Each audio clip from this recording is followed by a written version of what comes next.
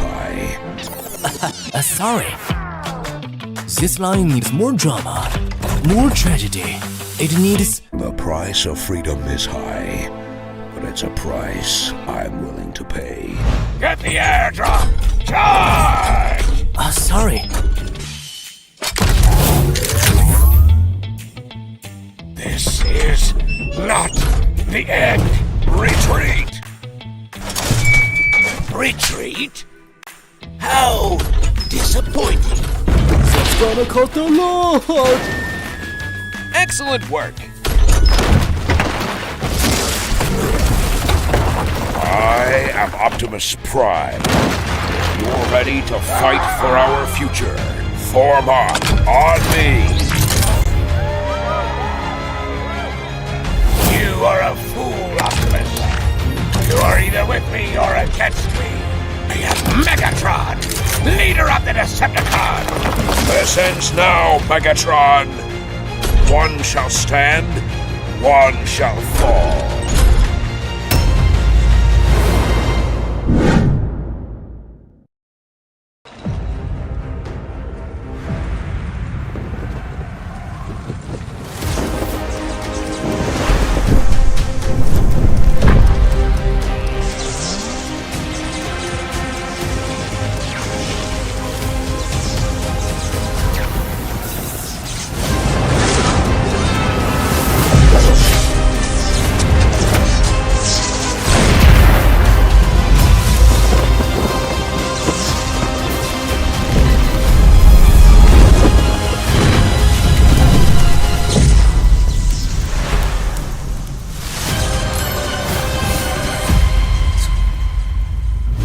X suit with exclusive emote sound effects available now.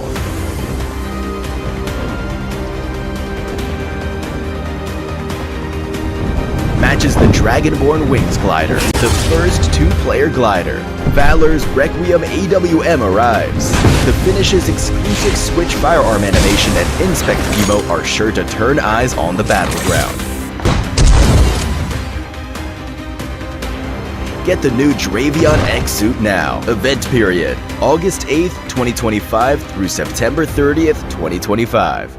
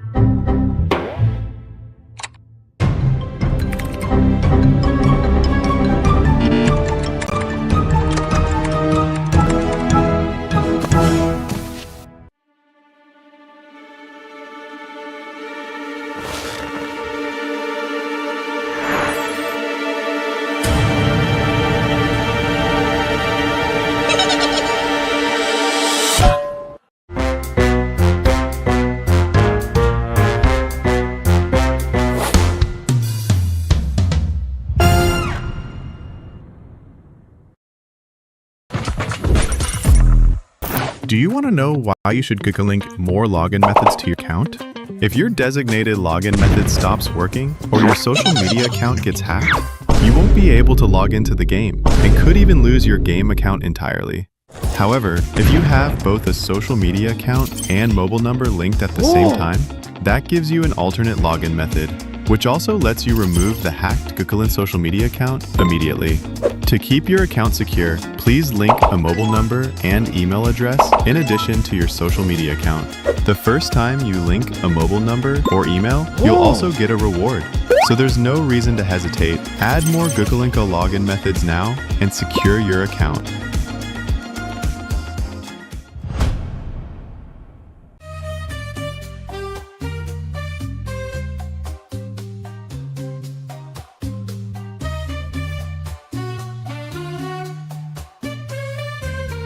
Welcome to Metro Royale Advanced Tips. In this video, we'll be going over some underrated Metro Royale tips. In Metro Royale, these little techniques can help us gain the upper hand in battle. Let me give you a few tips. Number 1, gear selection. When you're short on Metro cash, you should prioritize high-quality ammo over a high-quality firearm, because in battle, the damage output of a high-quality firearm paired with low-quality ammo is lower than that of a low-quality firearm paired with high-quality ammo. Number 2, target boss weaknesses. Some Metro Royale bosses have weaknesses, such as the bosses at Missile Silo and Armory Outpost on the Arctic Base, Advanced Map. They carry 2 liquid nitrogen tanks on their back. Destroying these tanks stuns them, making them easier to defeat. Number 3, tactical mines. As you all know, approaching a tactical mine will set off an explosion that blinds you or unleashes poison. However, if you discover an enemy tactical mine in advance, you can fire at it to destroy it. On the other hand, when it comes to using tactical mines, you want to place them where the enemy is guaranteed to walk. Even if they discover the mine, the shot they fire to destroy the mine will alert you of their approach. Number 4, minecart tip. When using a minecart solo, the fastest speed you can reach is 43 kilometers per hour. When you have a teammate with you, you can ride the minecart together and achieve even higher speeds. Number 5, climbing tip.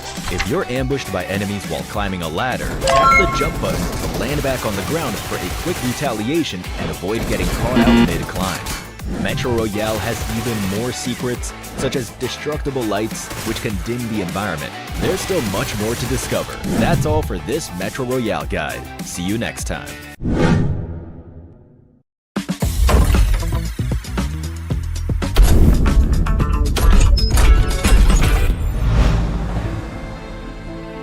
The price of freedom is high.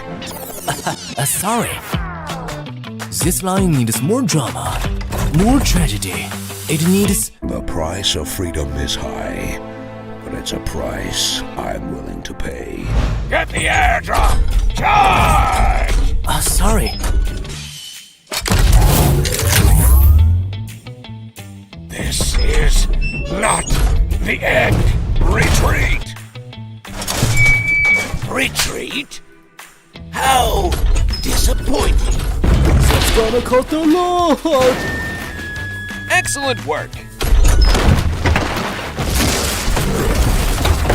I am Optimus Prime. You're ready to fight for our future. Form up on me. You are a fool, Optimus. You are either with me or against me. I am Megatron, leader of the Decepticons. This ends now, Megatron. One shall stand, one shall fall.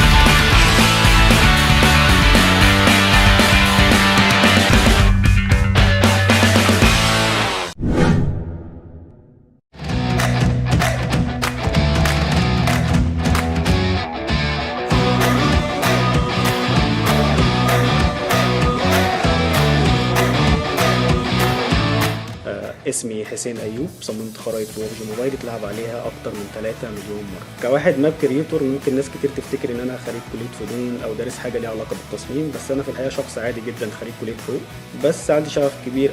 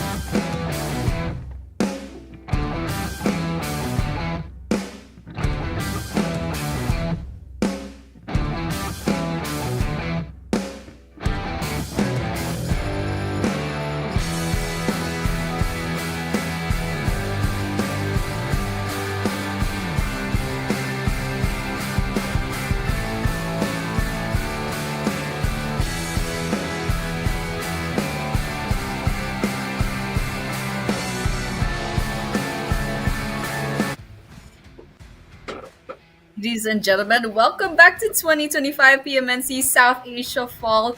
This is the Grand Finals, the final day, in fact, day number 3. And this is pretty much the decider day, the judgment day for these 16 teams vying for the championships. And we are your casters. My name is Annie, and a Red Queen is with you. Red Queen, what's up?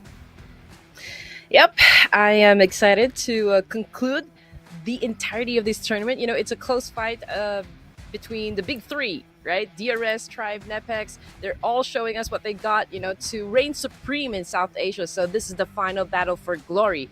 And if we're gonna be talking about the last 5 matches yesterday, it's still a spinning roulette, at least for the top 5 in terms on who gets to be the PMNC Kings. The rivalry between DRS and Tribe sparks passion for the game, passion for the teams, and even the players. It will surely breed a lot of younger, faster, better players in the future, and it is really showing right now in the Nepali community. We got a lot of rising teams, great enough to play in a global stage, and this is a stage where you showcase that you've got what it takes to be a super player.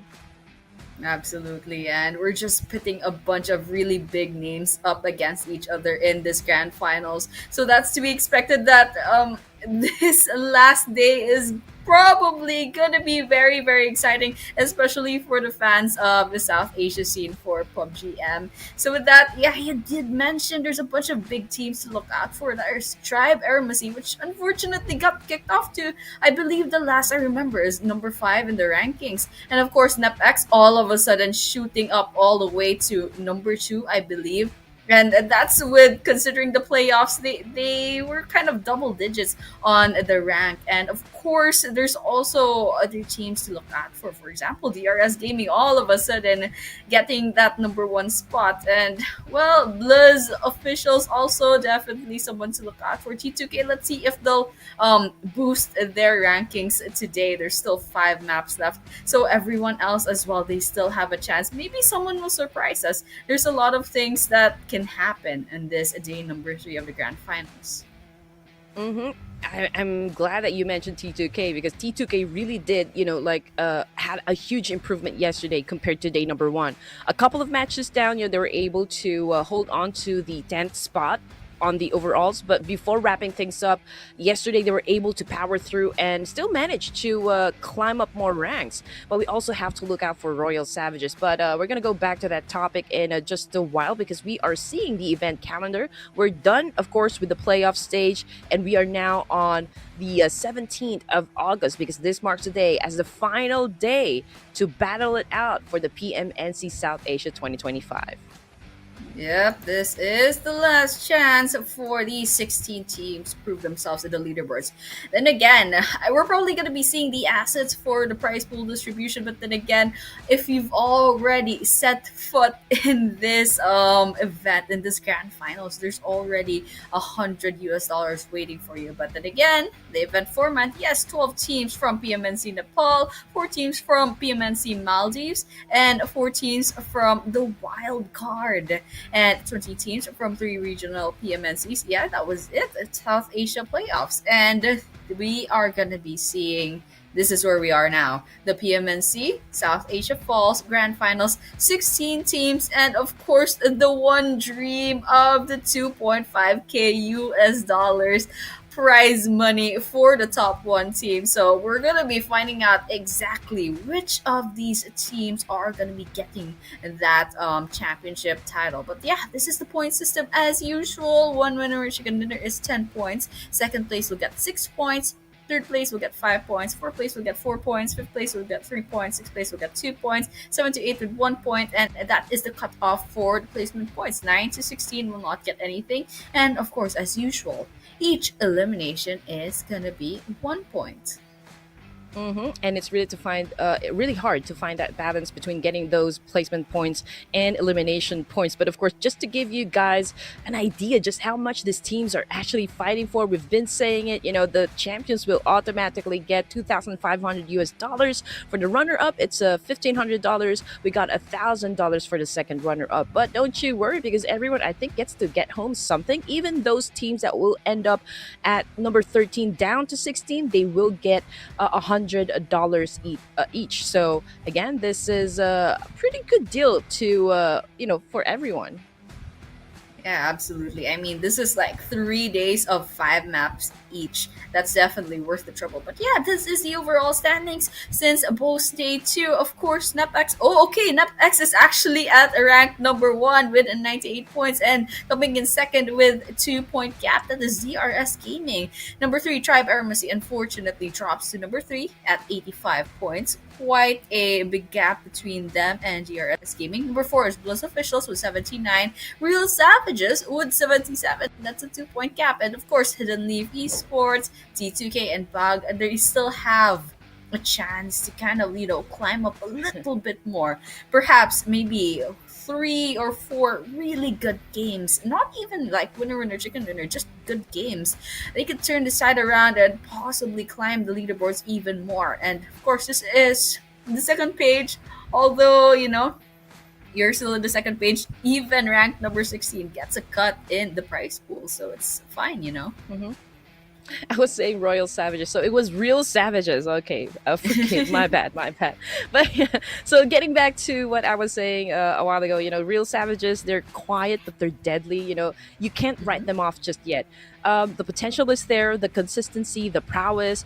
I mean, like, they just got to steer the pot more often, and that could probably help them get more kills by initiating more fights. I guess they have to get to their momentum that will put them closer to victory. And of course, NEPX, come on, I mean, they're like the wonder kids, right? They proved their greatness during the PMGO when they got the 7th place, besting some of the prominent names, by the way. So you just know that this team shouldn't be taken lightly. They're capable of exterminating. They have high levels of survivability and instinct, which we all know is kind of a deadly recipe. But we're seeing right now the top 5 eliminators once again, and we do see a familiar name, Rig.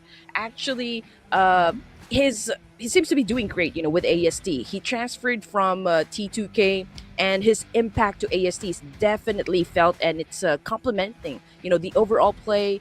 And as you all know, team composition is really hard to perfect. A series of player combinations and even putting them to test really takes time. And that is where synergy and chemistry is definitely cooked. So you gotta hone it, you gotta nurture it, and this is how you create a solid team. Yeah, absolutely. I agree with you right there. You can't just pick your dream team, oh, this guy's good, put them in one team. It really depends on the chemistry and the kind of communication skills that each team will have. So if they're not working together, then obviously their squad isn't gonna come through. But yeah, this is the head-to-head, and NEPX Esports versus DRS Gaming. Those are some new names on the head-to-head. So it looks like average eliminations, just one more on the side of NEPX. Average pause points, that's a 3.1 on the side of NEPX and 3.9 on DRS Gaming. Average damage, just tipping towards the side of NEPX. And winner, chicken dinner, there's 3 for DRS Gaming. And well, the distance traveled, of course, but still, DRS Gaming, NEPX, they both have their charms, and they both had their moments yesterday. Like, all of a sudden, they just popped up and just showed us what they're made of. And unfortunately, Tribe AEROMACY, after day number 1, they kind of fell off every now and then in the previous map. So hopefully, day number 3, there's some improvements to the teams that have been falling off. On the other hand, this is still the last 5 chances for everyone to put on a lot of points to their teams on the overall standings. I'm actually wondering if Tribe still has, gas left in the tank, because yesterday they started out really strong as well, but kind of faded out towards, the last matches. So I think, their position in the overalls kind of suffered a bit. So I'm really wondering, what kind of aggression we will be seeing, coming from Tribe AEROMACY. NEPX, nobody saw that one happening maybe day number 2, because it was a tug of war between DRS and Tribe, from day 1 to day number 2. But then again, who sits on the throne? It was NEPX. And I just want to point out, between DRS and Tribe AEROMACY, both of the teams here, they went through massive changes. They had to adjust, their strat based on each player's game style. And to see them dominate is absolutely amazing here, Annie, given how short notice it was for both of the teams. And I can't even begin to describe to you guys just how much of a pivotal moment this is about making a statement on like who is who when it comes to South Asia's finest. Absolutely. And these guys are absolutely big names in the South Asia scene. So, you know what? In a prestigious tournament like 2025 PMNC, that's definitely a statement. It's a huge statement, to say the least. So, you know what? Even if they don't win the championships, just putting your name out there, even qualifying for the grand finals, even qualifying for the tournament itself, that's already a big thing. But of course, the glory is there at the championships, and there can only be one. So the question is now: will it be DRS? Will it be Tribe AEROMACY? Will it be NEPX? Or will it be someone else? Someone that will surprise us? There's still 5 maps and there's still 5 winner chicken dinners. Anything could happen. We saw that in day number 2 there was a massive shift in the overall standings. So there's a possibility that these teams will surprise us, or there's a possibility that it will stay just as it is from yesterday. So you know what? The only way to find out is to play out all 5 maps later on. Yeah, I mean, there's definitely going to be like a shift in momentum. We just don't know. Like maybe for those teams at the top, I'm thinking of like what kind of mentality they will have before they get into the final 5 matches for today. Are they gonna go slow and steady? Just making sure that everything's really ironed out in terms of executing their plans as well, or are they gonna be super aggressive, come out guns blazing, and just start just initiating fights inside the map? Today it is going to be hard, so I really am looking forward to like which of these teams is gonna make something big and gonna start building those gap that we need to see in the overall rankings. Absolutely. And well, it's probably gonna surprise us or probably not gonna surprise us. I mean, there's a lot of things that happened in day number 2. There's a huge shift on the teams, and there was a lot of surprises as well. So there's a possibility that maybe some other name will come up at number 1. But right now, the consistency is there within these few teams. That's NEPX, that's Tribe AEROMACY, and that's DRS. These guys, so far, they're showing us the most potential to landing that championship. But the question is, will they bring that consistency to day number 3? Because we don't know the story behind their teams right now. Maybe they're fatigued, maybe they're really pumped up, I don't know, maybe the motivation's there, maybe it waned. There's a lot of factors coming in, and the important thing is they have to do their best in day number 3. This is their last chance. They have to put a lot of points in, and they also have to deny points from their opponents. So you know what, with that, I mean, it's gonna be really exciting. This is the last day, so it's their last chance. And after this, we'll know which of these teams is the strongest in South Asia. Well, you're definitely right. They have to. They really don't have that much of an option but to really be good at what they do. I mean, we're talking about 2 PMSL slots here, and yeah, Super League, yeah. PMSL slots here, so I'm pretty sure this goes beyond, again, just getting those prize pool, those money, those moolah. So I'm pretty sure everyone's geared up, for day number 3. And again, we saw a lot of clutch movements that happened yesterday. There was even during day number 1 when we saw a squad wipe happen, not once but twice. And I do wonder, again, coming in for day number 3 here, we're playing the final 5 matches. DRS, Tribe, obviously, and even NEPX, they are those teams that are currently at the podium. So something needs to happen, like someone or like a team needs to be super extraordinary, at least for the first few zones in Erangel today, to create that slight lead, compared to the other teams in the overall rankings. But of course, it's now or never, and I'm just excited to start the matches today. Yeah, absolutely. Oh, it looks like we will be starting that really soon, and our first map will be Erangel. So, I guess we saw the graphics a while ago. It's gonna go Erangel, Miramar, Sanhok, and then Erangel and Miramar once again. And after that, we will be crowning the champion. So, with that flag path starts, this is probably going from east to west, a little bit diagonal for the angle right there. But yeah, I'm really excited to see what map number one is gonna bring to the table, to the stream, because, well, it's gonna be their first map for day number three. So there's gonna be a lot of pressure, a lot of nerves, and hopefully, these teams they're in the right minds right now, and they'll give out their best performance. Because once again, this is already the grand finals. They already know more or less how they're doing based off the overall standings since yesterday. So they already know what's at stake, what they have to do in order to clinch that victory that they need. And 5 paddles, of course, northbound. We do see a lot of space going down there, so I'm pretty sure that maybe a couple of teams will probably head onto the military base, but we just have to wait where the initial circle will land because that will dictate the pace of the game. So far, I can see DRS. They're a little bit spread out all over Milta over here. They're pretty close with NEPX boys as well. Even Tribe AEROMACY, I think, just went for a vehicle gameplay. We got teams also down in prison. Right down there in the middle, we got the boys of ASL. But you know what? The circle favored the northern side. So one of the big cities that we have inside the zone would be Yasnaya.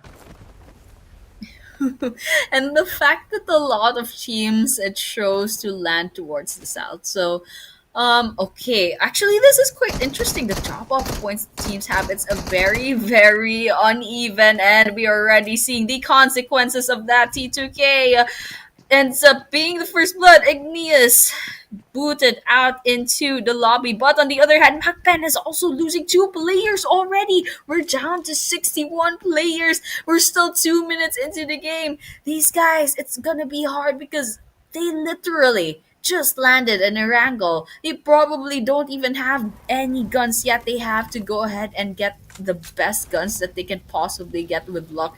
And so, you know what? It's a little bit messy. It's a little bit scrappy. But in the end, unfortunately, MAKPEN is down to 2 players. Oh no! 4 death machines. Spots Uncle. Tries to put some sprays on.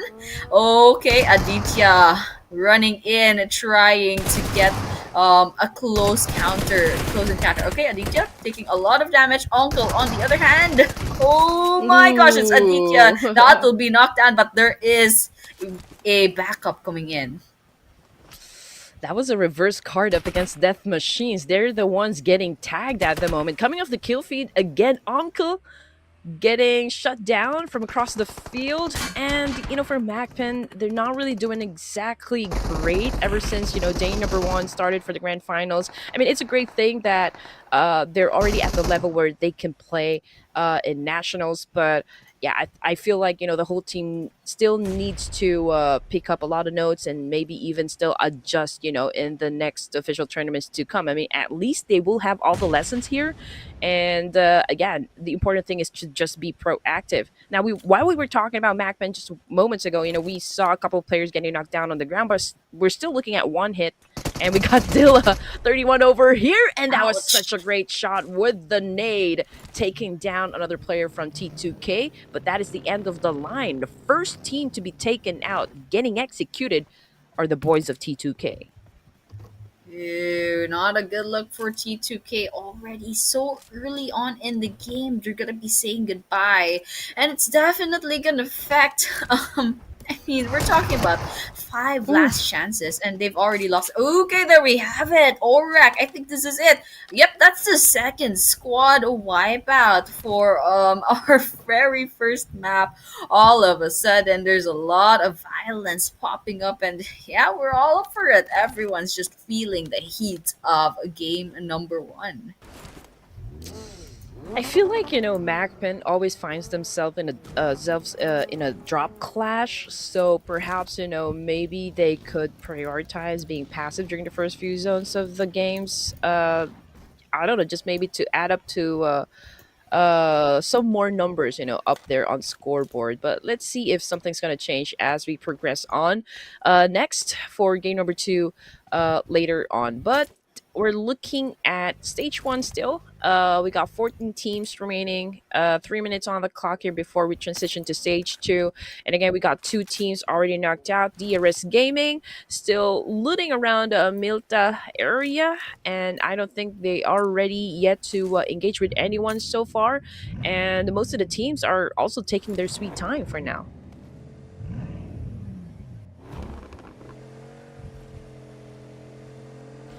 So anyway, not exactly sure if my co-caster can hear me at the moment. Can you, Eddie? Are you there? Yeah, I'm here. Yeah, just a little bit trouble with vmix right here, so yeah, apologies for that. But yeah, I can finally see our screen is DRS gaming right now, and I'm going at 1 FPS. So forgive me if I'm a little late to the party. But right now, I'm looking at 55 players and 14 teams on the ground. Oh, real savages. Haven't really found any kind of engagement just yet. So well, they've been doing well. They've shot themselves up to number 5. So hopefully they boost themselves up. I mean, we're talking about 2 points away from BLUZZ official. So they still have a chance to climb up the leaderboards. I mean, number 5 is no joke. But over here, Tribe AEROMACY, they're in Stalber. Pretty interesting. Not a lot of people stay here, but well, Tribe Mercy is already here and they're looting the place up. There's a lot of good resources in the bag, but the question is, will they get out of there? Because no one ever comes here. They're never gonna find any engagement. You know what? Teams from the south are definitely ready to get down and dirty in just a while since, the initial circle actually went up north. So perhaps we will see some of the teams collide against each other on their way to the safe zone. So we'll be watching out for that one. But so far, those teams that chose to drop in the middle part, I guess they're holding on to compounds over here and probably just setting up defense, setting up their fortress. We are not seeing any hard pushes just yet, coming from all of the teams here. They are staying within their lane and just perhaps, maybe some challenge in terms of the firepower. But again, they're staying in inside their respective houses for now. Yeah, absolutely. And well, we're just watching out for what these teams are gonna be up to because looks like after those first few deaths, those first few, squad eliminations, it doesn't seem that anyone is running into each other just yet. Everyone's kind of just either rotating or, well, resource gathering. And so with that, we're looking at, I don't know, a lot of players are actually taking quite some damage. And Abrupt players, I saw them, they were kind of near 40M. Okay, there's a possibility that they're gonna run into them. This is the turf of 4 death machines. Rojok is already occupied. So this is gonna be turning into a blood clash because, I mean, we can see them. 40M probably saw those vehicles. Abrupt players trying to take control of some of these buildings. And with that, we're just gonna have to wait. Okay, there we have it. And the next circle is gonna be closing in on Stalbert and Yasha Poliana and Severny, just a little bit of Severny. Razak will definitely turn into a bloodbath over here. There will be a lot of gatekeeping opportunities. I mean, we still got at least 3 teams tanking the blue at the moment. Severny, that's an entry point as well. And even Yasnaya, it's definitely going to be highly populated in just a while. And teams are going to be forced to have those trade-offs as early as stage 3 here. 4 death machines able to slay down Jane. So I do wonder if ESL will still have, like some sort of chance to pick up their teammate. But so far, I see them rotating. They have taken over a compound over here. So I feel like they're just going to let him, bleed out there. And that's the confirmation. Jane already out. With a frying pan, no less. Oh well, I guess Abrupt Slayers kind of accepted that fact already. And well, there comes a time where you have to just cut your losses. And I guess Jane was like, guys, leave me. Save yourselves, and that's exactly what happened. I know, I heard their comms. I'm just kidding, guys. But yeah. Okay, we're looking at tricks. They find another team. I believe that's for YONKO Lucky Cats if the yellow sign, the yellow squad sign, kind of gives it away, but it might be another team as well. But yeah, Tribe AEROMACY still all alone in Salber, but they are favored by the circle. So far, we're still in stage number 2, so it might be a little bit too early to know. You make conclusions, but oh, there's another team nearby. The question is, will that team go up to Stalber and try to go up against Tribe AEROMACY? Okay, there we have it. SKD versus Nave. Lucifer gets confirmed by Pekka. That is a one elimination on the side of SKD. Unfortunately, Nave will be down to 3 players. Oh, look at that. They're actually down to 2 players and dangerously low HP for the rest of them. Okay, SKD, all they have to do is kind of finish them off. Jimmy inside of the shed. This is gonna be the end. Okay, there's a grenade. Oh, you're about to run over it. And Nodzu gets eliminated by Jimmy. Okay, there we have it. That's the Punisher. But Pekka is a very, very low on health. And that blue zone might eat you up. But ooh, look at that. Jimmy falls through a knife kill. Yep, pick a smooth criminal right there, getting the job done. 14 teams remaining still, ladies and gents. And we did kind of anticipate this to happen. Those teams at the top, they're slowing down. You know, there's really not much pressure for them to be aggressive this early. But for those teams that needs to make up for the points, you know, those teams that need to really get those elimination numbers, I feel like they're the ones really will be having the first fight here in Erangel. As you can see, we are already seeing a lot of teams building around the middle of Yasnaya. So I feel like that river in the middle is gonna be a big factor, you know, in winning the end zone. Yep, we're gonna be seeing a lot of ducks swimming in that river. That or a lot of gatekeepers towards the bridge. I'm not quite sure if there's a bridge. I'm not very familiar with this river, and the circle doesn't usually come up here. And well, that's gonna be something interesting. Okay, one hit is about to be hit by Joker, and well, Joker does not get the last laugh. Runs away with about 20 less than 20% of their health. But the important thing is they're alive. ASL, they're still 3-man team, but one hits. They have information now. The question is, will they act upon it? But all the while for GM as SDMZ, it looks like Haiti will be confirmed off, and everyone else is gonna be running away from that area. Ooh, okay, here we go. SDMZ. Of course, this is not the way you would want to start the fight with one member getting sent back to the lobby here. Now they're tanking the blue. They're waiting, I guess, for the right timing to get inside, but then again, they have to settle the score. Kill feed now lining up. We got Cyclone down on the ground. They're having an exchange up against BLUZZ official, and it looks like, you know, BLUZZ now have a slight advantage up against the real soldiers. You know, they have been quiet from first to the second stage here, but I think this fight is really about to go down because BLUZZ is not holding out. You know, there's no hesitation right there. They're down to have a fight up against DRS. Absolutely. And so that's what we're gonna be waiting for right now.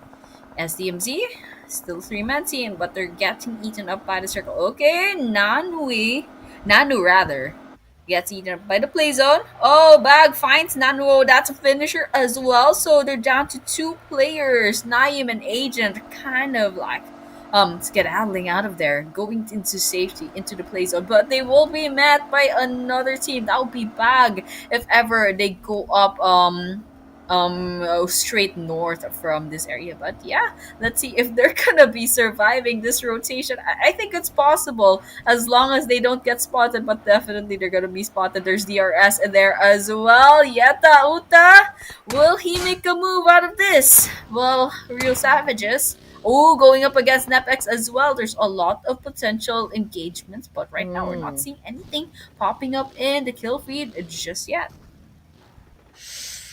Okay, there's really not much good positions right now in this circle, so this make this stage very brutal. For most of the teams here, especially those that will be coming from south, they don't really have that much cover. I mean, obviously it's an open field, so to get in the middle of that, oh, that's gonna be catastrophic. I mean, plus official, they're not gonna let go of this corner around Yasnaya. I mean, they do have the opportunity to assume a lot of points if those teams that will be coming from the south part will stay right down there in the middle of the field. So it's going to be an interesting fight. In the meantime, we're looking at real savages. We got one of them knocked down on the ground as well. So there's three active players. They're going up against DRS. We can see Byambi right now getting into position, about ready to drop some bullets up against DRS. Jiggle God, however, took a shot from Chari of ASL, and this is, of course, again, another chaotic situation for at least three teams. Oh my gosh, real savages! They are falling from grace. They're down to one player. I don't know if that's a finisher actually. Ooh, that's a huge drop for the M. Goes to 12th place after that, and well, DRS still one elimination. Unfortunately, they already lost a Cyclone. HLX finds Biambi from Real Savages, completely eliminating him off from the picture. Now we're down to 11 teams. And RS, so far, one of the teams that we are eyeing on. They've already been taken out of the equation. I don't know why Wokai is turning full Katniss Everdeen out the window, but yeah, this is already 16 minutes into the game. Ooh, Anish gets finished off from BAGH. Ooh, Joker YT as well. So they're down to a two-man team if ever they don't get Joker up right now. Okay, yep, that's a finisher. That's not looking good. SKD is still knocking down their door and they are not being polite about it. Oh, NEPX joins the fray from afar. They know Extreme is over there. They put some bullets in, but it's not a knock just yet. And we all just saw, Woke following the footsteps of Suk of Weibo Gaming when it comes to the explosive bow. That's like a trend right now by Suk. And I think it worked for him during the Hong Kong Invitational, even during the EWC. So I guess, Woke's definitely up for the challenge. If he can actually master that one, then that would be great. But anyway, we saw a DRS maybe taking down another person in the field, but we're looking at BAGH Esports at the moment. Two casualties right now, jumping into Tribe AEROMACY over here, doing a max tray up against HLX, but Ninja was able to get behind that tree, so I guess he's safe. He's popping off the smoke, and Tribe AEROMACY still trying to find an angle here to take those points under their belt. Absolutely, and that's something that we're gonna be looking forward to. Okay, HLX within. Oh my gosh, that's a nice grenade throw. Rig gets hit ground zero, and that's a finisher as well by the hands of Ninja from HLX. Absolutely crazy throw, but on the other hand, there's still three people that HLX will have to worry about. Okay, there's potential 1 versus 1. Nope, there's another grenade coming in. Delta, you better duck. Okay, they're safe for now. No damage taken from that, but well, there's a Molotov cooking as well. HLX, well, they're doing quite well. Already 2 eliminations in the bag, but Extreme and He2 from BAGH. I don't like this location. SKD knows that they're in there and they're going in for the push. They have the numbers disadvantage. So, you know what? Well, they're gonna have to go out and be aggressive because this is not looking good for them. Mafia throws in a grenade. Oh, that's a knockdown for Extreme. And well, the question is now, where is he to? Okay, that's not looking good. And that is a whole finisher. BAGH will be saying goodbye.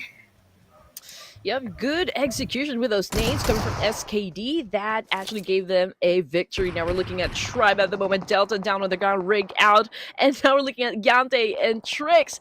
For Tribe AEROMACY, they're definitely outnumbered at the moment. But let's see if Yante can maybe pull off a clutch over here up against Ninja. But right now we're looking at him. His arm prone, his on his belly. in here and just really waiting for that right opportunity to knock down maybe a couple players from HLX. But Liquid brave enough to get close to the fire, but Gyante says hi with a shotgun. S12K doing some wonders, but this time he was a little slow with the trigger right there. Gyante fell down back to the lobby. For him, HLX might win this fight, and there you go, sealing the deal. HLX just eliminated Tribe AEROMACY. And that's not just an elimination of Tribe AEROMACY, that's denial of points to one of the Goliaths of this leaderboards. I mean, we're talking about Tribe AEROMACY. They number one. They were on the number one spot, and right now they're just being denied points. So right now, all eyes on DRS and NEPX because they are tied right now. We're looking at 98 each points. Oh, but there we have it. SKD NEPX nearby, and I believe HLX also has them on their scopes. BLUZZ actually finds Pekko from SKD, just kind of shaving down their power right now. But ABRUPT Slayers, they're also up in the field. 3 eliminations. Ooh, I love the precision right now.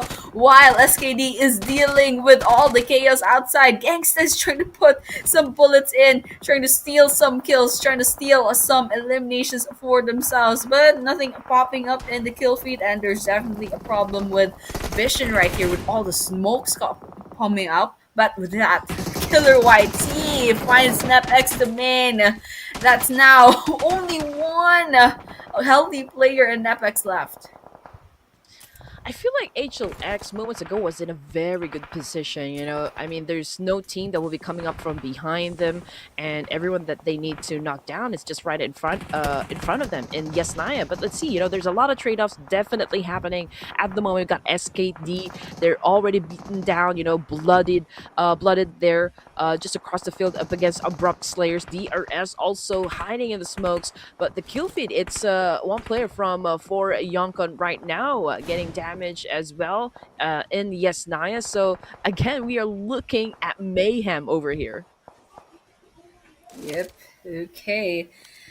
We're just watching out. I mean, ABRUPT Slayers is still trying to get any kind of elimination. Okay, Mafia took a lot of damage back there, but I don't know if it was from Gangsta, but I do love this angle. Okay, Gangsta takes a little bit of damage, gets spotted.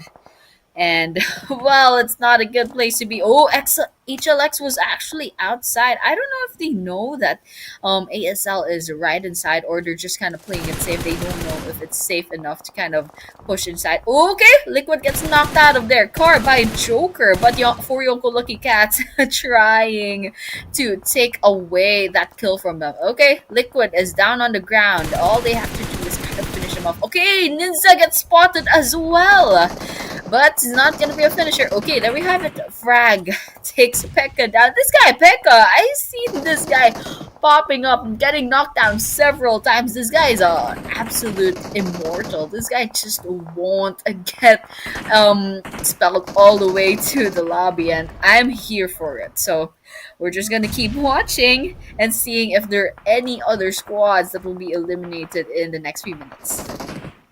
You know what?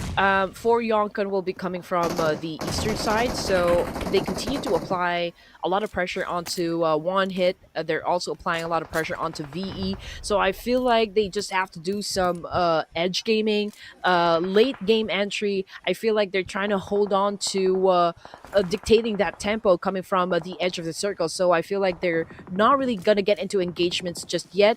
But if they continue to do so, I feel like they will have a chance also to get that chicken dinner. But we will find out if they can be smooth, you know, with the execution. Of course, it all boils down to that one. ABRUPT Slayers, Cherry right now cooking up a nade up against HLX. We got Liquid taking in some damage, but so far so good. It's a smooth transition overall for HLX, and Cherry obviously struggling a bit with his vision. I mean, he doesn't even know where to throw his nades at the moment. Absolutely. There's the smokes coming up, and it's just making things a tad bit harder for everyone. But we are in a stage 6 circle, and you can see everyone is just struggling to survive. We're talking 8 teams. We're talking 24 players still standing in a very small plot of land in YESNAYA Poliana. And so with that, well, let's just wait I mean, we're looking at the teams right now. Nave down to 1 player, NEPX with 2, and everyone else with a full squad except for DRS with 3. But we're talking about DRS. They just crossed the 3-digit mark, and these guys are absolutely insane. But all the while, ooh, Chari gets knocked down. Will it be a finisher? Ooh, Abrupt Slayers actually get spotted in their building, and it's not working out for them. It's not gonna be good for them, but it's a good thing Gangsta manages to get away and save themselves as the last player standing for Abrupt Slayers. Tribe AEROMACY losing their ground here. I mean, they got eliminated only at number 4th place here, and now BLUZZ official has a chance to improve a lot in the overall rankings. This might be a new chapter for BLUZZ official, but in the meantime, we're looking at HLX and Frag, the only player surviving, right now for Hidden Leaf. But I feel like he's gonna prioritize picking up his teammates. Of course, he needs the manpower to go up against DRS. But DRS, they're taking their time. They're not pushing just yet. They're not even cooking nades. I'm pretty sure that they are aware of the fact that NEPX is kind of also very near to them, just within proximity. But Killer YT right now threw a nade up against Frag here, and Frag took a big hit as well. Ooh, that's a lot of damage taken. But on the other hand, 1 hit trying to get their kills as well for YONKO Lucky Cats. Ooh, Biped gets a knockdown. And ST still crawling about. 1 hit. I guess they're not choosing to try to put some bullets in. Biped is a very, very low on health. Ooh, gets taken down by the play zone. That's a denial of an elimination from any other team. Well, it's better than giving points to others. But on the other hand, Hidden Leaf throwing in some smokes. Frag already with 5 eliminations, but unfortunately got knocked out. I think they have the chance to kind of revive them. Yeah, there we go. 8 eliminations to Hidden Leaf. Doing so well. That goes the same with BLUZZ with 6, DRS with 5, and with that, HLX gets their 9th kill and wipes out for YONKO Lucky Cats. Blue Zone coming in hot as well. He was able to pick off a player from inside the game. Now we're looking at DRS with 5 elimination points in the bag here, just unleashing havoc up against 1 hit, I believe. Okay, but it's a good thing for them because they're inside a compound, so they're surrounded by concrete walls. But DRS Gaming flushing out this boys from HLX. We got Ninja pretty low in HP. Frag right now tanking the blue. It is not looking too good for HLX. Example with a spray, taking some damage as well from Map. This is a trade-off that we have been waiting for to happen. DRS Gaming Killer YT tries to defend himself, but unfortunately, a little slow on the trigger. Once again, DRS eliminated. Ouch. I mean, oh my gosh, DRS, unfortunately, they'll be saying goodbye, and Ninja gets away with their lives as the last player standing for Hidden Leaf. NEPX still holding on to their last 2 players. 1 hit and BLUZZ. All a full squad. 1 hit. Doing quite well. They have 6 eliminations in the bag, and I believe 1 hit is at the 2nd page of the leaderboards. So this first map is really gonna do well for them. I mean, this is something that they definitely need, and if they show consistency later on, then perhaps they might actually find themselves in page number 1. But that's something that we'll be seeing later on. There's still 4 maps left to go after this, but on the other hand, we're kind of just watching everyone else. No one is making a move yet, and stage 8 circle is gonna close in, and there's still a couple of seconds left before we go to stage 9 before we see the next circle. But okay, Omega gets hit and get knocked down by grenade, and I think that's a full finisher with the bullets in. Axie also falls. BLUZZ slowly but surely they are being taken down. Okay, this is a battle of instinct. I'm pretty sure both of the players here know exactly that there is someone just right up in front of him. I mean, just look at Gyro from BLUZZ Official. He's cooking up a nade here, but he doesn't quite exactly know where to throw. But for NEPX, they're picking up this information. I'm pretty sure Rex already knows where Gyro exactly is. But let's see at, when is it going to make a move up against Gyro? In the meantime, we're looking at, the remaining teams here. We got HLX, 1 hit, and BLUZZ Officials, and the circle is already getting ready to close down. We are already at stage 9. Fabs right now, colonnade coming from YONKO, but Claw took that opportunity to steal that kill. Ouch. HLX Ninja finally falls, but on the other hand, All X. Oh, Claw had to get away from that hit, but on the other hand, one hit. We have to watch out for them. I mean, this Destro falls down, and I don't know if they had the luxury of giving that revive to them. But BLUZZ, well, they're thriving. They're still a four-man team, and now we're down to two teams left with NEPX with half the number with BLUZZ. Okay, we're starting off. Okay, Axie took quite some damage, but on the other hand, Claw is half health right now. They've given away their location, but BLUZZ, they're not taking any risks. They're kind of waiting a lot of times, and we are now 13 minutes into this Erangel map. You can just see how serious these guys are playing. Okay, Claw walks up, possibly gave away their location. Okay, Gyro falls. Rex gets them down. Claw is here with the backup. Okay, there's a lot of bullets in. Claw actually managed to get away 1v1. Ouch! Oh, BLUZZ wins. Puts their numbers advantage to good use and clinches that winner chicken dinner. The first one, in fact, for day number 3. They already know they have it in the bag. I mean, obviously, just like what you said, they have the number advantage, and all they needed to do just actually go for a smooth, and great execution, and they delivered. The boys delivered, but it was a great try, coming from NEPX. I mean, obviously they were at a deficit. Disadvantage is over to their side because, well, they're only 2, and again, it's always overwhelming to deal with, like a team that got you outnumbered. But we are just at the first game here in Erangel, and we already have a team that took the first winner chicken dinner. Absolutely, and well, we're just kind of cooking up that graphics over here, but yeah, once again, BLUZZ officials with a full squad manages to survive all the way up 30 whole minutes into our very first Erangel map. And you know what? These guys absolutely crazy. Well, a lot of things happened in that map. There were some Goliath teams, big name teams that got picked off quite early and got denied the points. One of them being Tribe AEROMACY, and that's definitely gonna affect the leaderboards a lot. I mean, we're talking about Tribe AEROMACY, the guys. Oh, look at Frag, you're very low on health. But anyways, yeah, we're talking about Tribe AEROMACY.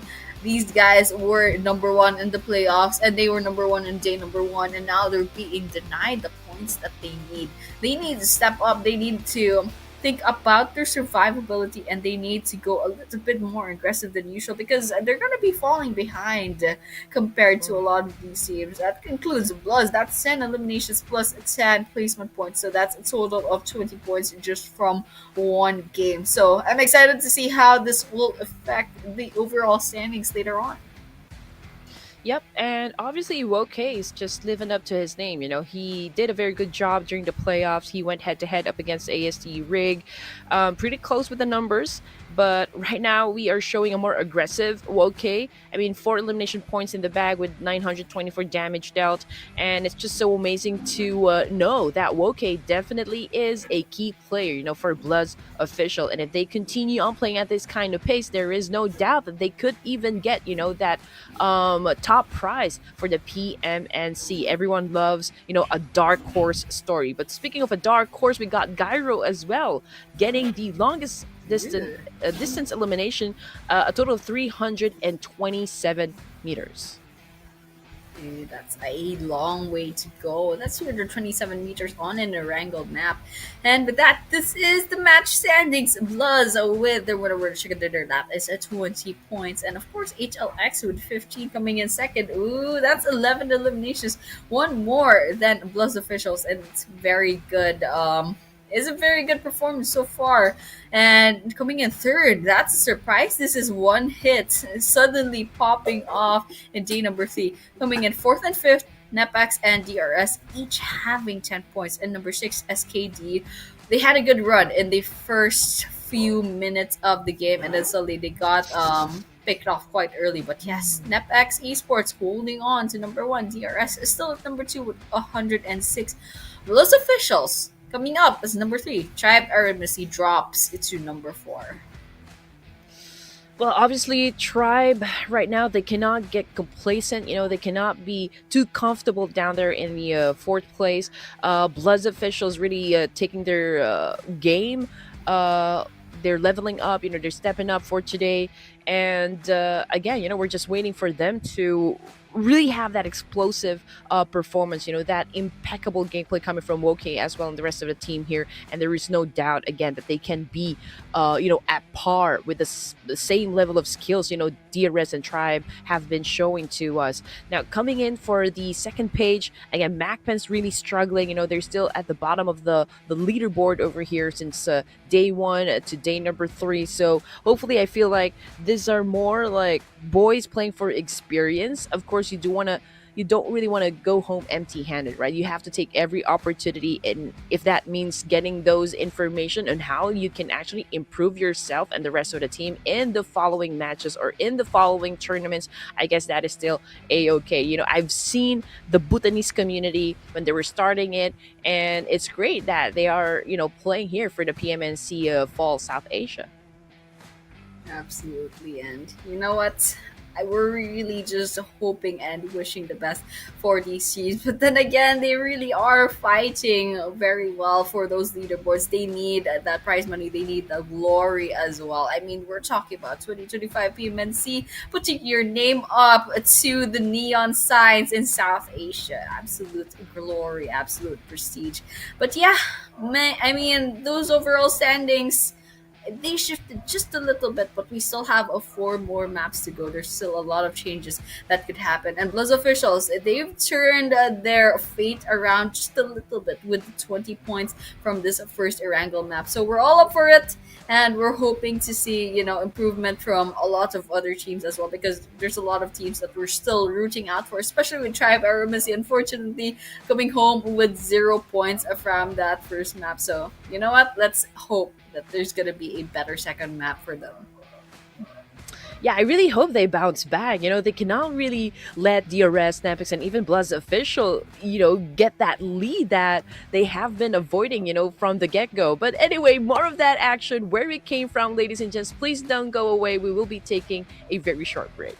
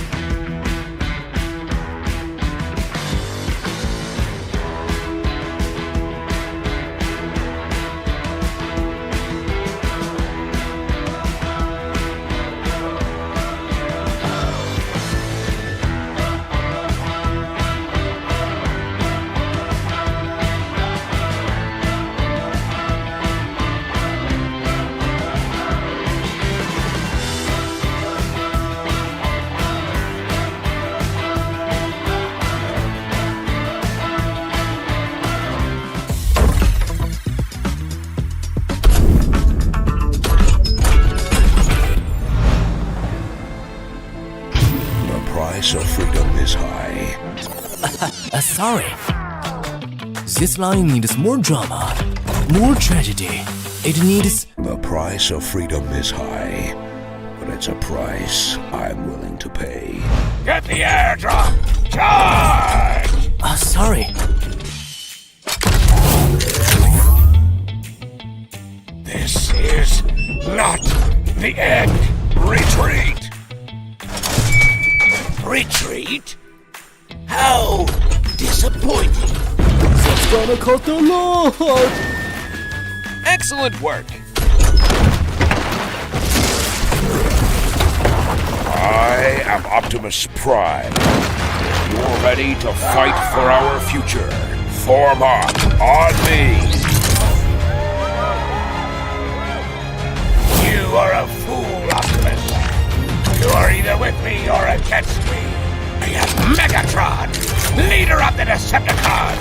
This ends now, Megatron. One shall stand, one shall fall.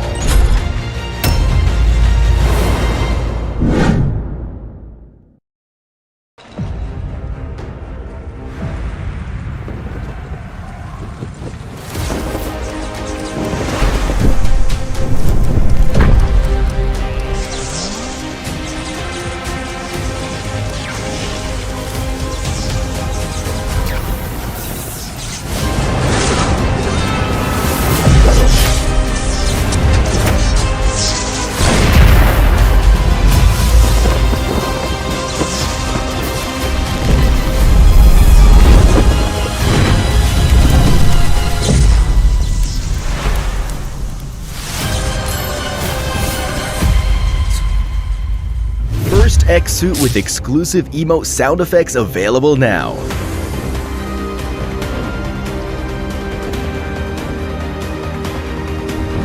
Matches the Dragonborn Wings glider, the first two-player glider. Valor's Requiem AWM arrives.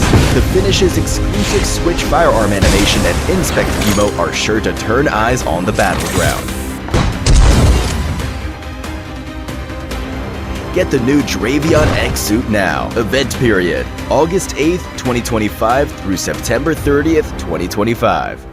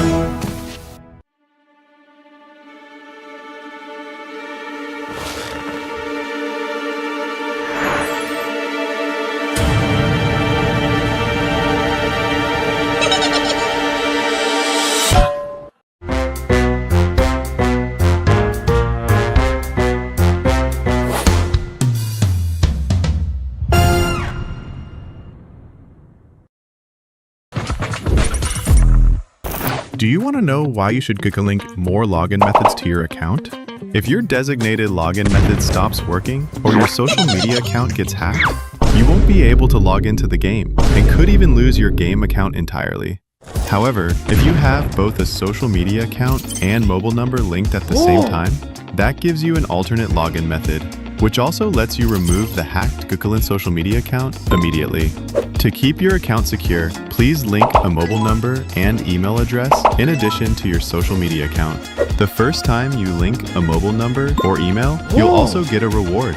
So there's no reason to hesitate. Add more Gukalinko login methods now and secure your account.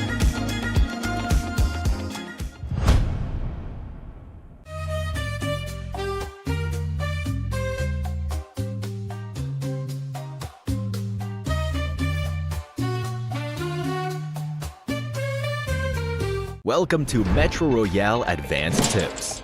In this video, we'll be going over some underrated Metro Royale tips. In Metro Royale, these little techniques can help us gain the upper hand in battle. Let me give you a few tips. Number 1, gear selection. When you're short on Metro cash, you should prioritize high-quality ammo over a high-quality firearm, because in battle, the damage output of a high-quality firearm paired with low-quality ammo is lower than that of a low-quality firearm paired with high-quality. AST down to 4th. They obviously need to bounce back. With only 4 matches, the pressure is on to dominate. So welcome back, ladies and gents, to the PMNC South Asia Fall. This is day number 3, final day to push their limits, in getting that one dream. My name is Red Queen, still with Annie, your casters for this tournament. Yeah, absolutely. It's still us, guys, and we have 4 maps to go. These 16 wonderful teams have 4 maps to go to prove themselves worthy of, possibly putting themselves up in the leaderboards. And so we saw how the standings looked after map number 1, and there's just a little shift. Tribe AEROMACY dropped. BLUZZ officials had a really good game, and everyone else more or less, maintained their rankings. And well, there's some surprises that happened. One hit all of a sudden gets a lot of points in, and if they just show up with a little bit more consistency, that perhaps we might be seeing them smacked in the same area with the same line of names with some of the big names in South Asia. So with that, still NEPX at number 1, and of course Tribe AEROMACY at number 4, and the DRS at number 2. Those officials, well, they definitely boosted themselves up to number 3. So, you know what? Map number 2, things can still change. One good game could change everything for just one team. So the question is now, will it be one of the bigger names, or will it be a dark horse that will be getting the next winner in a chicken dinner? It's gonna be a tight competition at the top, that is for sure. You know, ASD, they know something's up. You know, they have been pretty explosive during the playoffs, even during the first 2 days of the grand finals. And just like what I asked, you know, before we began the matches, do they still have enough gas left in the tank, right? I mean, this is the day. This is the day that matters most, wherein they need to actually be aggressive to maintain the lead, to maintain everything, to manage, being the kings of the PMNC. But then again, you know, plans going south, execution not so good. They're down on fourth. So I do wonder if we start, you know, a match number 2 in Miramar, can they make up for the lost points? Absolutely. That's something that we need to find out today because there are a lot of teams that fell off every once in a while, and I can't say for sure that there's one team with complete consistency, and that just, you know, we're seeing that in the leaderboards. There's not one team that kind of held on to that number one spot and put a huge amount of gap points between them and number two.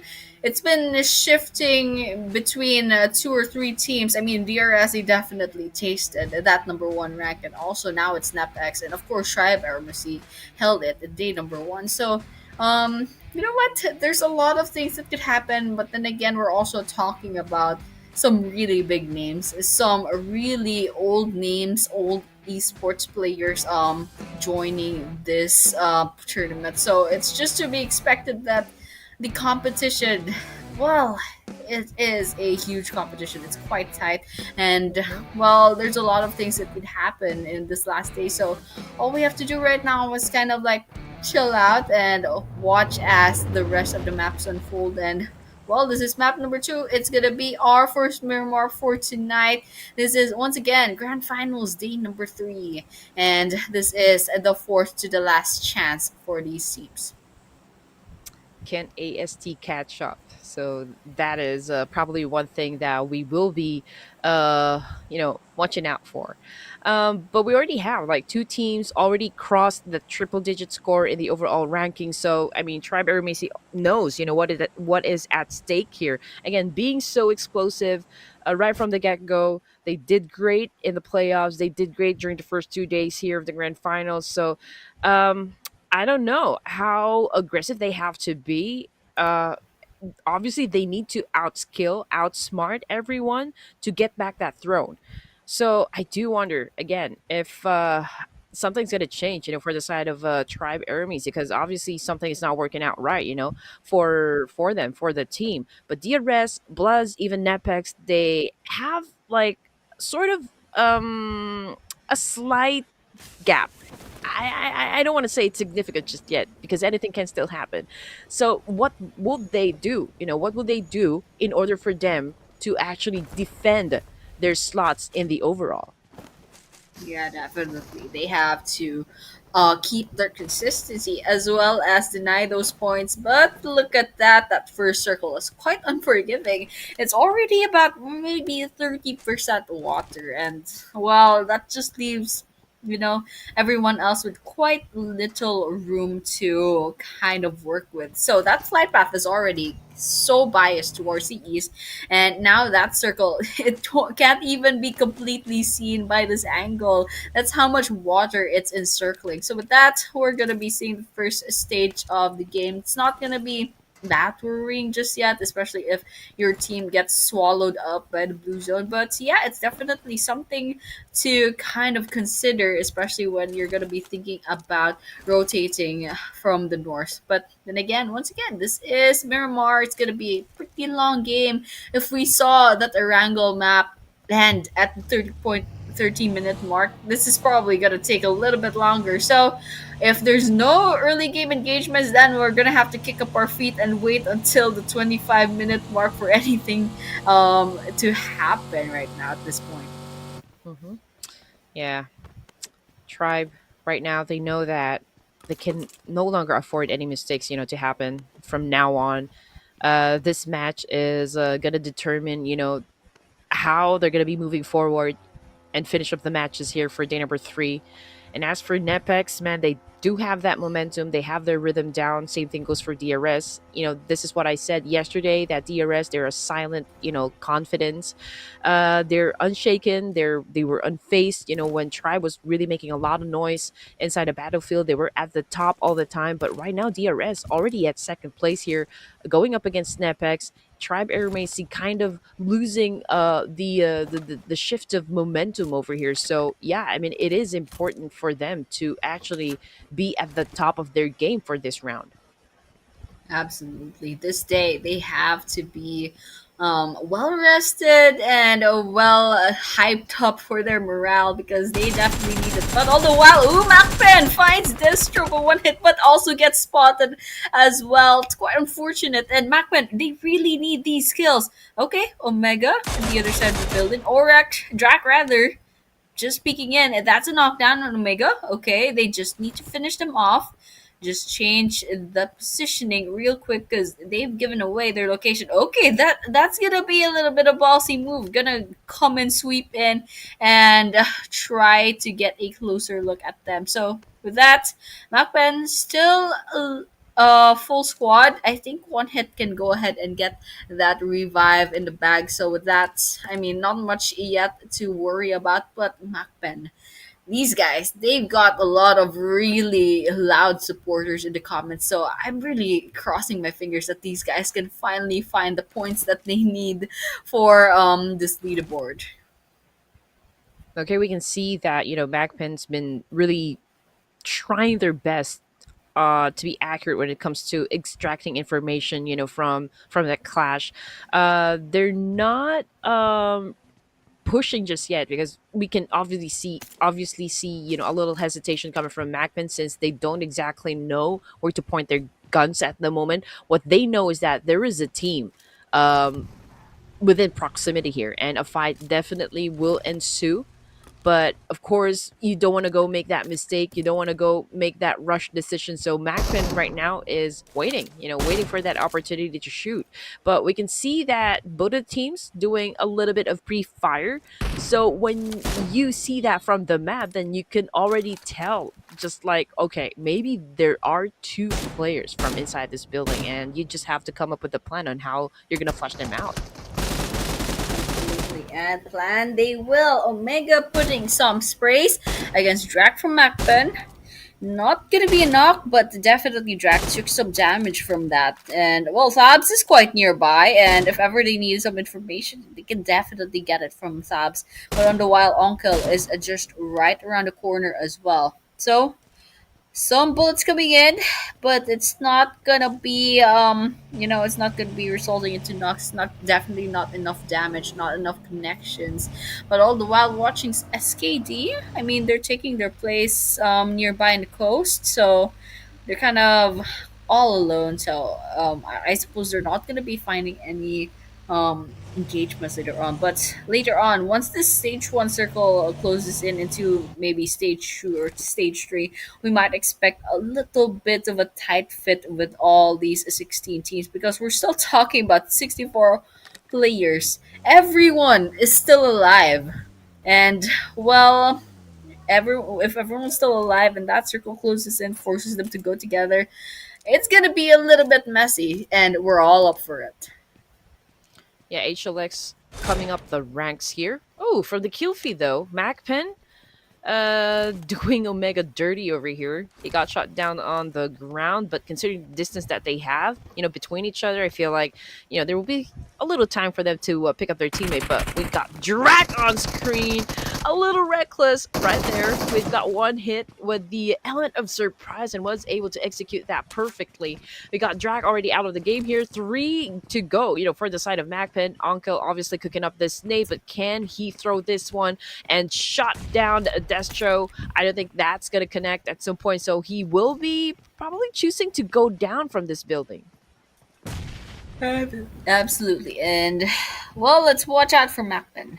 One hit is just right around the corner, so it might not be very safe to climb down just yet. But all the while, oh my gosh, this is not a good place to be for MAKPEN. And Thabs cooking up the grenade. They've definitely pulled the pin, but they're not throwing it just yet. And wow, Nava is also nearby, so they definitely have to Hmm. watch out for that. Oh, Lucifer takes down Yeti. That's a one down on the side of MAKPEN. It's not gonna be a finisher yet, but with that blue zone eating up on the health of Yeti, this might not be a good sign for MAKPEN. It's quite unfortunate, you know.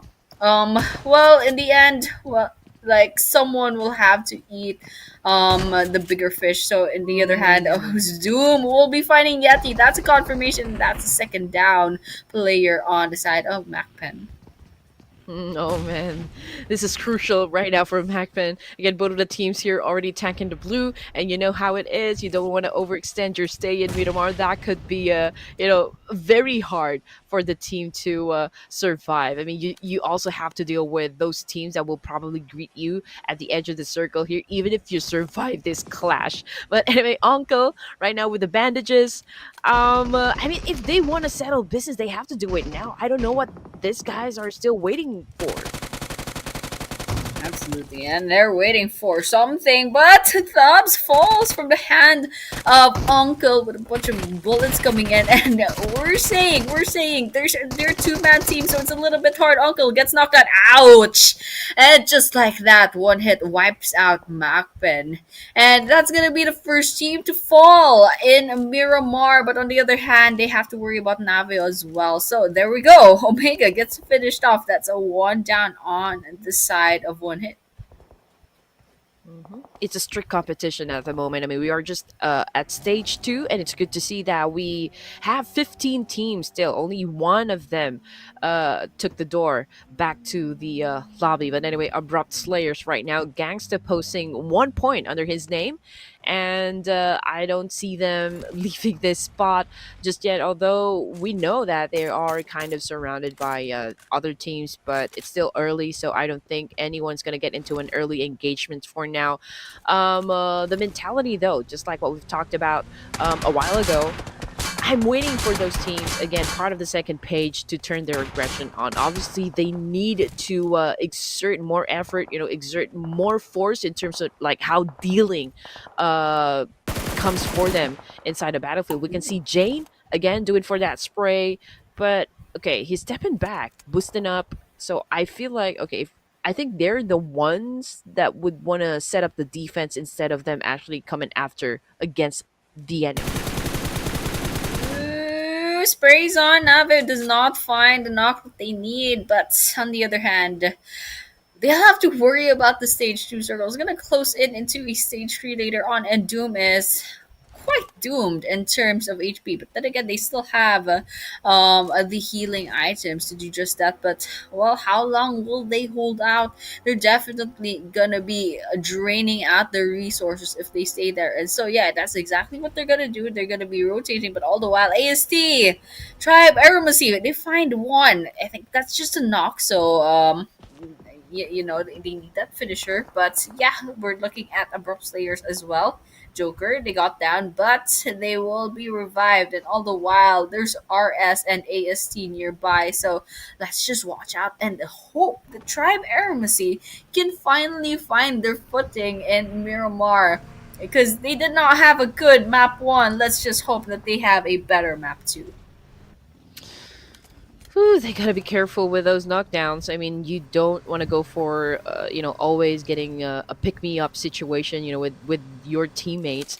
I mean, the integrity definitely is crumbling whenever you get knocked down on the ground. So you will eventually have to change your armor or even your helmet. So might as well avoid getting knocked down.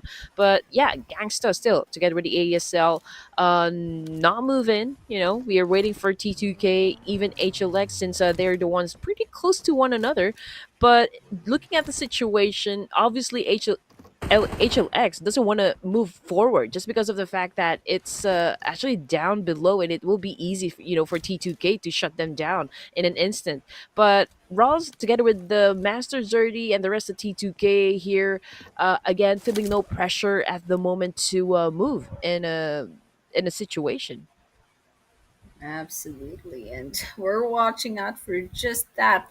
And we are in the stage 3 circle, and everyone else, they're probably within the circle already. So it's gonna be bit of a tight fit, and well, everyone's just taking positions. And even though everyone's kind of bunched up in the same place, they're not engaging needlessly, and that just goes to show these guys are really taking this seriously. I mean, this is the fourth to the last chance of getting any sort of points on the leaderboards. So with that, everyone's playing safe. For DM, they are nearby BAGH, and they probably have some information. There's someone out there, but they're definitely not engaging just yet. They're just kind of scouting place up. Ooh, there's BLUZZ nearby. Let's see if they would do some sort of kind of engagement in the back. But there we have it. NEPX versus SKG. They knocked down Mafia off cam. Yep, everyone's managing their resources. You know, you don't want to waste bullets when you're in Miramar, but it's a good thing because NEPX, I guess, was able to shut down a player from SKD, and now we got Claw on the screen trying to continue with the tap and fire. Unfortunately, it's not connecting at the moment, but then again, at least, you know, the enemies know exactly the intention of NEPX Esports. It is to dominate, it is to eliminate them, so they have to be really, really careful. As for four death machines, right now, currently at top 12 with 44 points. We are in stage 3. They're still a complete squad, but haven't bagged any points just yet. We can see Killmonger getting crazy with that spray. Unfortunately, with that distance, again, it's kind of a long shot. Four death machines, though, cool, I believe just got eliminated, so we don't exactly know what happened. So this was like a blink and you miss kind of moment. But then again, you know, that's confirmation coming through that he will not be joining us now. Absolutely. There's just one more player down. And I love the car physics coming in PUBG. It's just very interesting, entertaining to watch. But Hidden Leaf, four death machines going in, guns blazing. Aditya always in the front lines of the vanguard and trying to get those sprays out. Unfortunately, it's not gonna be any knocks. And Hidden Leaf, they're skedaddling over there. They're like, nah, I'm not staying. And there's no circle over there. There's no reason for me to stay. T2K nearby, however. Okay, the question is now, will four death machines spot them? And will they try to get these eliminations back? And I mean, for YONKO, Lucky Cats are up above as well, so they have to worry about, okay, we're seeing bullets. We're seeing bullets. Aditya is definitely being targeted right now, but nothing giving. There's no fruits from any of these shots. And with that, for DM, lots of sprays, and but Killmonger will be falling to the hands of Ajaya from T2K. It's a vulnerable spot here for four death machines. I mean, they went inside in between 4YLC and T2K, so it's not really a good look for them. But four death machines right now trying to avenge Killmonger, but they're down to Aditya and Peak right now for four death machines, and it's gonna be hard. You know, it's really gonna be a challenge here, considering that they will have to get through T2K, and with this firepower, it could be very difficult for them. NEPX, however, okay, they are remaining their cool. They're just right down there in the middle, not joining any battles just yet, but we can see that NEPX is relentless when it comes to getting those information. Of course, you have to always be accurate when it comes to your plan, and that means getting into detail and also considering every factor, every possibility that can happen inside the game. Stage 4, 15 teams. We got MAKPEN on the screen here. 1 point in the bag for 4YLC, and they're pointing their guns up against DRS. Yep, DRS up at the distance. Still four-man team. But then again, zero eliminations. And well, for Yoku Lucky Cats, they already have a one elimination on their side. So we're kind of just watching out to see what their next move is going to be. DRS. I mean, they are the top two teams. They are the top two team rather, but they are like 2 points away from NEPX. So the thing that they can do right now is kind of be very consistent with these next four games. Put as much points as possible, get as much eliminations and as much placement points as possible so they can be undeniably the champions. But then again, it's going to be depending on how NEPX will perform later on, because right now they are still sitting at top number 1. And with that, we're just going to be watching out for the rest of these teams. Those officials rotated to the mountains. Oh, T2K finds a peak, and that's a confirmation on their side. That's a 1 elimination. And on the other hand, Gangsta finds Goat. All right, Ajaya spots for Yoko Lucky Cats from a distance, but not throwing any bullets just yet. Okay, it's gonna be a hard maneuver as well, I guess, for the side of T2K, just because 4YLC has a better position compared to T2K, but there's pressure on the side of 4YLC as well, just because they will be coming from outside of the zone, and T2K can capitalize on this one and just maybe apply a lot of pressure onto 4YLC. But then again, HLX is also there, so obviously T2K managing more than one team over here. We got 4 death machines. They're probably gauging the situation whether or not they're going to be joining into the mix as well. But T2K needs to be on top of things over here. We can see Igneous with the massive spray was able to inflict a lot of pain up against Zoro over here, but not enough to take him down just yet. Absolutely, it's definitely not enough just yet. T2K needs to step up. They only have one elimination so far. Okay, but there's BAGH nearby. There's a potential for an elimination. Crosshairs out. Okay, they scoped out for YLC. And, well, for Yoko Lucky Cats, they're definitely out in the open, but no one's just engaging up against them. Okay, Thobbs finds agent from SDMZ. Pekka from SKG. Looking outside, trying to see if they can get any stray kills in the bag. There's ASL nearby. There's also BAGH. Okay, there we have it. SDMZ, one after the other, they're losing their players, and that's actually a full elimination. The second one, in fact, coming in at 19 minutes in Miramar. Oh, DRS trying to push through up against 4YLC. We got 2 of them knocked down on the ground. So Killer YD and XMPL, it's a tandem. It's a dynamic duo for DRS. So let's see if they can make it happen. Right now we can see some smokes getting popped off, coming off the kill feed. It's Cyclone getting buried 6 feet under by the opposition. 14 teams. We still got Yeta Uta from DRS, blending out there in the open. I don't think he's gonna get picked up at this point, but Real Savages right now also coming up against BLUZZ Official. And, well, we're nearing the end zone perhaps, but we still got a lot of teams inside the zone. Absolutely, that we're talking 51 players and 14 teams. Ooh, Chari takes a bit of a damage. BAGH. Oh, they definitely did not survive, but it will be Jane that be getting that finisher. Jiggle also suffers, but BLUZZ actually falls.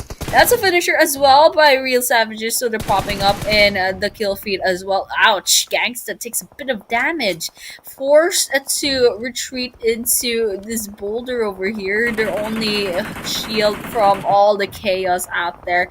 And chaos it is. We're talking 45 players still standing. Ooh, that's an elimination for DM. We'll be saying goodbye. DR's Gaming on our screens. They're nearby for Yonko Lucky Cats, but they haven't made any significant moves just yet. We're talking 0 eliminations, and they already lost 2 players. Yep. I mean, there's a lot of players like Versace right now on the floor. But yeah, I mean, this is the map lead. HLX, again, getting strong, you know, at the edge of the circle up north. So they do have the opportunity, of course, to just maybe prevent any team to get inside the zone. Of course, they need all the numbers to help them improve their status inside the match. But example right now, getting beaten down by 4YLC. We did call it out. You know, we said that 4YONKO definitely has a better vantage point compared to DRS. Even, you know, they have that high ground, so it was an easy execution, I guess, you know, to eliminate DRS. 10 teams remaining. We're looking at VE, and it's surprising to see VE right now stepping on the gas. I mean, for them to actually get to stage 6 here with 2 points in the bag, I mean, there's still, you know, like a big chance for them to gather as much placement points, but I think I opened up my mouth too early. They did not get any placement points. We're still 9 teams in, so, well, they'll be saying goodbye without any of that, but we're still taking a look at the mess over here at the northern part of the circle. 4 Lucky Cats definitely still surviving, proving themselves to be actual cats. Probably immortal guys. They've been out in the open. They've been spotted by several teams, but they're still a full man squad. I guess nobody wants to touch them. or they just have crazy survival skills. Okay, T2K attempts to go up against them. That's Ruts, but Ruts is gonna have a little bit of a hard time trying to go up against them. Fearless with the grenades. Ooh, Igneous and Mr. Zerdy fall. That's on the red. Ruts is still alive, but the grenade will be asking the question, will they continue staying alive? Ouch, Fearless. Takes a bit of damage. Ajaya, still full health. Trying to get those bullets in, but the question is now, will T2K get down for Yonko Lucky Cats, or will it be the other way around? For YONKO raising the bar. We can see Fearless right now staying true to his name.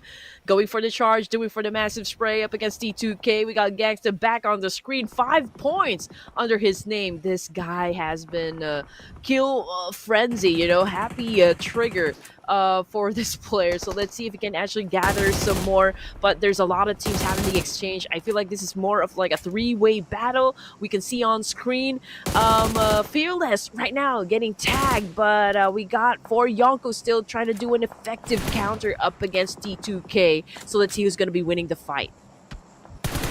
Absolutely. Oh, ASL, okay. Sprays it. Ow! My gosh, that's an NEPX. ESPORTS puts a lot of bullets up against Gangsta, but Gangsta is still alive. That's what's important, okay? SKD lounging about nearby, and they're right beside ASL, but all the while, there's also another team nearby trying to put some bullets in. Ouch. That is Wraith falling. Oh, SKD, the rest of them are taking a bit of damage, but all the while, Nave, it looks like they'll be losing their place. SKD, there's only one person left. All they have to do is hunt down Mafia. And it's all over for the squad. Okay, grenades popping up. Will it hit them? It looks like it won't be force them out! Gangsta instead gets finished off. That's an Uno reverse card if I've seen anything like it. But Jane is still alive. Spots. Oh, there we have it. That's the revenge kill. That's the revenge kill coming in. And that's 9 whole eliminations for ASL.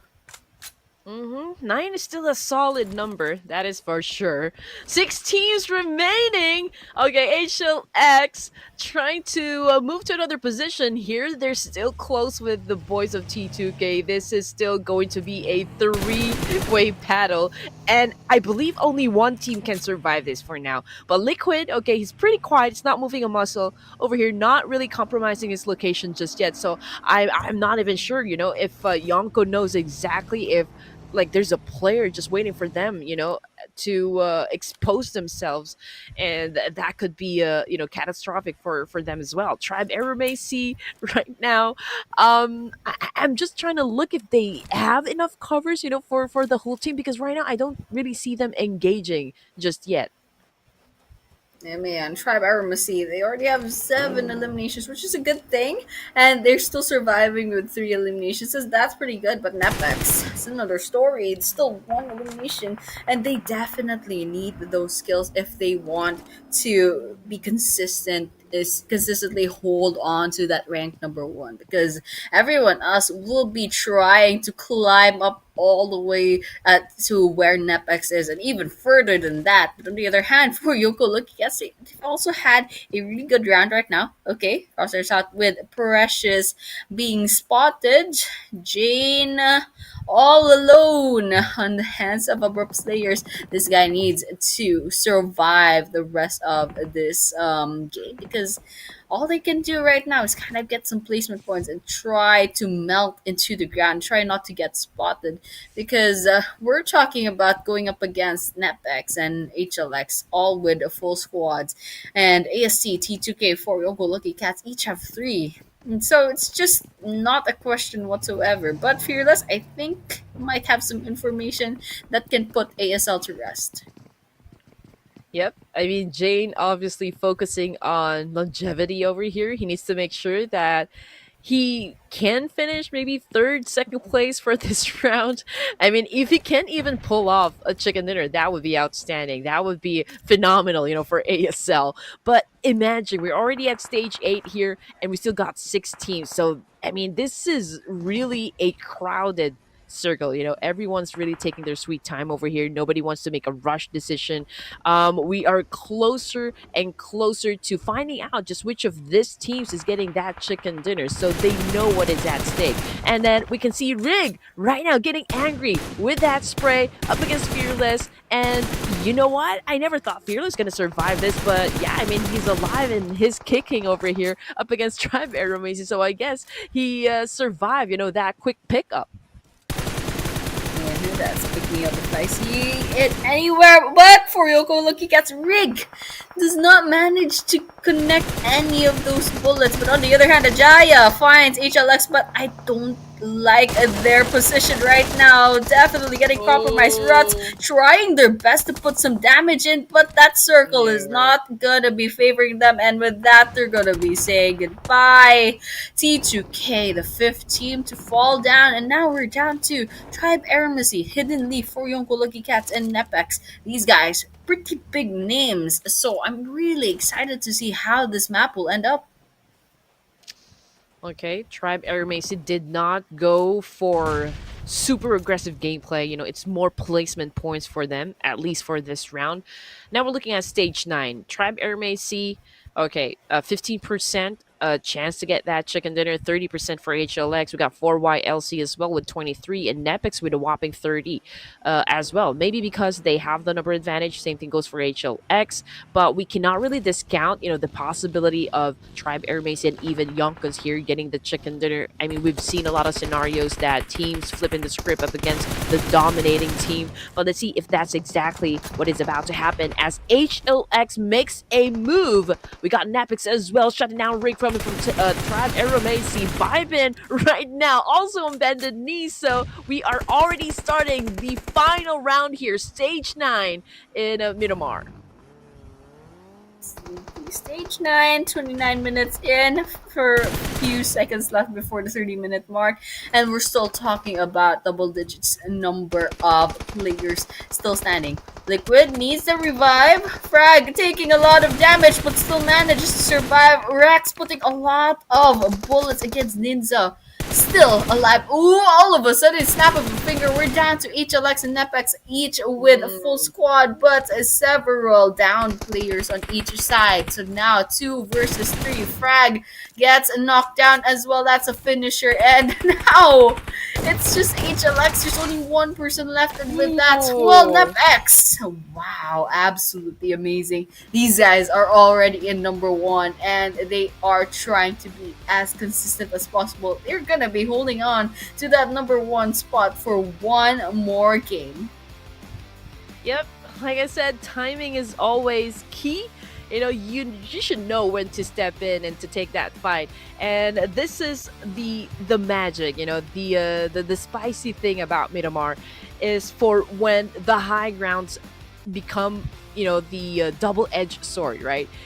You have the vantage point. Okay, it is easy for you to take those elimination points while you're at it, but when the time comes, well, you have to actually descend from being at the top when it's no longer included in the zone, so that becomes a problem for team, and that's exactly what happened with HLX. NEPX was just right there at the foot of that mountain waiting for them to actually come down, and it was an easy kill right there for NEPX, taking the chicken dinner for this match.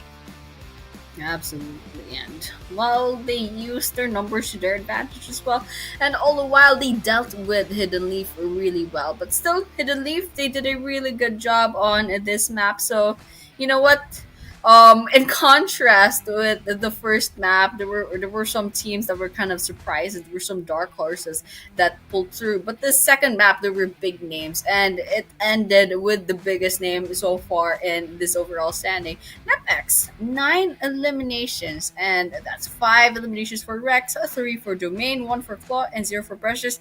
Decent amount of damage coming in for each of these players as well, with that totaling to 1.8k damage and 8 knockouts. So those are the stats for NEPX, and well, we're all for it, but so the question is now, how does the overall standings look after this? But I guess we're going to be looking at other assets, and of course we're going to be seeing how the other teams fared in this one map, because I'm sure there's a lot of big names that put they put a lot of points on their leaderboards for themselves for this particular map. Ooh, I can already feel, the tension from the top four teams in the overall ranking. Okay, let's take a moment to appreciate Lucifer coming from VE, again, the king of the underworld. 287 meters right here, longest distance elimination. Match standings, everyone, if you just tuned in. NEPX again, finishing at the top with 19 points in total. We got YONKO coming in at second with 14, 11 for both AST and ASL. And as for DRS, ooh, this is got a dent on their score here. 4 Death Machines and even MAKPEN, SDMZ, all went out from this match empty-handed. Absolutely. And well, DRSC did get picked off quite early. So it's kind of like the same story as the previous map with Tribe AEROMACY. They got picked off quite early without any eliminations in the bag. So it's kind of like a give and take. But the important thing is DRS holds on to their number 2 rank, but all the while NEPX Esports manages to get a 21-point lead against them. So with that, BLUZZ officials still at number 3, 102. Tribe AEROMACY slowly catching up, but still on the other hand, they're still at number 4. Hidden Leaf at number 5 with 88, and unfortunately, Real Savages gets pushed down to number 6 with 82 points. I mean, we're talking about 6-point lead on Hidden Leaf, but still, every point counts, and we're down to the last 3 chances for these 16 teams. We're down to 3 maps, and the next one will be Sanhok, of all things. So it's going to be a little bit of a wild card. So these guys, they have to do their best. This is their last chance. Yep, the lead is growing, for the side of NEPX, and they're 4th in line. Tribe AEROMACY, again, they have been explosive even during the playoffs. So it's not, I guess, at least for me, I'm not really comfortable to see them being 4th in line. I just know that they're super eager to be, to finish at the top of this tournament. But of course, it's still a big challenge to go through BLUZZ officials right now, and even NEPX, because they've already gained their momentum. They are currently dictating the pace, for day number 3 of the Grand Finals, and even DRS. Tribe AEROMACY, okay, granted, they weren't able to score the chicken dinner, but I can still say, it was a solid performance based on elimination points, but they're not out of the woods just yet. Again, we already said this, that they cannot really be complacent. So now it's really time for them to double up the ante over here, Annie.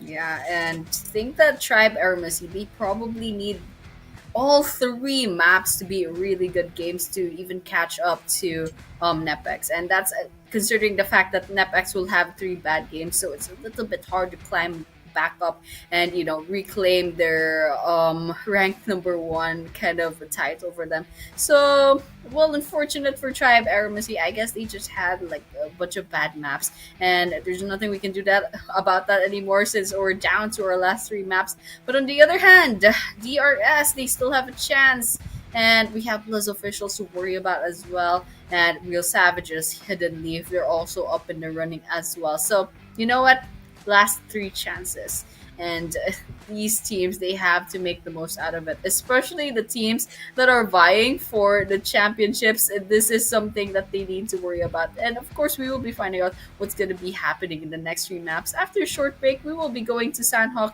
but before that, we will be taking a break for a few minutes. So see you around, and don't go anywhere.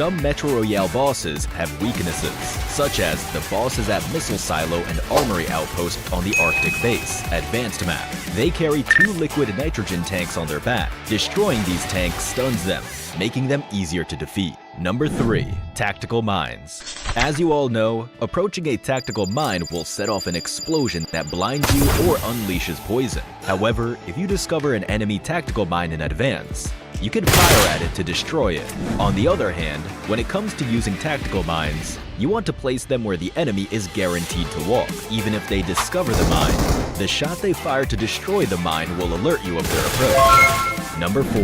Minecart Tip. When using a minecart solo, the fastest speed you can reach is 43 kilometers per hour. When you have a teammate with you, you can ride the minecart together and achieve even higher speeds. Number 5. Climbing Tip. If you're ambushed by enemies while climbing a ladder, tap the jump button to land back on the ground for a quick retaliation and avoid getting caught out mid-climb. Metro Royale has even more secrets, such as destructible lights, which can dim the environment. There's still much more to discover. That's all for this Metro Royale guide. See you next time.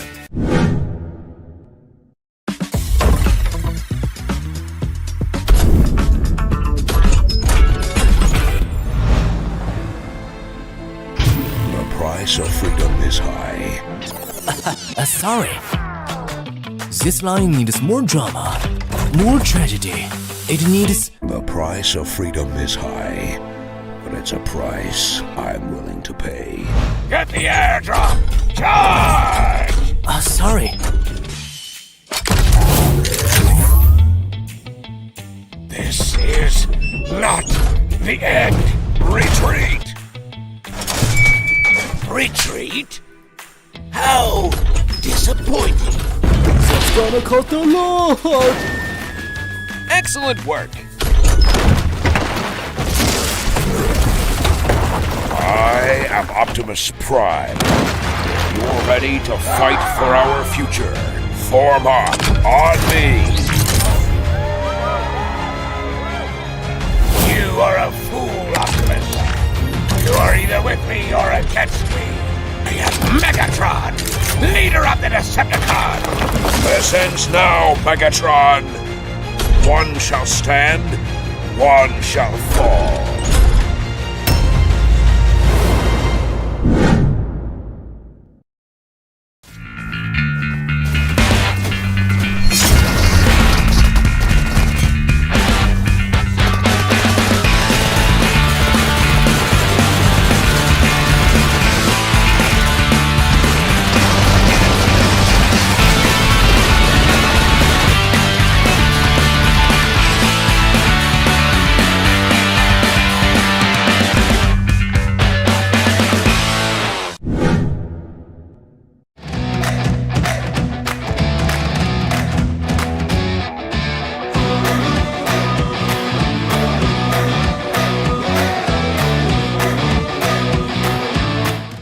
اسمي حسين أيوب، صممت خرائط ببجي موبايل اتلعب عليها أكتر من 3 مليون مرة. كواحد ماب كريتور ممكن ناس كتير تفتكر إن أنا خريج كلية فنون أو دارس حاجة ليها علاقة بالتصميم، بس أنا في الحقيقة شخص عادي جدا خريج كلية حقوق، بس عندي شغف كبير قوي تجاه الرسم. بحب الألعاب الأونلاين، بلعب ألعاب كتير، بس موضوع ببجي جه بالظبط في 2018. ده كان وقت نزول اللعبة. ممكن ناس كتير ما تصدقش اللي هقوله، بس أنا اللي عرفني على اللعبة ده كان مديري في الشغل. فضلت العب ببجي موبايل كهوايه كجيمر عادي لحد 2023، ومن بعدها دخلت مجال التصميم. انا كنت وما زلت واخد الموضوع كهوايه، ما كنتش اعرف ان ببجي بتعمل مسابقات للمصممين وان في جوائز وان الموضوع كبير قوي كده. في 2023 بالاخص اكتشفت ان انا اقدر اقدم ان انا ابقى مصمم. انا عموما صممت خرائط كتير في ببجي اتلعب عليها اكتر، كتوتالي 3,700,000. الخريطه اللي عندي اللي مشهوره قوي اللي هي اسكيب اوف ذا سبمارين، هي اللي خدت ترافيك جامد الفتره اللي فاتت اول ما عملتها، ودي كنت عملتها داخل غواصه في المحيط، وهي كانت على هيئه بازلز كده اللاعبين يلعبوها. وممكن مفهوم الواو داخل ببجي موبايل ده غير فكره اللعب داخل ببجي موبايل نفسها بسبب الافكار الجديده اللي المصممين بيطبقوها. اولا مود واو بيسمح لي ان انا اصمم اي حاجه انا حاببها، اي حاجه تيجي في بالي داخل مساحه معينه بابجي موبايل بتوفرها لي. خليني شايف ان هم واخدين الموضوع بشكل جدي واحترافي شويه. طبعا الموضوع محمس جدا، وانت كمصمم تقدر يبقى ليك عائد مادي منه ممتاز، وتقدر توصله ان هو يبقى احترافي، خصوصا في وجود مسابقات وجوائز كتير بابجي بتقدمها باستمرار. انا اول ما بدات ما كنتش اعرف ان في مسابقات ولا في جوائز ولا الكلام ده كله. انا كنت داخل بدافع حب للي انا بعمله، والموضوع مشي معايا وده خلاني مرتبط بشغل تاني جنب شغل. بس لو ده شغفك كمل وراه، اكيد هيبقى ليه مرضى. زي ما قلت قبل كده ان العائد المادي بالنسبه للمصممين كويس جدا، وانت مش شرط تبقى فرد لوحدك عشان تكسب. يعني في مسابقات اتعمل مسابقه قبل كده جماعيه، والجائزه بتتقسم على كل التيم اللي شارك في المسابقه دي.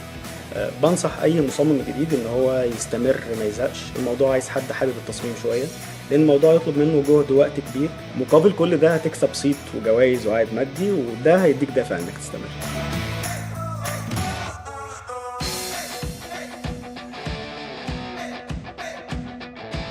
Perkenalkan, nama saya Kibo, saya berasal dari Aceh, tepatnya di kota Banda Aceh. Keseharianku sebagai teknisi HP dari tahun 2009 sampai sekarang. Jadi pertama kali Kibo ikut program kreator, waktu season pertama Kibo mendapatkan juara. Pernah buat Masjid Istiqlal, Menara Kembar di Malaysia, terus lab kolaborasi sama Bernadia, terus yang terakhir kolaborasi sama IQ merek HP. Perasaannya alhamdulillah senang sekali. Pertama Kibo dipanggil itu bukan sebagai teknisi HP, tapi sebagai konten kreator WoW. Dan kedua Kibo juga dari pertama Kibo edit WoW itu dari nol sampai sekarang Kibo bisa dipercaya. Itu sangat senang. Dunia World of Wonder ya, dari tim Indonesia sendiri kita waktu itu sempat mengadakan beberapa perlombaan gitu untuk pembuatan map WoW, dan Kibo tuh sempat menang juga. Dan karena dia aktif di komunitas WoW PUBG Mobile Indonesia, itu kita undang Kibo untuk jadi moderator, untuk memoderasi teman-teman komunitas kreator WoW di Indonesia. Teruslah berkarya, apapun ceritanya. Jadikan setiap tantangan sebagai proses belajar menuju versi yang terbaik. Karena di balik semua kerja keras kita, pasti ada hasil yang pantas kita banggakan. Kacang susu one more time bro. Memang gila lah doktor kacang susu kita. Pernah juara PMPL, aku nak apa sebenarnya? Jadi pro player, ramai orang tanya kenapa.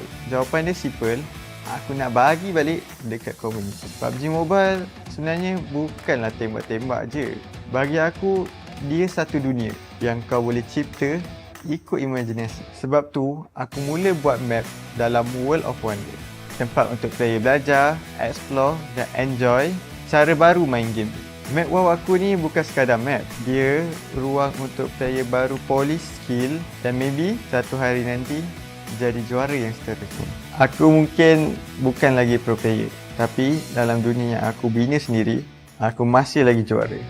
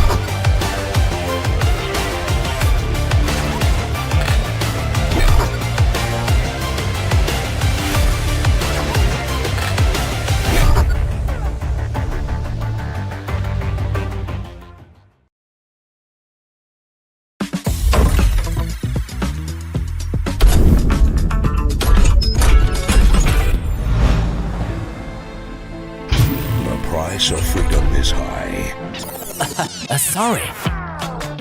This line needs more drama, more tragedy. It needs... The price of freedom is high, but it's a price I'm willing to pay.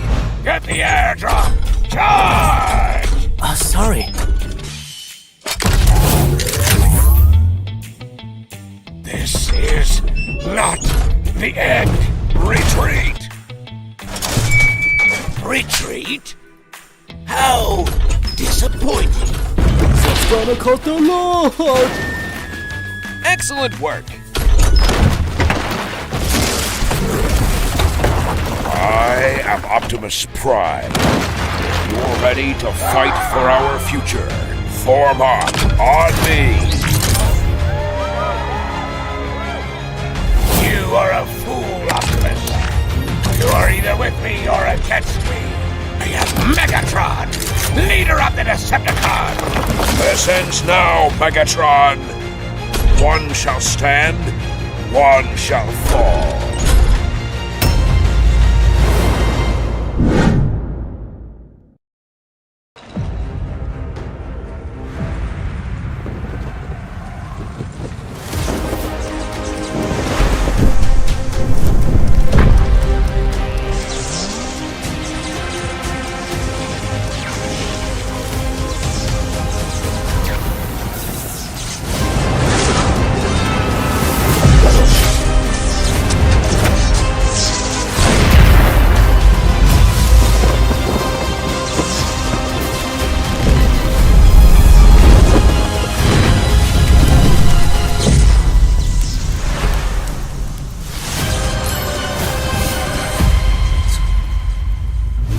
X suit with exclusive emote sound effects available now.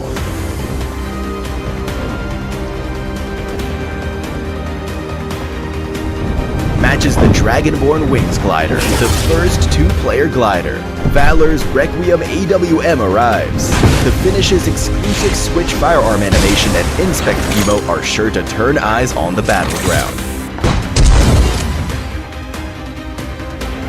Get the new Dravion X suit now. Event period, August 8th, 2025 through September 30th, 2025.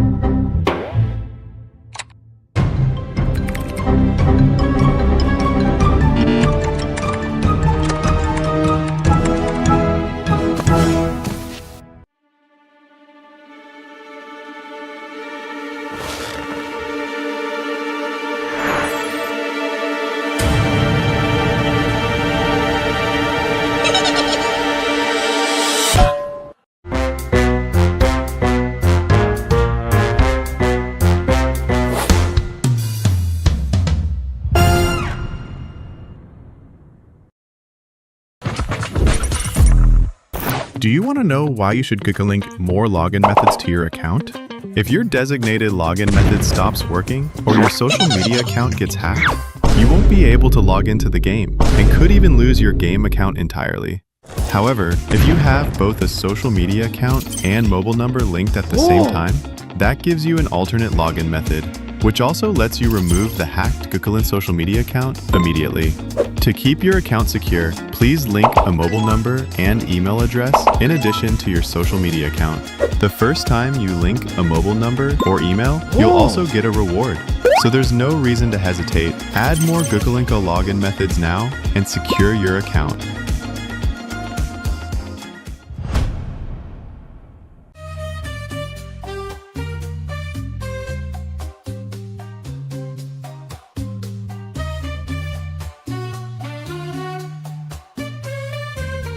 Welcome to Metro Royale Advanced Tips. In this video, we'll be going over some underrated Metro Royale tips. In Metro Royale, these little techniques can help us gain the upper hand in battle. Let me give you a few tips. Number 1, gear selection. When you're short on Metro cash, you should prioritize high-quality ammo over a high-quality firearm, because in battle, the damage output of a high-quality firearm paired with low-quality ammo is lower than that of a low-quality firearm paired with high-quality ammo. Number 2, target boss weaknesses. Some Metro Royale bosses have weaknesses, such as the bosses at Missile Silo and Armory Outpost on the Arctic Base, Advanced Map. They carry 2 liquid nitrogen tanks on their back. Destroying these tanks stuns them, making them easier to defeat. Number 3, tactical mines. As you all know, approaching a tactical mine will set off an explosion that blinds you or unleashes poison. However, if you discover an enemy tactical mine in advance, you can fire at it to destroy it. On the other hand, when it comes to using tactical mines, you want to place them where the enemy is guaranteed to walk. Even if they discover the mine, the shot they fire to destroy the mine will alert you of their approach. Number 4, minecart tip. When using a minecart solo, the fastest speed you can reach is 43 kilometers per hour. When you have a teammate with you, you can ride the minecart together and achieve even higher speeds. Number 5, climbing tip. If you're ambushed by enemies while climbing a ladder, tap the jump button to land back on the ground for a quick retaliation and avoid getting caught out mid-climb. Metro Royale has even more secrets, such as destructible lights, which can dim the environment. There's still much more to discover. That's all for this Metro Royale guide. See you next time.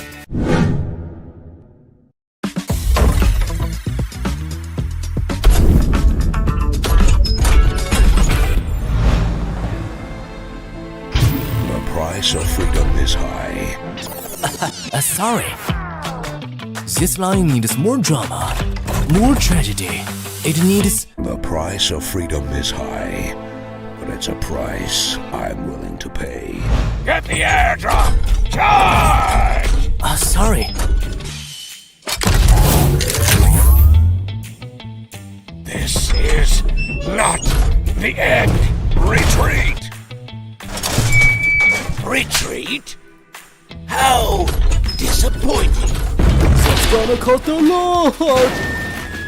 Excellent work. I am Optimus Prime. You're ready to fight for our future. Form up on me. You are a fool, Optimus. You are either with me or against me. I am Megatron, leader of the Decepticons. This ends now, Megatron. One shall stand, one shall fall.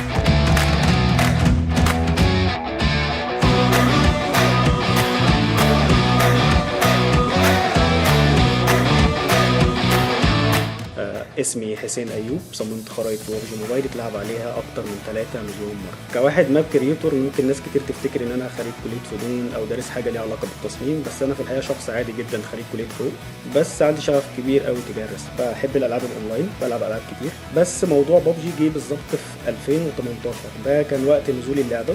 ممكن ناس كتير ما تصدقش اللي هقوله، بس أنا اللي عرفني على اللعبة ده كان مديري في الشغل. فضلت ألعب PUBG موبايل كهواية كجيمر عادي لحد 2023، ومن بعدها دخلت مجال التصميم. أنا كنت وما زلت واخد الموضوع كهواية، ما كنتش أعرف إن PUBG بتعمل مسابقات للمصممين وإن في جوائز وإن الموضوع كبير قوي كده. في 2023 بالأخص اكتشفت إن أنا أقدر أقدم إن أنا أبقى مصمم. أنا عموما صممت خرائط كتير في PUBG اتلعب عليها أكتر كتوتالي 3,700,000. الخريطة اللي عندي اللي مشهورة قوي اللي هي اسكيب اوف ذا سبمارين، هي اللي خدت ترافيك جامد الفترة اللي فاتت أول ما عملتها، ودي كنت عملتها داخل غواصة في المحيط، وهي كانت على هيئة بازلز كده اللاعبين يلعبوها. وممكن مفهوم الواو داخل بابجي موبايل ده غير فكرة اللعب داخل بابجي موبايل نفسها بسبب الأفكار الجديدة اللي المصممين بيطبقوها. اولا مود واو بيسمح لي ان انا اصمم اي حاجه انا حاببها، اي حاجه تيجي في بالي داخل مساحه معينه بابجي موبايل بتوفرها. خليني شايف ان هم واخدين الموضوع بشكل جدي واحترافي شويه. طبعا الموضوع محمس جدا، وانت كمصمم تقدر يبقى ليك عائد مادي منه ممتاز، وتقدر توصله ان هو يبقى احترافي، خصوصا في وجود مسابقات وجوائز كتير بابجي بتقدمها باستمرار.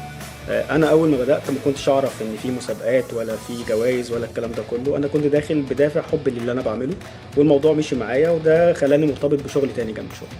بس لو ده شغفك كمل وراه، اكيد هيبقى ليه مرضى. زي ما قلت قبل كده ان العائد المادي بالنسبه للمصممين كويس جدا، وانت مش شرط تبقى فرد لوحدك عشان تكسب. يعني في مسابقات اتعمل مسابقه قبل كده جماعيه، والجائزه بتتقسم على كل التيم اللي شارك في المسابقه دي. بنصح اي مصمم جديد ان هو يستمر ما يزهقش. الموضوع عايز حد حابب التصميم شويه، لان الموضوع يطلب منه جهد ووقت كبير. مقابل كل ده هتكسب صيت وجوائز وعائد مادي، وده هيديك دافع انك تستمر.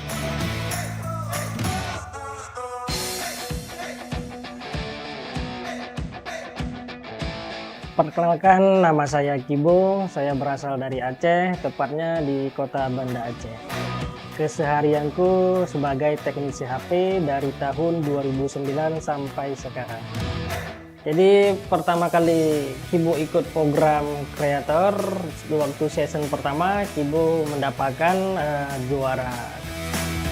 Pernah buat Masjid Istiqlal, Menara Kembar di Malaysia, terus kolaborasi sama Bernadia, terus yang terakhir kolaborasi sama IQ merek HP.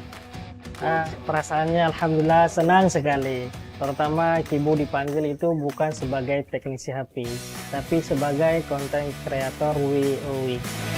Dan kedua Kibo juga dari pertama Kibo edit WoW itu dari nol sampai sekarang Kibo bisa dipercaya. Itu sangat senang.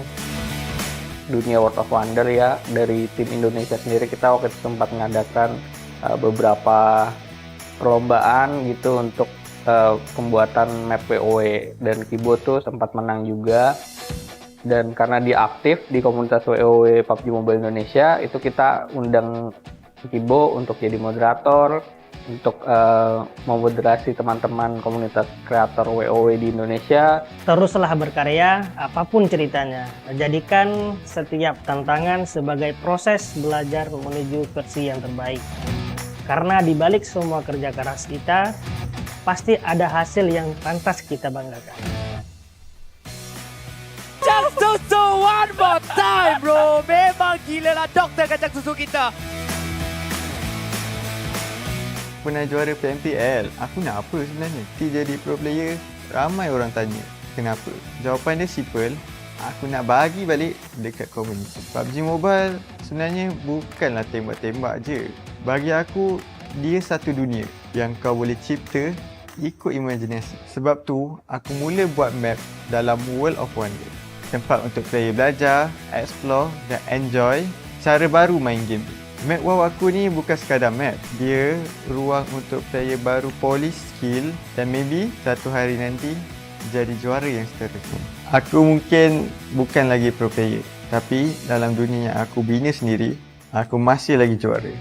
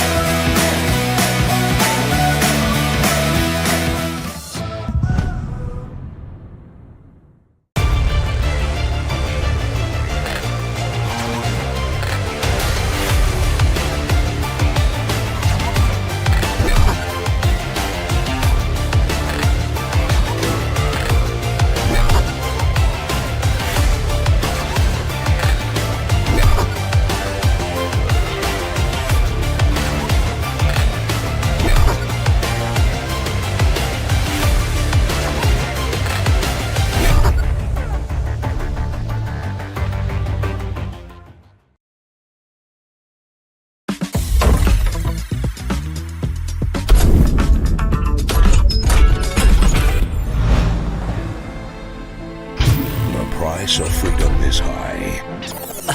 Sorry. This line needs more drama, more tragedy. It needs... The price of freedom is high, but it's a price I'm willing to pay. Get the airdrop! Charge! Sorry. This is not the end. Retreat! Retreat? How disappointing. It's gonna cut the Lord! Excellent work. I am Optimus Prime. You're ready to fight for our future. Form up on me. You are a fool, Optimus. You are either with me or against me. I am Megatron, leader of the Decepticons. This ends now, Megatron. One shall stand, one shall fall.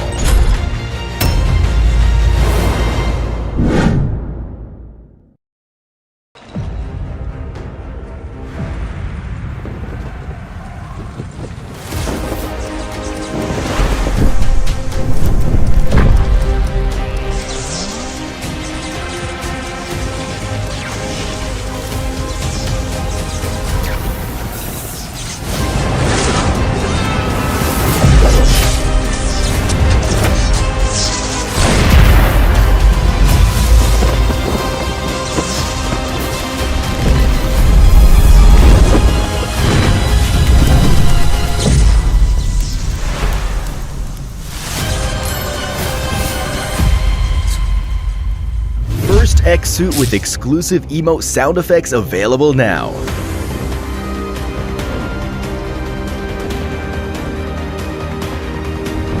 Matches the Dragonborn Wings glider, the first two-player glider. Valor's Requiem AWM arrives.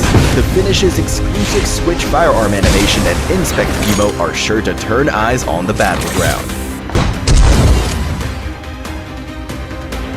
Get the new Dravion X suit now. Event period, August 8th, 2025 through September 30th, 2025.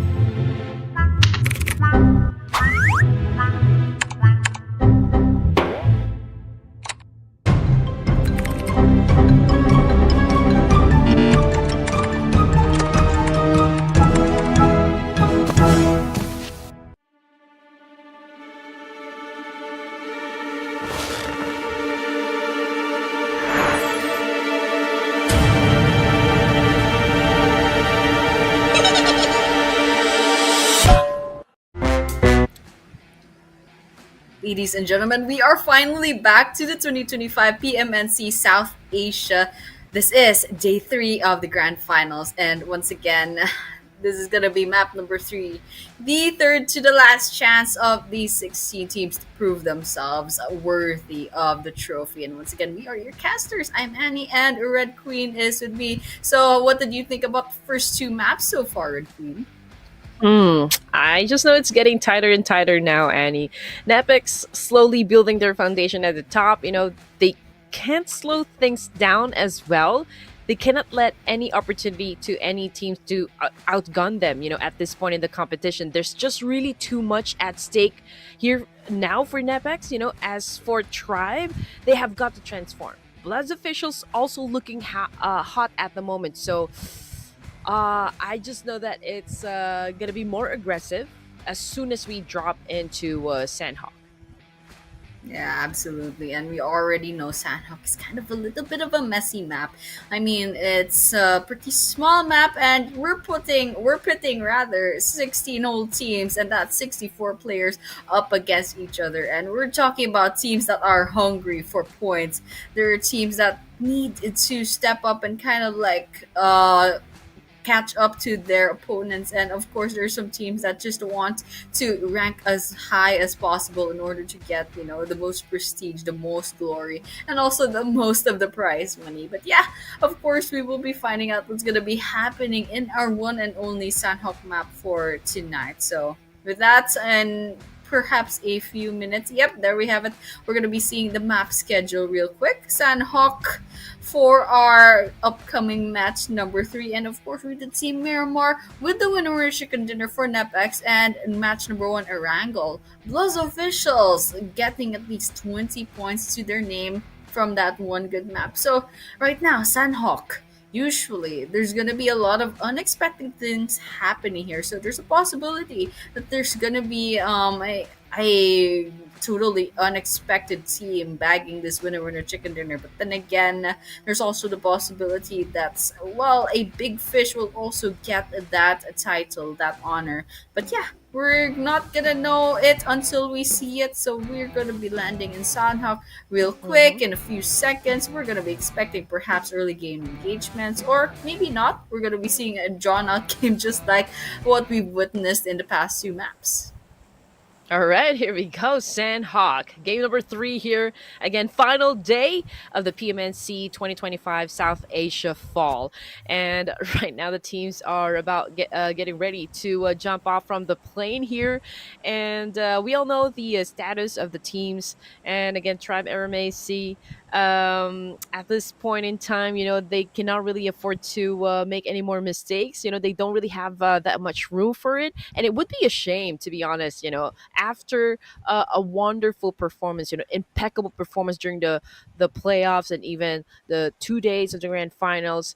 It can be frustrating seeing the stats at the moment for Tribe AEROMACY, but then again, what are you going to do about it? They have to maintain their composure. They have to be disciplined enough, and you just have to shake things off. You got to get inside the game with a clear head, and let's see how that is going to affect the overall gameplay for Tribe AEROMACY as they head on to boot camp. That's right down there in the middle, and they're surrounded by VE, they're surrounded by BLUZZ officials, SDMZ, and even HLX. But potentially, I feel like, if VE will be decided to come after ASE, they could do just that, but they could handle business first up against One Hit.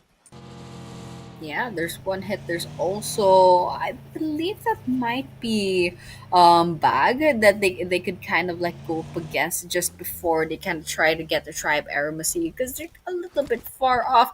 But then again, it's just a couple of minutes in, we might be seeing just a bunch of looting, just a bunch of taking positions within the island. But right now, it doesn't seem that there will be any sort of early game engagements, and I don't know if SKD is gonna take this fight up against One Hit.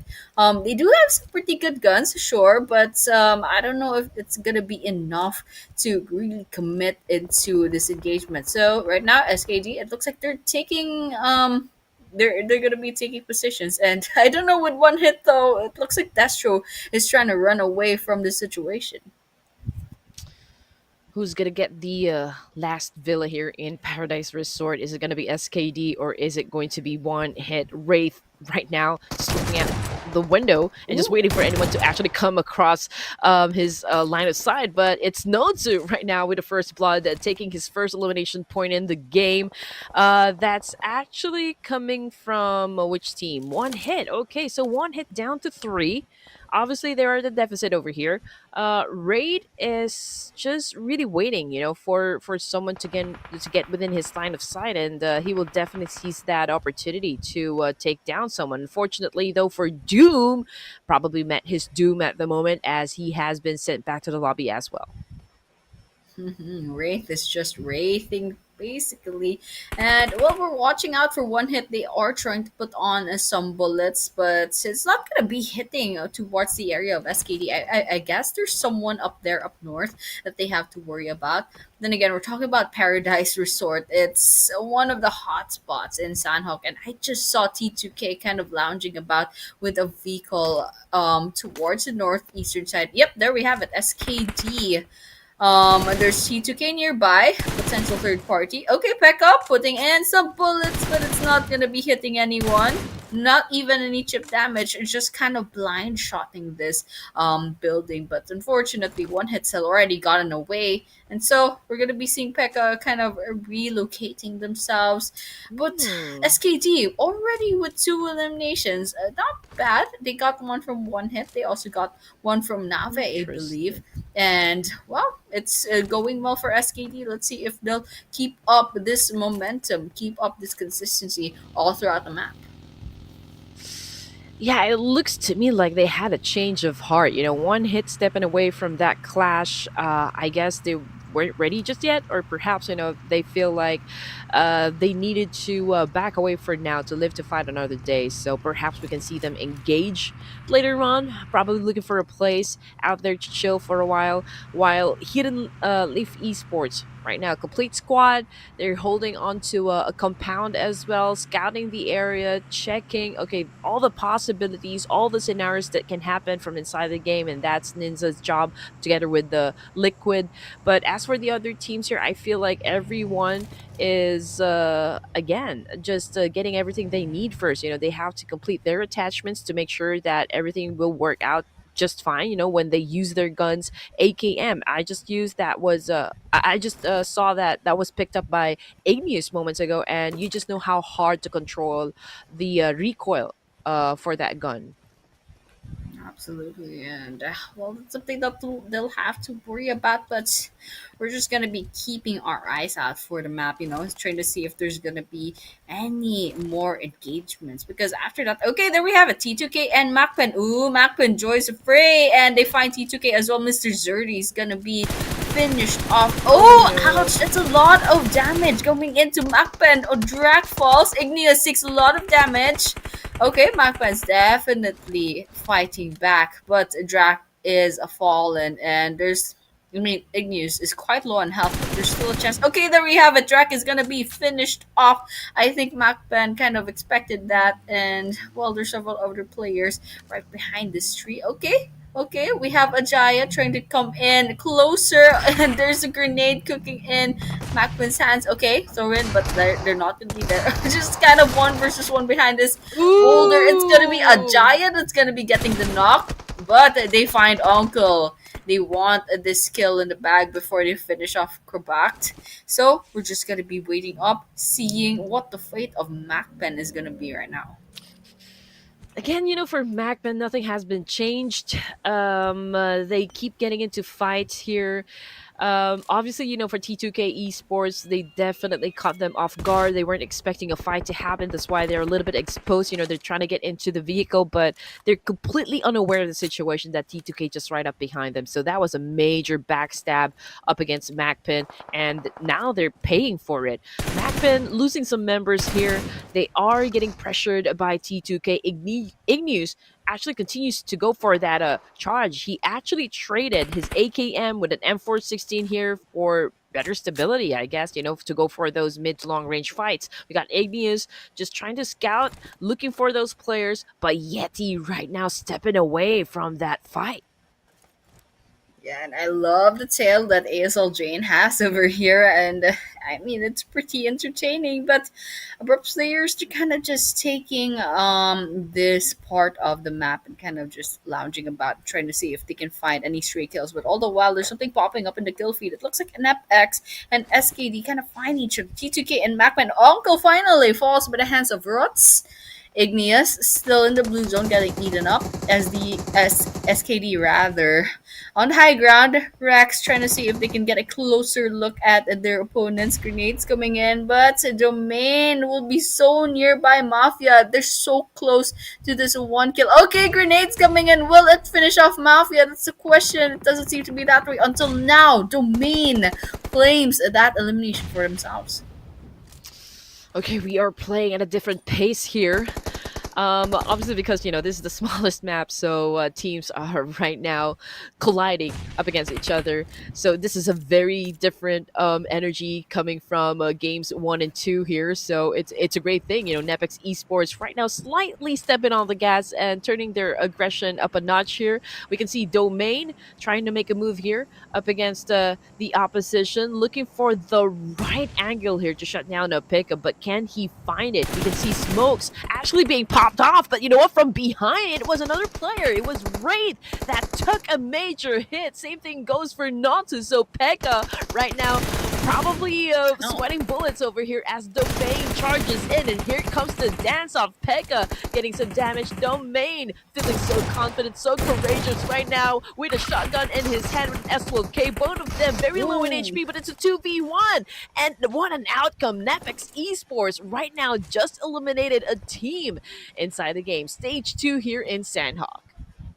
I love what NEPX did right there. That is a strategy, and that's just using the squad to your advantage. That's chemistry, that's communication. I really love what NEPX did, and they bagged 4 points just from that, so they totally deserve it. But on the other hand, Nave finds a one hit.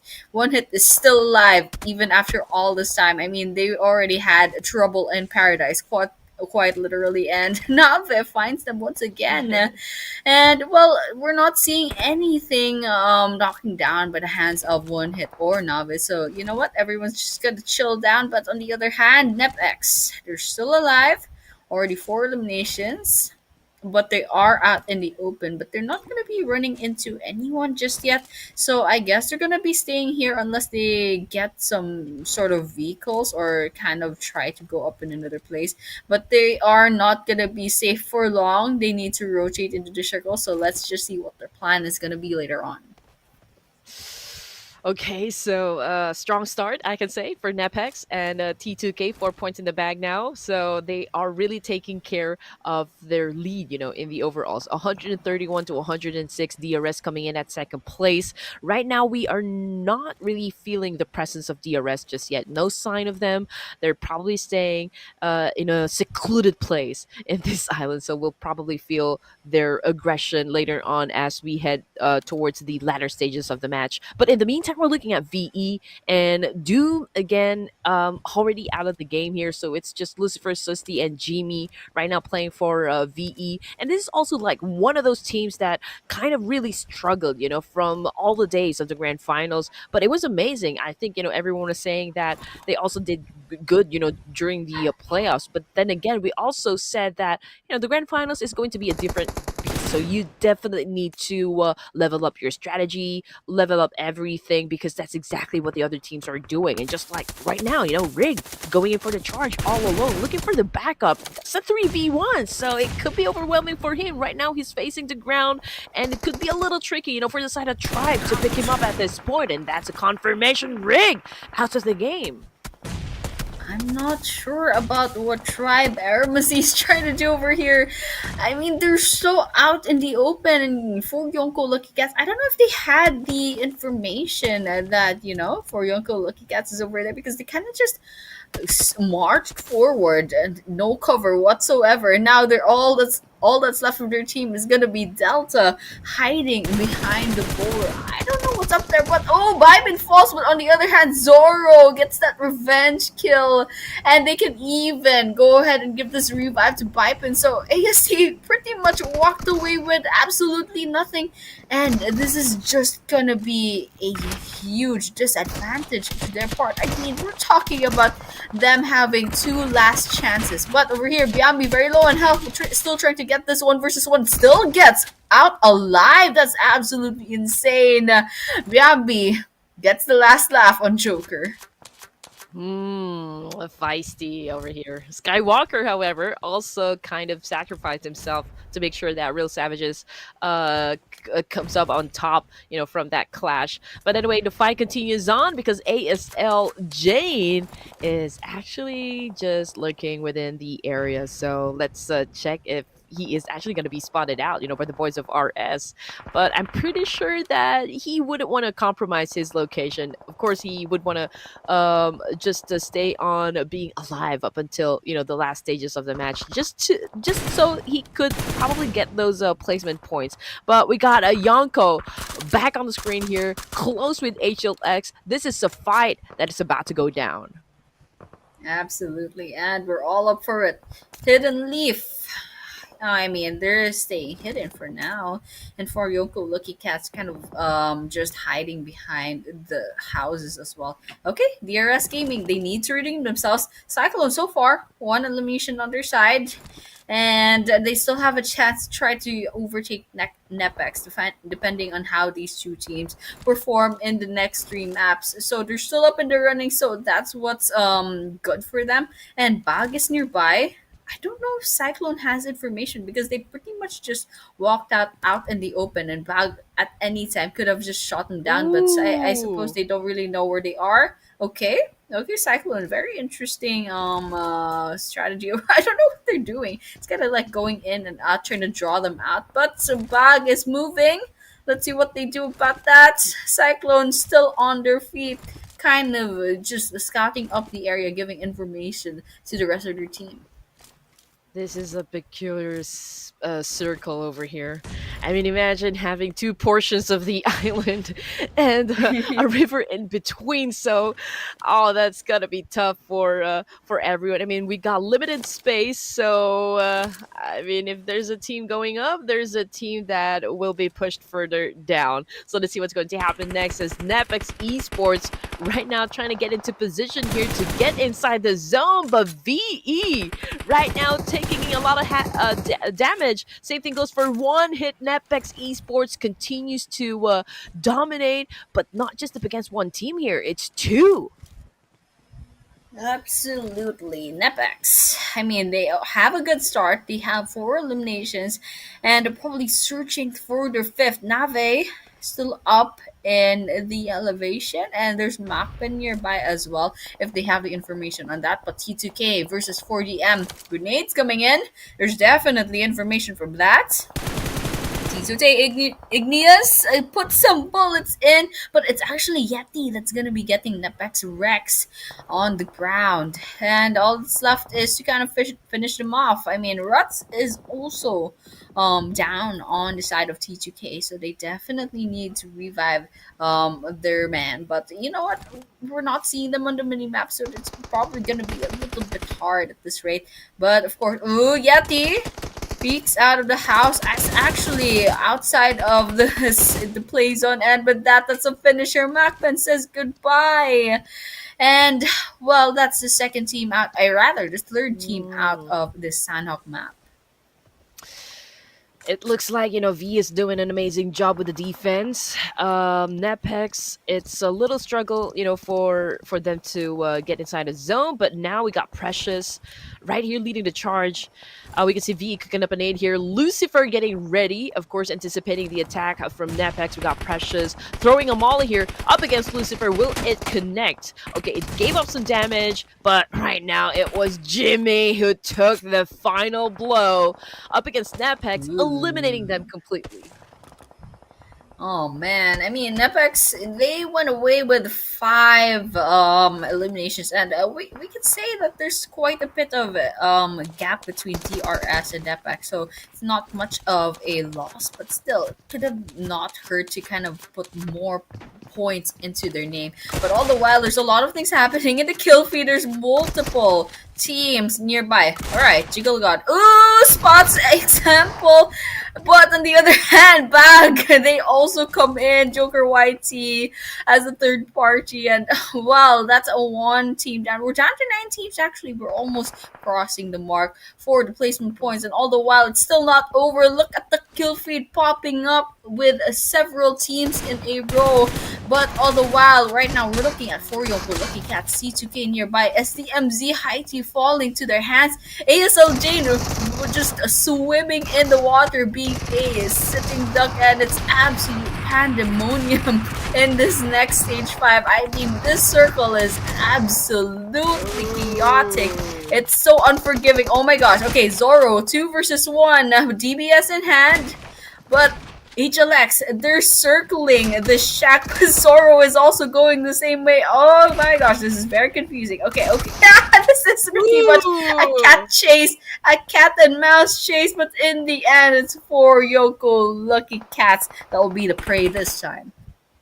Yep, they played Ring Around the Rosie. 7 teams, ladies and gents, at stage 5. BLUZZ officials trying to come in. They're trying to knock on the door, but there is a team waving hello. So let's see if they can actually get past through them. T2K is bidding their time over here, probably thinking about how they're going to be eliminating SDMZ while they have the compound to themselves. So that's going to be a tricky maneuver coming from T2K, but HLX getting some damage as well up against BLUZZ official over here. It looks like someone could do a third party here up against BLUZZ official, so they need to be careful who comes up behind them.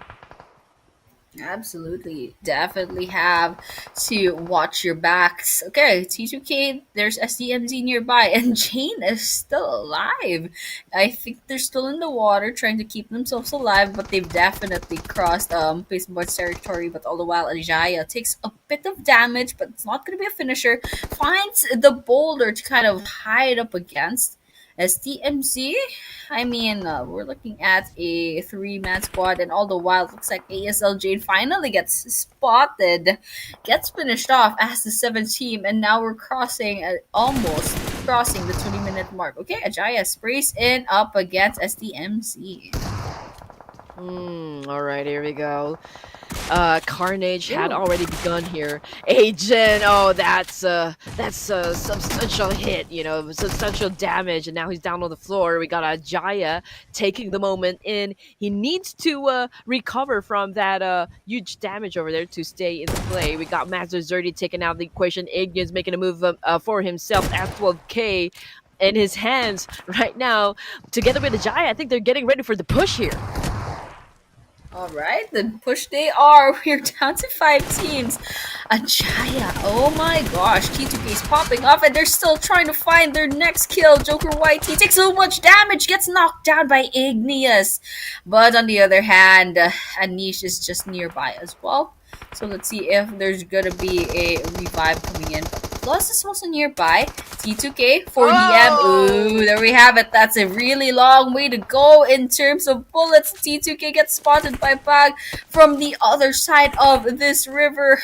12 eliminations going into T2K. BLUZZ is still a full squad. HLX, last person standing. BAGH with 2. Oh my gosh, make that 2 people. Axie puts an end to one of their players, but TMG8 also gets finished off. Okay, HLX gets spotted. This is gonna be a battle between the 3 last teams. T2K obviously has the zone over here. They are the ones really controlling the situation. Ajaya taking in some hits, you know, coming from Gyro, BLUZZ officials, but he has taken some, taken some hits as well, but that was such a big turn of events. T2K right now just got eliminated. Now they're at 3rd spot. It's down to BLUZZ and BAGH for the chicken dinner here in Sanhok. Oh man, T2K had a really good run. That was 14 eliminations. It would have been nice if it would have ended with a winner of the chicken dinner, but they'll take the 3rd place. It's still pretty good. But on the other hand, BLUZZ and BAGH. BLUZZ already had the glory in map number 1. BAGH, I mean, this winner of the chicken dinner could definitely help them out on the leaderboards. So let's just see how this is gonna end up. They're still not equal footing. More or less the same kind of health. Okay, Gyro drops down and Hitu couldn't do anything. They're still in the water. It's gonna be a little bit hard. Okay, Gyro shooting at the water. Can't quite catch Okay, Gyro. Okay, that's interesting. BAGH is actually gonna be the one bagging this winner chicken dinner. That's absolutely insane turn of events. They're just in the water and they still won. That's a crazy kind of strategy coming in from BAGH Esports. Absolute cinema. That was something else. You know, that was the surprise at the end. We weren't really expecting the BAGH Esports will be the ones to get the chicken dinner here. I mean, obviously they're in the waters. They had no chance whatsoever to pull out their guns, but it was a miraculous play, you know, outsmarting their opposition here and getting the job done. So that was an extraordinary play coming from BAGH. Absolutely. I mean, I completely agree with you right there. These are the masterminds of the Winner Winner Chicken Dinner. BAGH Esports getting that win. I mean, I really thought that BLUZZ official had this, but all of a sudden, it's BAGH that appeared as the Winner Winner Chicken Dinner winners, and just taking so much damage and kind of, I don't know, turning the tables around. And well, we're all up for it. PAG definitely deserved that win, but there's still a lot of notable teams that kind of proved themselves during this map. And well, Sanhok's pretty messy, but still, a lot of points were taken by several teams that definitely needed them, and BAG is one of them. And with that, 10 eliminations, and wow, Joker YT with 775 damage. Well, it's no joke. That's exactly why BAG gets this a winner in a chicken dinner, surviving all the way up to the last minute in Sanhok. He's probably asking everyone right now inside the lobby, why so serious? 5 elimination points. That is the most number of kills here for the team. Joker YT making a name for himself, with 775 damage dealt inside this match. This is a great chemistry altogether. They're not really so effective just yet in terms of like how they're winning their gunfights, from inside the games. But this is again a wonderful play coming from BAG. Hopefully they can continue on with this kind of energy, with this level of aggression, towards the end of this tournament. So let's see if they can deliver as well. But BAG Anish right now bagging 390 meters over here as the longest distance elimination point as well. And that's pretty interesting because this is Sanhok. It's a small map. You'd expect that kind of stats to show up in Miramar, but no. We see this in Sanhok. We see this from the Winner Winner Chicken Dinner team. That's BAG getting 20 points, but look at T2K. It's just trailing behind with just a 1 point gap. That's 19 points from this match number 3 and day number 3.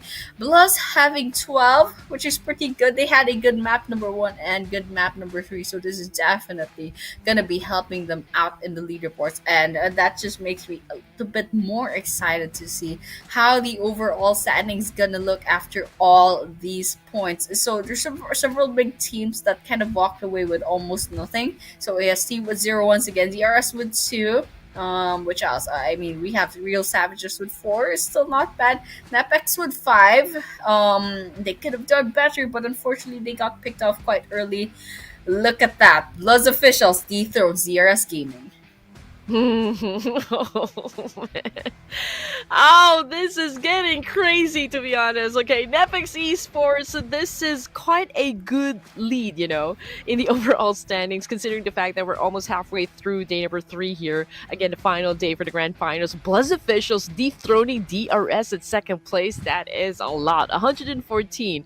But, DRS Gaming can have an explosive gameplay, in the next match. They could probably still dethrone NEPX at this point, but they're running out of options, they're running out of time. They have to do what they need to do in order to dominate, and I can pretty much say the same thing when it comes to Tribe AEROMACY. I mean, I feel the tension, I feel the pressure, especially for Tribe, because again they were so consistent during the playoffs, and we're looking for that consistency right now for day 3 of the Grand Finals. Yeah, I absolutely agree with you right there. I don't know where it went. This is like a completely different team that we're watching in the Grand Finals. That goes to say with Tribe AEROMACY. I mean, they're still in the first page, and number 5, ranked number 5 is no joke, but still they could have done better. We know what they're capable of. We've seen the playoffs, we've seen day number 1. I don't know where that team went. And on the other hand, DRS, yes, they're pretty good at day 1 and day 2, but day number 3, it's kind of a bit of a question mark. The last 3 maps, map 1, map 2, and map 3, they're not really popping off. They're kind of just consistently staying within the 100 line. So you know what, we're just waiting for them to kind of get a really good game. But on the other hand, BLUZZ officials, they did so well. They had two good games, and that just resulted into climbing all the way up to rank number 2, and they totally deserved it. So this is the kind of popping off we want to see from the teams in the leaderboards. But of course, we're still down to 2 maps. Let's see what happens after that. You know what? Looking at the top 5 eliminators, I mean, I saw Killer YT, I saw Bambayeda, I saw Domain. You know, PUBG for me is like being in a world of kaijus. You know, I'm surrounded by all these kaijus, and if you're not familiar with the term, it's a Japanese word that translates to monsters, and you gotta understand, you know, just how powerful they are in the game. And right now, looking at the eliminators, these are those kaijus, you know, in this tournament, showing us monstrous gameplay, skills, the talent that outshines the rest. And it's a great thing, you know, to witness legacies being dropped like this. But you know what? We're down to our 2 final matches this evening. Ladies and gents, don't go away. We will be taking a short break.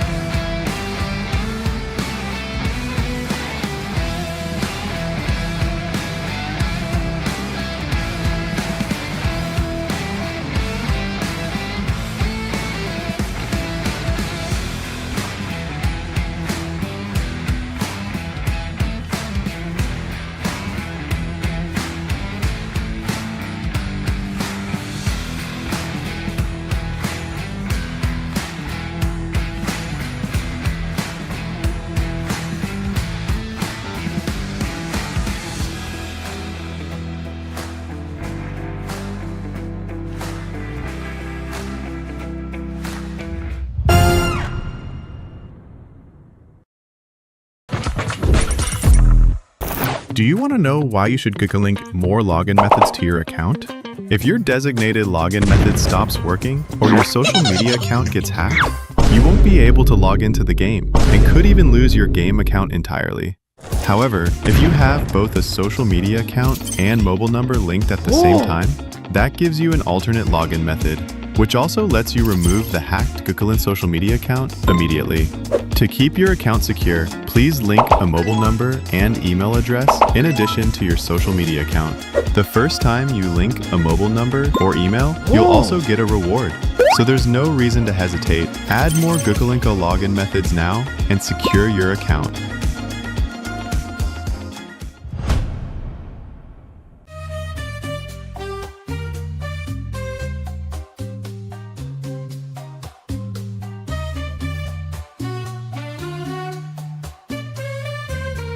Welcome to Metro Royale Advanced Tips. In this video, we'll be going over some underrated Metro Royale tips. In Metro Royale, these little techniques can help us gain the upper hand in battle. Let me give you a few tips. Number 1, gear selection. When you're short on Metro cash, you should prioritize high-quality ammo over a high-quality firearm, because in battle, the damage output of a high-quality firearm paired with low-quality ammo is lower than that of a low-quality firearm paired with high-quality ammo. Number 2, target boss weaknesses. Some Metro Royale bosses have weaknesses, such as the bosses at Missile Silo and Armory Outpost on the Arctic Base, Advanced Map. They carry 2 liquid nitrogen tanks on their back. Destroying these tanks stuns them, making them easier to defeat. Number 3, tactical mines. As you all know, approaching a tactical mine will set off an explosion that blinds you or unleashes poison. However, if you discover an enemy tactical mine in advance, you can fire at it to destroy it. On the other hand, when it comes to using tactical mines, you want to place them where the enemy is guaranteed to walk. Even if they discover the mine, the shot they fire to destroy the mine will alert you of their approach. Number 4, minecart tip. When using a minecart solo, the fastest speed you can reach is 43 kilometers per hour. When you have a teammate with you, you can ride the minecart together and achieve even higher speeds. Number 5, climbing tip. If you're ambushed by enemies while climbing a ladder, tap the jump button to land back on the ground for a quick retaliation and avoid getting caught out mid-climb. Metro Royale has even more secrets, such as destructible lights, which can dim the environment. There's still much more to discover. That's all for this Metro Royale guide. See you next time.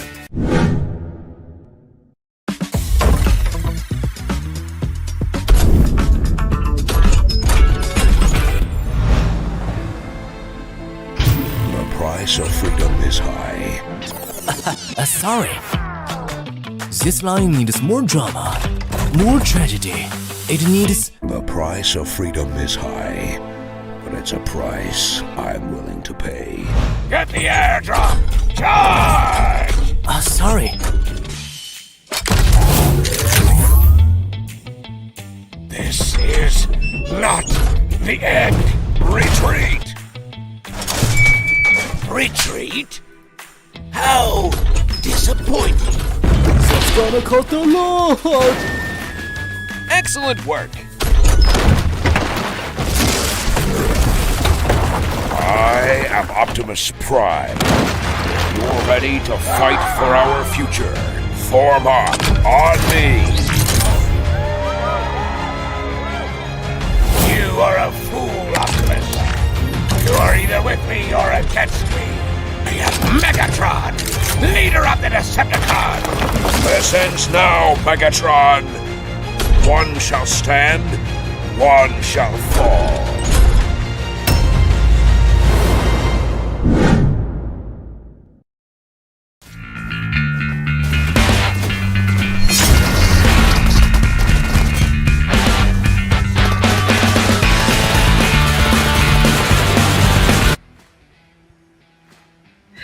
After a hot session in Sanhok, we're gonna go back to the map that started it all, Erangel. Welcome back, boys and girls, to the PMNC South Asia Fall. With us, Red Queen and Annie, still serving you the juiciest chicken dinners of them all.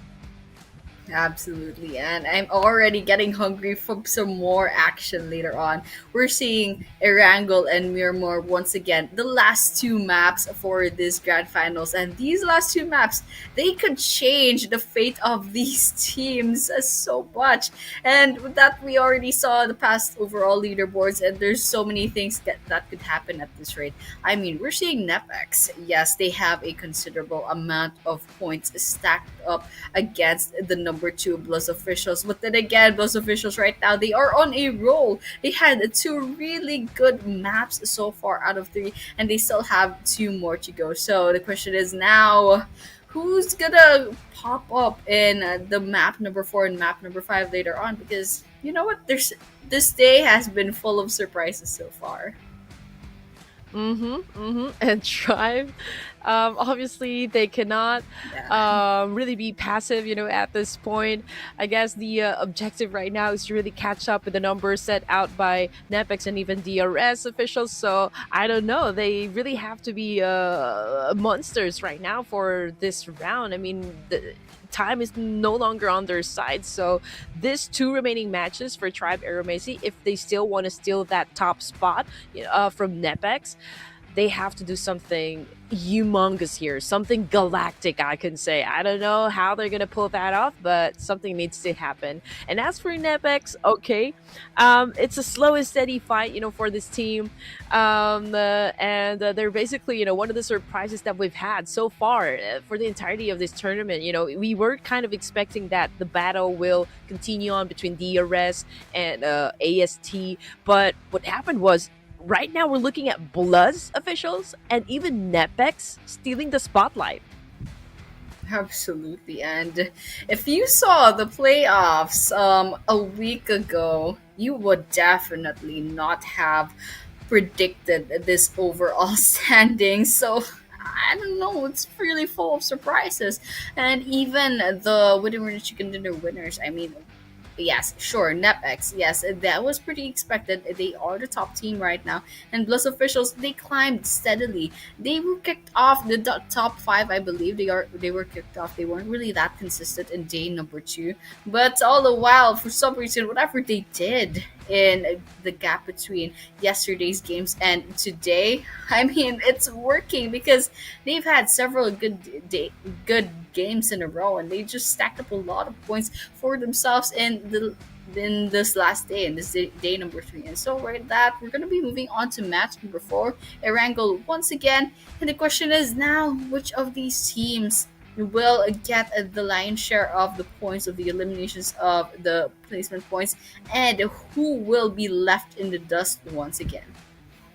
Yep, it is still going to be crucial, especially for those teams at the top. They all need to prove something here. And 2 matches, it is such a tight one, so it's really going to be interesting here. Most of the teams, they treat Erangel as their bread and butter. So this is the OG map, obviously. Again, just like what we mentioned, it's the map that started it all. So they know this, from the insides of their heads, right? Whatever happens, even if they close their eyes, they probably know how to get through Erangel. So I'm curious, coming into match number 4 here, which team is gonna go berserk, just getting all those numbers up and just hitting those goals, for this round, or like which team is gonna just probably chill for the first few zones, but then again, still trying to outsmart everyone in the kind of playstyle that we are about to see for Erangel match. Absolutely. And well, we're all up for it. This flight path is a little bit interesting. Yep, there we have it. It's gonna be going through the river between the military base and the mainland. And well, this is gonna be interesting. I remember in day number 2, the first map kind of looked like this. I don't know. I think the first circle in day number 2, map number 1, it just circled into Sosnovka military base, and it just created such a messy situation for the teams. And right now we're seeing that with this very, very chaotic flight path.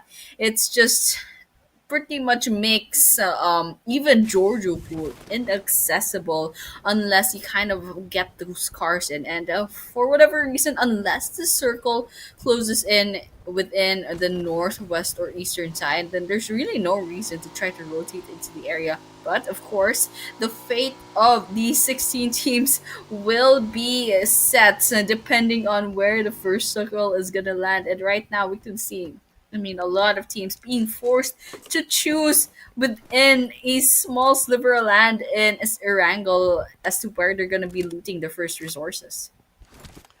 Okay, same drops still for DRS and Tribe AEROMACY. They're over at the south of the main peninsula over here. We got a portion of the military base, but I think the circle is gonna still go back to the main island. The main island will be the focal point on this one. For Death Machines, early engagement, cooled down on the floor. Same thing goes for Axie, even Gyro over here. So they're having an exchange. One Hit is also joining into the mix here. So there had been through a battle, or perhaps we're seeing BLUZZ and For Death Machines meeting each other in this particular spot, settling their business, and now both of the teams suffered some major losses, especially for BLUZZ official. I mean, they've completely been eliminated. I mean, I guess the universe kind of like give and take to BLUZZ officials. They had a good game, they had an okay game, and then they have a good game again, and now they get eliminated off with 0 eliminations. Ooh, 4DM. I mean, they have 4 eliminations already, so that's pretty cool. But on the other hand, One Hit also, he's got lucky enough to try into getting 1 kill in the bag, and that's just gonna help them out really well. But on the other hand, Nave, they have a 1 hit in the crosshairs, try to see if they can get some bullets in, but Lucifer is not gonna be trying to get some bullets in just yet, just kind of waiting for the right moment to strike, just taking positions. And look at that, Susty. Okay, Susty will be going in for Vanguard, trying to see if they can get any close contact with them. Mm-hmm. And again, it's a quiet stage number 1 over here. Killing nothing but time for now, but it could be a different story though for One Hit and VE, as they're pretty close to one another here. Thabs is a little bit low on HP here. Same thing goes for Lucifer, but as you can see, everyone is just really sticking close to the walls here. I mean, they're not really making a move or like any harsh moves at the moment. So I feel like everyone's trying to check, okay, where am I supposed to point my gun? Where am I supposed to point my gun? So everyone's waiting for that audio cue. And I think, it's standoff already happening between those two teams. Unless someone makes a mistake, then I guess that will pave a way for the clash to commence. But in the meantime, real savages right now. There's still a complete squad here. They're driving around Pochinki area. Not quite sure though if Pochinki is occupied, but Pochinki being one of the hot drops here in Erangel, we just know the abundance, for Pochinki when it comes to resources. Absolutely. Chinky apps and one of the really good hotspots in Erangel, but it's a little bit far from the circle. But yeah, it's still accessible. Okay, but one hit, they're staying quite still in this building, and I love tabs over here. This is just a great place to kind of get some information. Okay, 2 versus 1 tabs will be falling in this stairs, but then again, one hit gets that kind of information. They know where the two players are. Lucifer takes down Destro. Ooh, that's a revenge if I see so myself. But on the other hand, okay, sprays in. And now there, oh my gosh, Doom. I think that's a finisher. Nope, there we have it, Susty. And actually, no, the finisher is on Destro. Nave still unscathed. They still have all 4 players. And Adila, I mean, there's nothing to lose at this point. They are already down to 2 players. Now, with the SMG, what will they do at this rate? This is not the most ideal of guns, but they have to do what they have to do. Down to a duo for one hit, and here comes Dilo with a PP Bison, unfortunately. Oh man, a little slow on the triggers there. Is currently knocked down on the ground here. It's up to Omega to be the knight in shining armor.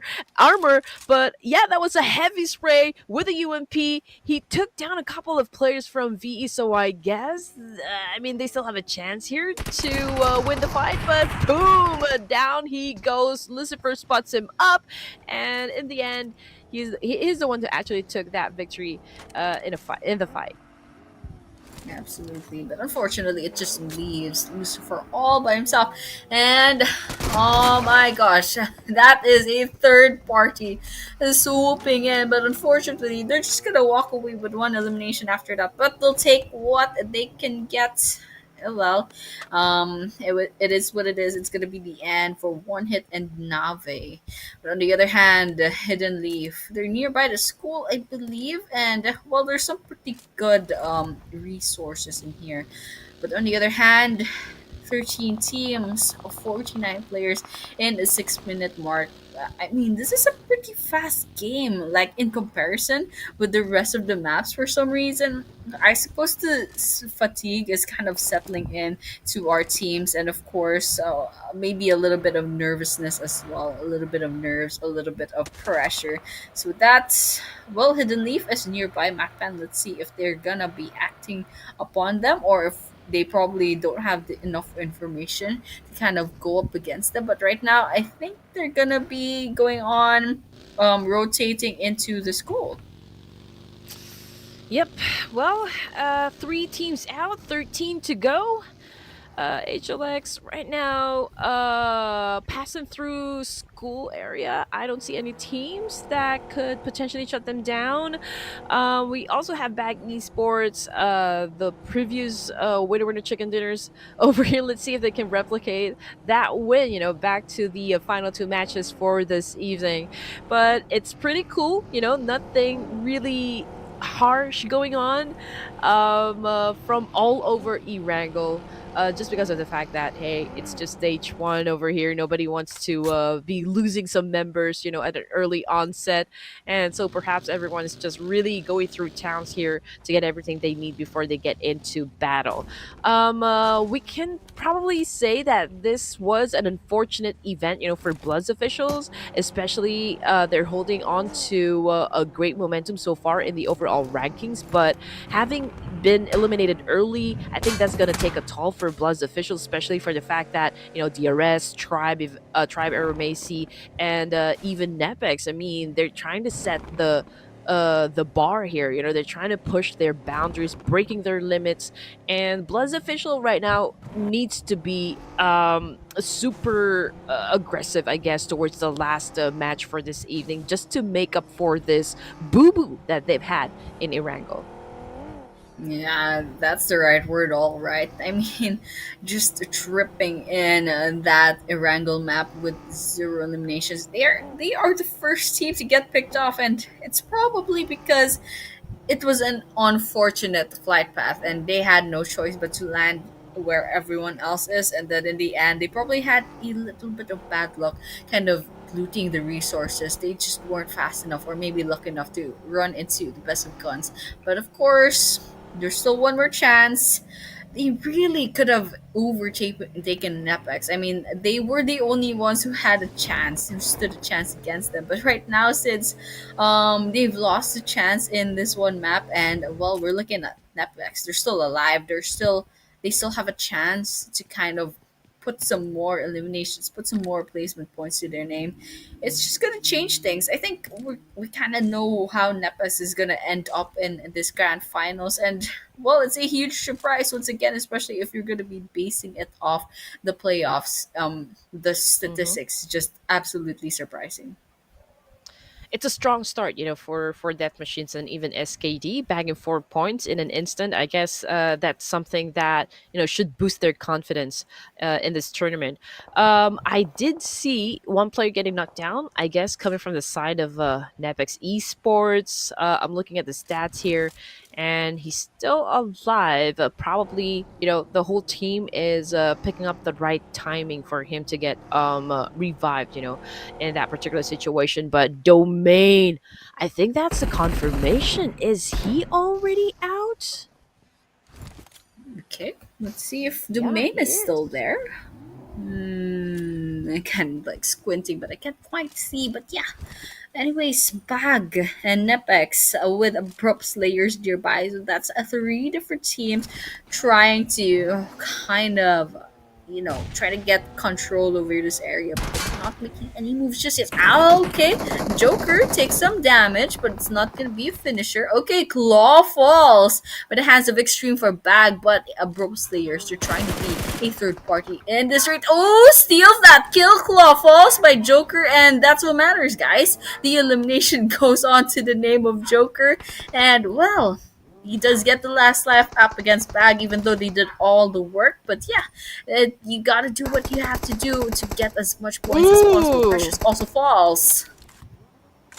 Oh man, it's a Mexican standoff right now in Farm. It's a 3-way battle. We got SKD. We got a hit as well, and of course abrupt slayers, if that is right. Okay, I think that's NEPX. Okay, NEPX. It's a 3-way battle here in Farm, and ASL does have a leverage up against these two teams here. Rex trying to pop up some smokes as well. Same thing goes for Jade, with both of the teams right now having an exchange in terms of grenade. But I feel like it's BAGH Esports right now getting a little bit impatient, for both of the teams here, and they might just actually join the fight.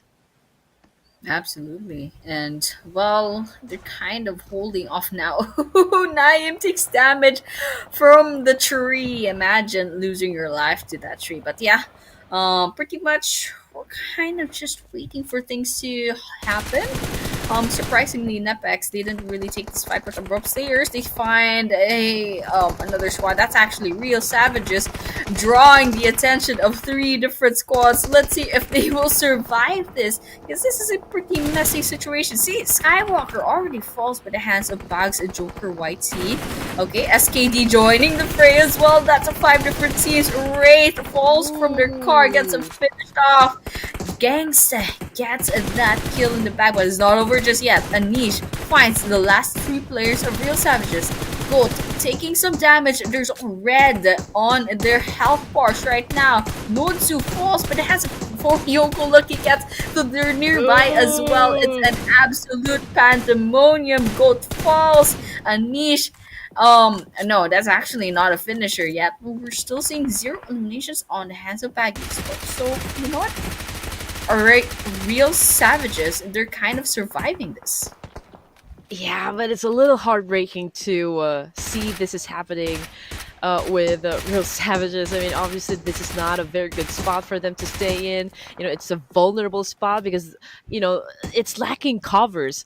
And it's easy, you know, for other teams to just really apply a lot of pressure, you know, just really do those spray, and eventually they're going to be hitting someone. But in the meantime, we're looking at Abrupt Slayers over here, still having an exchange up against NEPX Esports and BAGH Esports, while Anish over here is trying to get lucky with the shots, right? He's trying to get into a lot of clash, you know, up against those teams surrounding the very compound where they're actually staying at. Joker is relentless. He's not giving up just yet.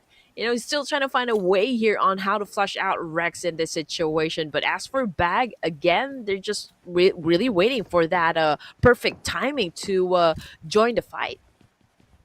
Absolutely, absolutely. And all this time, they're kind of just waiting.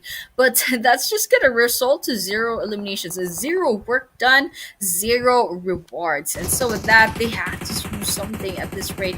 NEPX already down to one last player, unfortunately. Oh, okay, MAKPEN is getting spotted by SDMZ.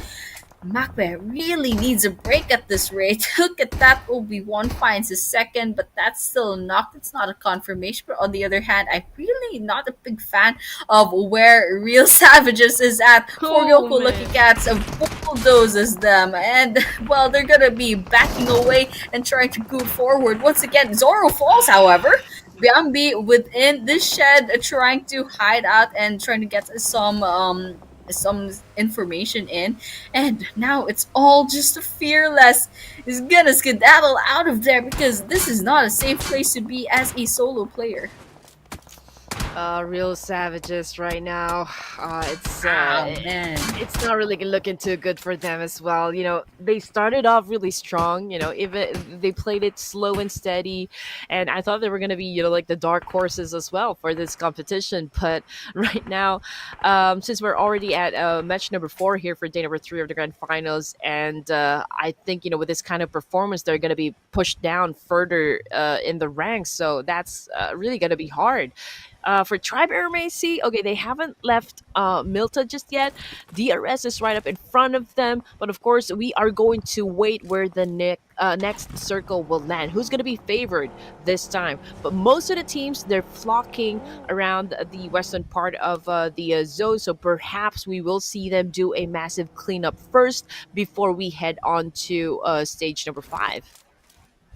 Yeah, no joke right there. I mean, there's still 35 players on the field, 11 teams. Okay, 7777 Goat Falls. I'm not sure how, but they were quite low on health, so you know what? It was inevitable. But on the other hand, okay, Naeem is going to be coming in with the purple car, trying to see if they can find any stray kills, but they won't be finding that just yet. So I guess they're just gonna be thinking about getting into that circle. But all the while, okay, TRS shows themselves as well as Tribe AEROMACY. Uncle very on the red. Naeem trying to see if they can get that finisher in, and it's Rig that's actually gonna be stealing that kill for themselves.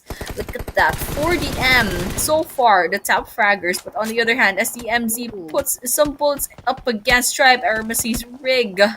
And absolute chaos, absolute pandemonium in Erangel right now. Tribe AEROMACY right now understands that this is, you know, supposed to be like a big game for them. AST needs a power punch to happen right now for their team. We're looking at SDMZ and their complete squad here at stage number 4.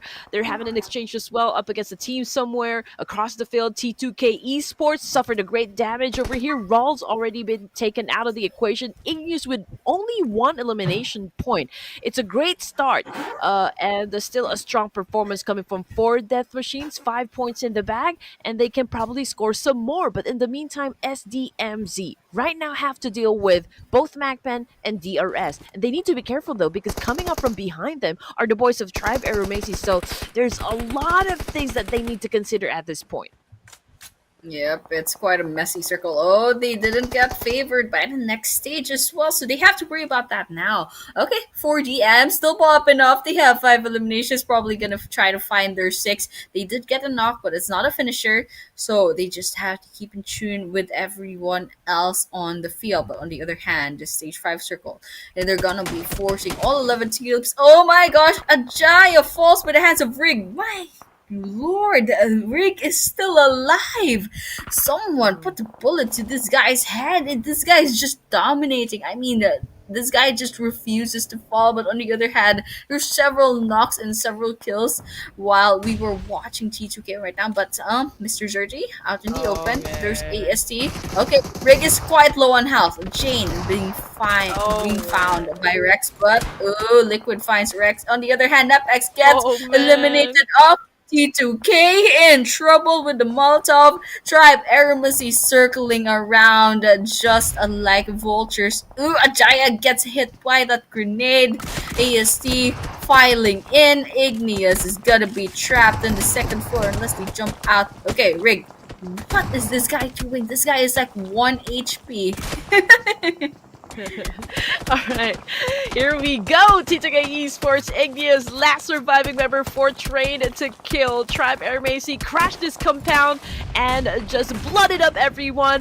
ASL with an awesome nade eliminated. BAGH Esports, T2K getting obliterated by Tribe AEROMACY, which brings us down to 8 teams remaining for stage 5. T2K just took a lot of damage from the attack and they weren't able to survive that clash. ASL right now pocketed 6 elimination points. Jane currently knocked down on the ground. Gangsta, well, he joined the Thug Life back in the lobby for him. Joker on prone, getting ready to do a sneaky attack up against 4 death machines. But can he get close with all of those nades being thrown? Hopefully, he can actually survive this one. Ooh, trying to make a man-made red zone, but on the other hand, Drac inside of this building. Agent 27 trying to see if they can get this 1 versus 1 in the bag. Blue zone quartering MAKPEN, but it's not going to be stopping Agent 27. Very quite low in health. Molotov coming in, and will that be a finisher? That's a question. Agent needs to get out of there. There we have it. Their own Molotov betraying them. That's a knockdown, and yeah, there we have it. The play zone takes away MAKPEN Drac. After all that trouble, they don't even get the elimination that they wanted. Oh, this is gonna be interesting. Okay, so here we go. Abrupt players, 6 points. Okay, they obviously have the momentum. I don't know if 4 Death Machines is even aware of the fact that Joker is still alive at this point. But then again, if he does have that element of surprise, then he needs to hold on to it. And now he's on prone. He's probably trying to hide himself inside those smokes to as not compromise his location. DRS, this is quite a strong performance, even though they haven't bagged any points just yet. But the fact of the matter is, they will be joining us for the latter stages of the match here together with 4 Death Machines and even ASL and Tribe AEROMACY, which will be a great ending, you know, for this Erangel match. DRS going for the reposition, getting ready to get inside the circle, passing through a lot of teams here, and 4 Death Machines will be the first team to greet them at this point. Okay, Peek is trying to peek out on DRS. Definitely heard and saw the vehicles coming in, but I suppose it's just that the angle doesn't favor them right now. Peek is kind of having a hard time. Okay, throwing throwables. Not sure why, but yeah, basically they're gonna have to share DRS alongside ASL and potentially High T outside of this circle. And well, we still have 19 players on Erangel and 7 teams. So, and we're also looking at DRS with still 0 eliminations in the back. So they definitely have to step up if they kind of want to boost themselves up in the leaderboards. But on the other hand, 4 Death Machines with 8 eliminations already, absolutely crazy kind of performance in the second to the last map and in the grand finals. So the question is now, how will this affect the leaderboards? And well, we can't see that just yet because we're switching up the leaderboards. We're only seeing the eliminations for this map. But on the other hand, well, we're watching out for everyone else because for DM, ASL, and AST, they're still alive. Yep, DRS is, of course, staying in their fortress. They're not going to come out. There's really no pressure for them to step out of the compound. We just have to. I mean, they're trying to set up a trap here, luring the enemies right now coming from ASL and even four death machines. Okay, like if you want to step inside the zone, you just have to deal, with the res making it rain bullets, up against any teams that will be standing in their way. We got HLX close to the coastal area of the map here, a little bit far, from boys of AST. So DRS, the closest team that potentially they can have a clash up against would be tribes. So we are gonna wait for that to happen. Absolutely, just kind of waiting. This is gonna be the chance for AST to make up for the bunch of maps that they kind of fell off. And well, right now we're kind of not seeing anything happening after their fifth elimination. So we're definitely gonna need a lot of patience after this, and that's kind of what's happening right now. Guild feed's a little bit quiet, but that stage 6 circle is gonna force everyone inside that small circle. So we're gonna be moving on to stage number 7 in a couple of seconds, and it's gonna force a lot of players that are lounging about in the borders of the circle to kind of move on. And so that's next circle is gonna be favored DRS once again. These guys, I don't know how, but the RNG of this game just absolutely loves them. I mean, yesterday they also got favored by the circle. Today they're also getting favored by the circle, but then again, they're not really putting it to good use if they don't get the engagements, if they don't get the eliminations. This is going to be a problem for Biambi. If you have an idea where he is exactly on the map, he is a little bit outside of the zone. Uh, Well, I mean, it's easy for him to actually get inside, but the problem is if he decides to actually leave the compound, then it will be easy, for the boys of ASL to retaliate and just take him out, like in an instant.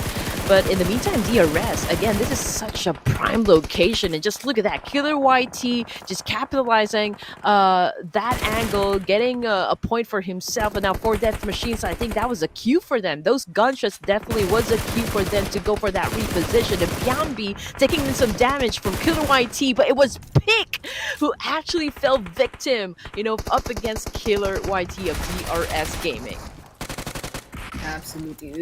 Okay, 4DM might be able to meet their end. I mean, look at that. Just such a small amount of health. Okay, Frag gets ASL's Jane, but Joker's still out there. Probably got the information that they needed. And the Molotov's going to be burning right inside of that fence. So it's not going to help. Just a bit. Frag trying to see if they can get that frag. Okay, Joker going outside, and that is the worst decision that they could have made. It's gonna be finding the device. Now we're down to 4 teams and 13 players left standing. It's between Tribe AEROMACY, DRS Gaming, Hidden Leaf Esports, and Real Savages. Some really big names in this competition. Okay, here we go. Things are already getting interesting for us. DRS right now stepping into the gameplay. We got Gyante standing still, waiting for an opening knock. And we can see Trix as well, just right behind that haystack. We got AST right now with a complete squad here, together with DRS, HLX. These are your final 3 teams for stage number 8 here in Erangel. 7 points now in the bag for Tribe. We can see that Delta's been really working hard. He got most of the numbers for the team, and there's a lot of smokes actually being popped off at the moment, to conceal their exact location, making it difficult, for even DRS to see them, in the battlefield. But obviously Example's managing resources as well. He doesn't want to really waste too much bullets on this one. He needs to make sure when he fires up. Trix, however, took a hit coming from Frag of HLX, and this could be detrimental, for the side of Tribe AEROMACY. Absolutely. And well, Tribe AEROMACY, they're about to lose Trix.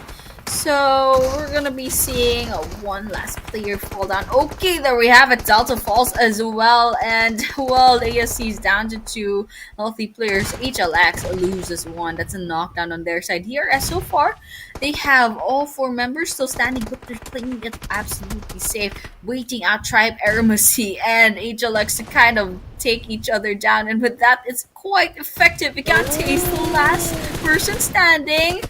And a DRS example gets us sprayed on, throwing that grenade. Tribe AEROMACY, 7 eliminations. The question is, will it become 8 after example is done and dusted? Yanti takes a little bit of damage, takes 1 elimination before that blue zone's gonna eat them up, and I don't know, it's not gonna be good if Gante gets out of this. Okay, there we have it. Stage number 8 circle, definitely not a joke in terms of damage. Nowhere to run, nowhere to hide. Gyante unfortunately just lost his position over there. I mean, it's not his fault though. I mean, he just ran out of space basically. Now DRS making sure that they will be the ones, victorious from this clash. They are unleashing hell, up against HLX. They're bringing down the pain. Liquid low in HP over here, down to the last player. It's a 3v1 situation, and DRS just patiently waiting, for Liquid to come out across the field here, because he's Cyclone has been throwing a lot of nades to flush him out of the situation, and now he spots him. Liquid still trying to dance it up, and he keeps on dodging those bullets. He's not giving DRS the victory that they want. Definitely not making it easy. Liquid is acting like Liquid, so fluid on the field right now. I mean, just using the smoke to kind of give DRS Gaming a hard time. Okay, let's see what a Liquid's plan is. They definitely not. They don't want to go down without a fight, but in the end, Killer YT finally finds them out, and a DRS Gaming wins this winner in a chicken dinner with a full squad. Congratulations. Yeah, and if you're gonna pay close attention to the numbers, right, for DRS, they weren't so big on the elimination points. So obviously, this game, they dedicated this one in making sure that they get to the last few zones for the match, collect all those placement points as much as they could, and they started making a move, up against a team here towards the latter stages of this round, and I think it worked out for them.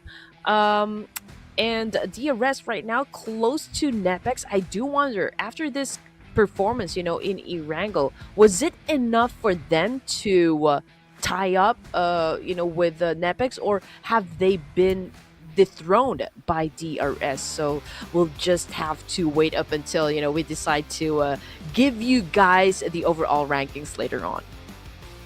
Yep. Oh, I completely forgot we're not gonna be seeing that, because they're gonna be withholding the leaderboards, to kind of create suspense. This was the second to the last map after all, and we're gonna be seeing the last chance for these 16 teams up there later on.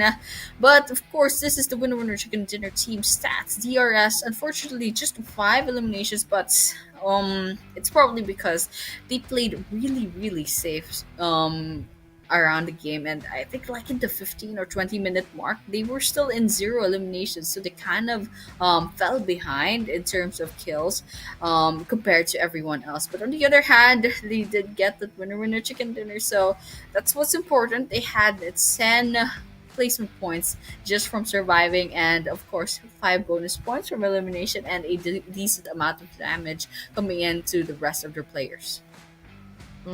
And we got Extreme over here from BAGH Esports with the longest distance elimination, 313 meters in total.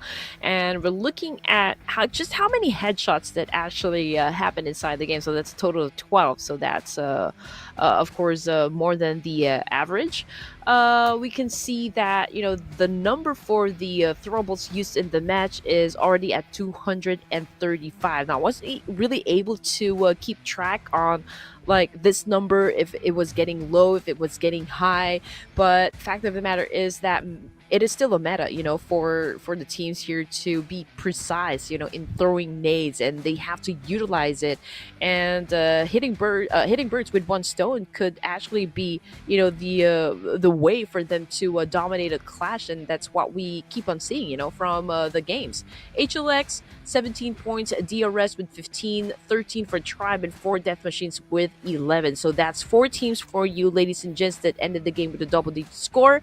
BLUZZ officials 0, NEPX 0. So yeah, I guess NEPX, just because of their lead a while ago, I feel like they had little room for mistakes.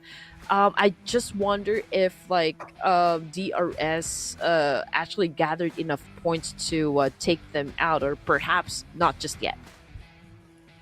I mean, that's a really big possibility. I didn't quite catch what the gap was between DRS and BLUZZ officials, but there is a chance. There is a chance that there has been an overtake in the leaderboards. But yes, this is the top eliminators.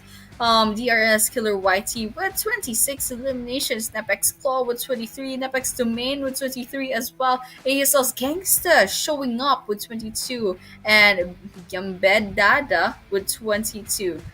Those are our top fraggers from match number 4, and of course we will be seeing match number 5 later on.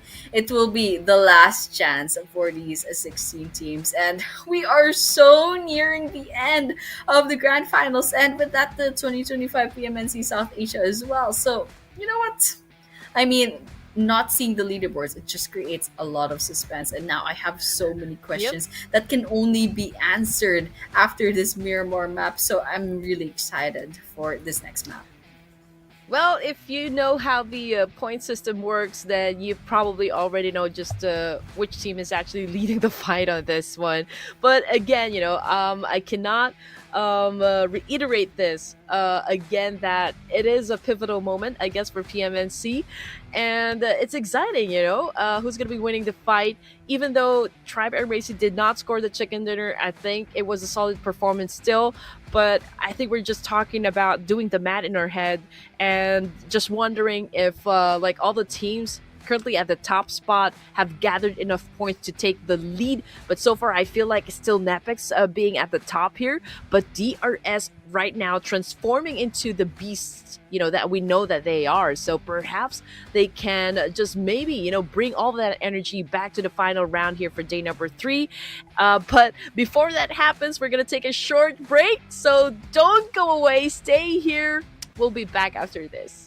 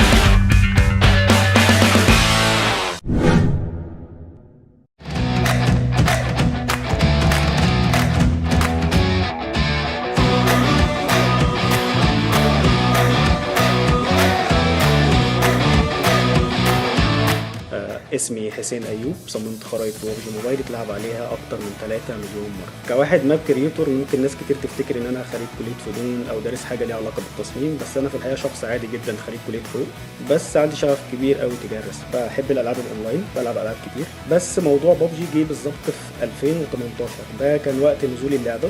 ممكن ناس كتير ما تصدقش اللي هقوله، بس أنا اللي عرفني على اللعبة ده كان مديري في الشغل. فضلت العب ببجي موبايل كهوايه كجيمر عادي لحد 2023، ومن بعدها دخلت مجال التصميم. انا كنت وما زلت واخد الموضوع كهوايه، ما كنتش اعرف ان ببجي بتعمل مسابقات للمصممين وان في جوائز وان الموضوع كبير قوي كده. في 2023 بالاخص اكتشفت ان انا اقدر اقدم ان انا ابقى مصمم. انا عموما صممت خرائط كتير في ببجي اتلعب عليها اكتر كتوتالي 3,700,000. الخريطه اللي عندي اللي مشهوره قوي اللي هي اسكيب اوف ذا سب مارين، هي اللي خدت ترافيك جامد الفتره اللي فاتت اول ما عملتها، ودي كنت عملتها داخل غواصه في المحيط، وهي كانت على هيئه بازلز كده اللاعبين يلعبوها. وممكن مفهوم الواو داخل ببجي موبايل ده غير فكره اللعب داخل ببجي موبايل نفسها بسبب الافكار الجديده اللي المصممين بيطبقوها. اولا مود واو بيسمح لي ان انا اصمم اي حاجه انا حاببها، اي حاجه تيجي في بالي داخل مساحه معينه ببجي موبايل بتوفرها. خليني شايف ان هم واخدين الموضوع بشكل جدي واحترافي شويه. طبعا الموضوع محمس جدا، وانت كمصمم تقدر يبقى ليك عائد مادي منه ممتاز، وتقدر توصله ان هو يبقى احترافي، خصوصا في وجود مسابقات وجوائز كتير ببجي بتقدمها باستمرار. انا اول ما بدات ما كنتش اعرف ان في مسابقات ولا في جوائز ولا الكلام ده كله. انا كنت داخل بدافع حب للي انا بعمله، والموضوع مشي معايا، وده خلاني مرتبط بشغل تاني جنب شغل. بس لو ده شغفك كمل وراه، اكيد هيبقى ليه مرضى. زي ما قلت قبل كده ان العائد المادي بالنسبه للمصممين كويس جدا، وانت مش شرط تبقى فرد لوحدك عشان تكسب. يعني في مسابقات اتعمل مسابقه قبل كده جماعيه، والجائزه بتتقسم على كل التيم اللي شارك في المسابقه دي. بنصح اي مصمم جديد ان هو يستمر ما يزهقش. الموضوع عايز حد حابب التصميم شويه، لان الموضوع يطلب منه جهد ووقت كبير. مقابل كل ده هتكسب صيت وجوائز وعائد مادي، وده هيديك دافع انك تستمر.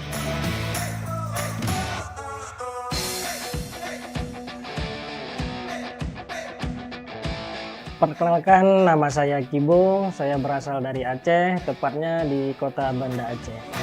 Keseharianku sebagai teknisi HP dari tahun 2009 sampai sekarang. Jadi pertama kali Kibo ikut program kreator, waktu season pertama Kibo mendapatkan juara.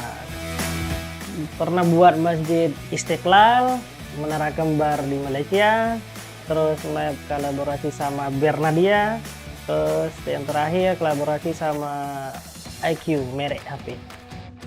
Perasaannya alhamdulillah senang sekali. Pertama Kibo dipanggil itu bukan sebagai teknisi HP, tapi sebagai konten kreator WoW. Dan kedua Kibo juga dari pertama Kibo edit WoW itu dari nol sampai sekarang Kibo bisa dipercaya. Itu sangat senang. Dunia World of Wonder ya, dari tim Indonesia sendiri kita waktu itu sempat mengadakan beberapa perlombaan gitu untuk pembuatan map WoW, dan Kibo tuh sempat menang juga. Dan karena dia aktif di komunitas WoW PUBG Mobile Indonesia, itu kita undang Kibo untuk jadi moderator, untuk memoderasi teman-teman komunitas kreator WoW di Indonesia. Teruslah berkarya, apapun ceritanya. Jadikan setiap tantangan sebagai proses belajar menuju versi yang terbaik. Karena di balik semua kerja keras kita, pasti ada hasil yang pantas kita banggakan. Just so one more time, bro. Memang gila lah doktor kacang susu kita. Pernah juara PMPL, aku nak apa sebenarnya? Jadi pro player, ramai orang tanya kenapa. Jawapan dia simple, aku nak bagi balik dekat komuniti. PUBG Mobile sebenarnya bukanlah tembak-tembak je. Bagi aku, dia satu dunia yang kau boleh cipta ikut imajinasi. Sebab tu, aku mula buat map dalam World of Wonder. Tempat untuk player belajar, explore dan enjoy cara baru main game.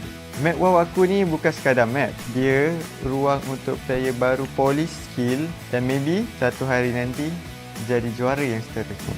Aku mungkin bukan lagi pro player, tapi dalam dunia yang aku bina sendiri, aku masih lagi juara.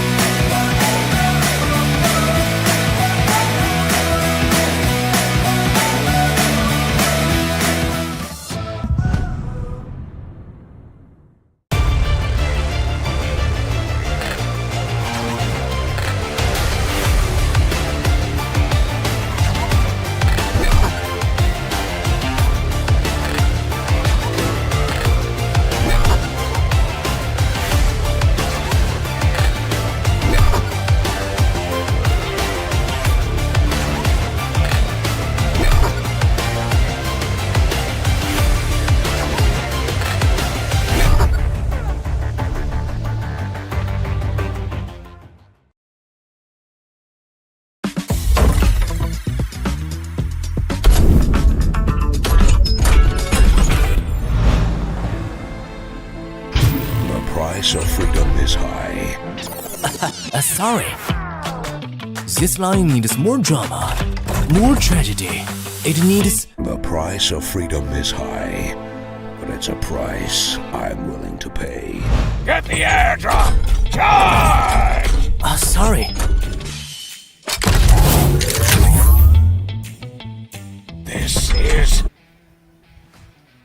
This is the last one. This is the last opening for the 2025 PMNC South Asia Fall. This is day number 3 of the Grand Finals. The last map, the last Miramar, the last chance for these 16 teams. And well, we're all for the excitement that's going to happen. We're going to be seeing who will come up champions for this PMNC. And well, Red Queen, I don't know. I have a lot of thoughts. I think NEPX pretty much has this in the bag, but what do you think? Well, if you notice, from the top 4, only Tribe AEROMACY still hasn't scored a WWCD today. I mean, there's BLUZZ, there's NEPX, there's even DRS, right? So perhaps we can see that happen in the final match. I mean, they need those extra points anyway, so might as well go big or go home, If DRS comes out as victors on this one, then that's a bloodbath, being settled. DRS still is a formidable team that is not easy to be shaken down. And what can it mean, for the boys of NEPX? Well, it means that, they're not just an up-and-coming team right now in the Nepali community, but actually one of the strongest teams that they have in a community. So it's exciting times, for the boys of NEPX. And I guess, for the final match here, Annie,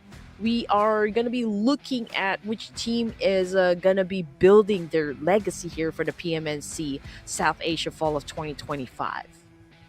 Absolutely. And well, hinges upon this last map. They've already worked hard in the last 14 maps, and we've already seen how they performed, and we've seen how the leaderboards look like post match 3 today. So with that, I mean, I guess we can kind of guess how the leaderboards shifted at match number 4, but this time match number 5, Miramar, one of the most more or less, it's a pretty hard map to kind of survive in. There's once again, tall buildings, a lot of waiting, and little to no foliage to kind of hide about, unlike in Erangel. So different skill sets, and I think this flight path is gonna look a little bit funny. It looks like it's gonna be biased towards the eastern side. So if this flight path will okay, never mind, it's biased towards the southern part. So if this flight path is gonna be funny alongside the circle, it's just gonna give this final map kind of the last charm, the last blast, in order to just give these 60 teams just a little bit of a challenge before they really work hard to get their place in the leaderboards. Mm-hmm. And this is it, ladies and gents. The moment that we have been waiting for. We're looking to see which team here is going to be breaking their boundaries, right? And lastly honest, right now is an open invitation for a lot of teams here. So we do have a lot of space going for the northern side. So am I going to be looking at the same teams to drop around the usual areas like Picado, San Martin, Hacienda de Patron? As you all know, DRS loves to drop around this area.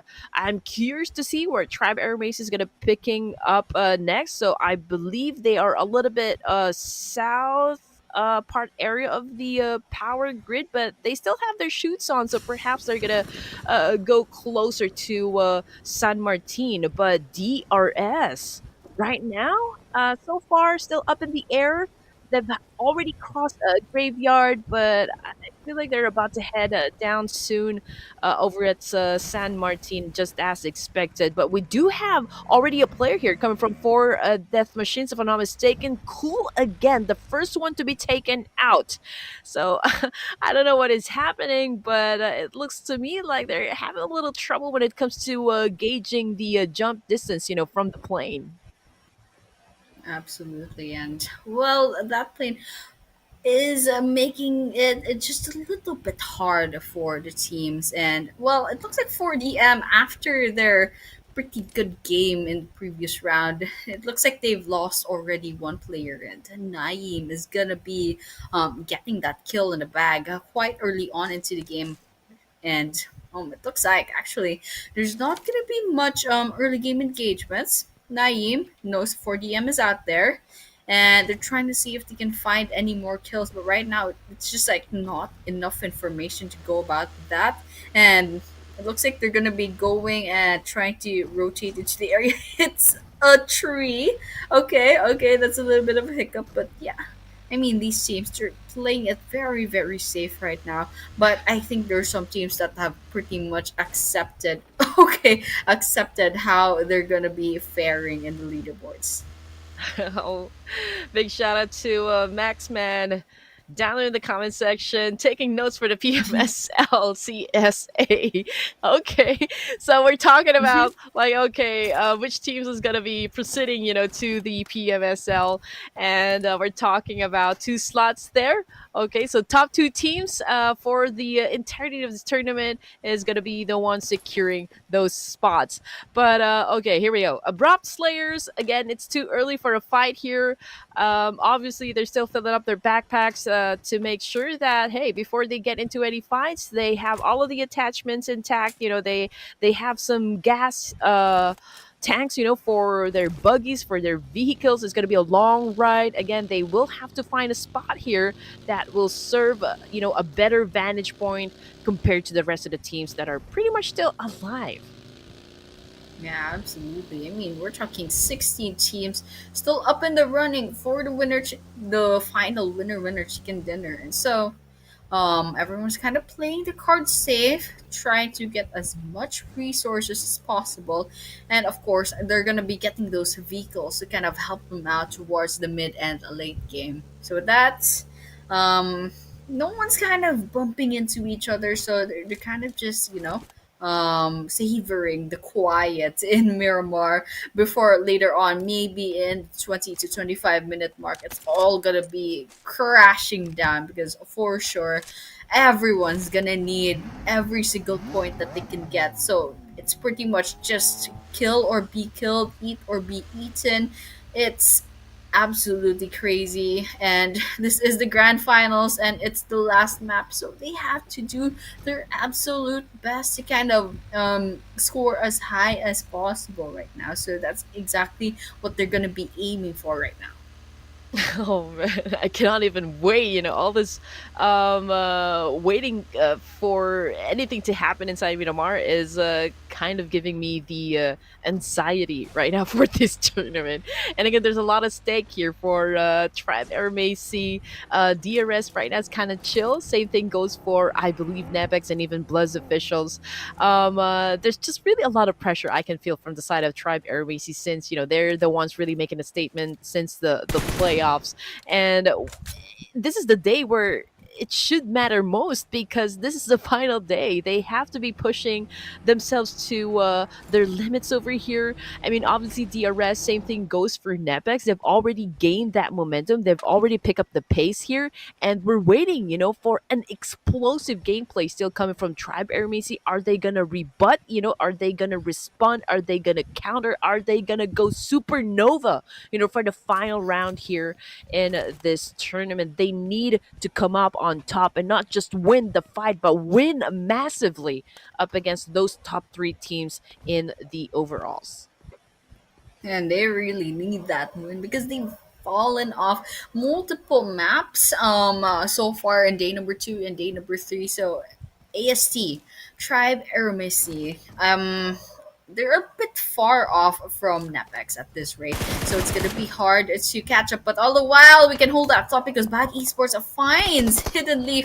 Actually, it's just the Slayer from Hidden Leaf that is found inside their vehicle. Now that they have information, they can try and get that car to slow down. But unfortunately, they're gonna be getting away. Okay, BAGH Hitsu still within reach with their gun. It might be attempting, but it looks like they won't be finding that kill. Frag nearby. And oh, nothing popping up in the kill feed, however. But on the other hand, MAKPEN, these guys need to Yeah. step up. I mean, we're talking, I believe it was like 20 points in the last leaderboards. But MAKPEN, they have the love and support of their fans. So, you know what? I'm also going to be rooting for them. Yeah.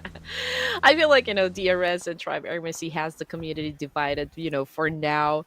But I'm pretty sure everything will work out just fine for both of the teams here. I mean, they've both represented their countries, in a lot bigger stage compared to this one. So, yeah, I mean, I'm still very positive that they could probably settle all their differences pretty much soon enough.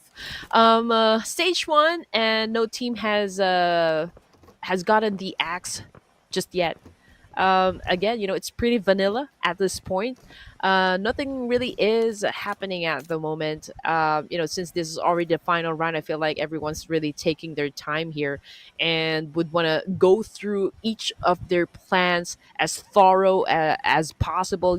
I mean, they need to be meticulous at this point in the competition. One wrong move can cost them everything, especially for those teams at the podium. So let's see what's going to happen for those teams that are like at the bottom. If they're going to do something different for us today, maybe they will cause some nuisance, maybe they will cause problems, for the other teams, especially at the top. But then again, we'll just have to wait up until something or like a team challenges someone, just like HLX and for YLC at the moment. And that's a Zoro getting stabbed, and right now I believe he's already out of the game as well. Ooh, we're down to 62 players after those multiple entries in the kill feed, but I didn't quite catch. Okay, Lucifer's the one that falls. Susty gets finished off. A Jaya all of a sudden as well. Lucifer gets ran over by T2K. Look at that. Two eliminations on the side of T2K, but needs that one revive. Okay, we can finally see what's up here. Lucifer and Susty falls. Jimmy, and he gets one kill in the back. Ouch, right in the face. Igneous finds Jimmy, knocks him down. It's not a finisher yet. Doom running away from this, and I don't know. Okay, he's still putting up a fight. Ruts is quite low on health. Disembarks the car within this offense. Oh, it's just a sidestep. Doom takes a lot of damage. Ruts is just one bullet away from falling, but in the end, Igneous is gonna be putting him out of his misery, and Nave will be the first team to be saying goodbye into the lobby, and with that, the whole grand finals as well. Clean execution coming from T2K. That's 4 points in the bag, eliminating Navi in the process. Unfortunately for Navi, I mean, it's a good game. Good game, well played. 1 point is still a point here, for the tournament.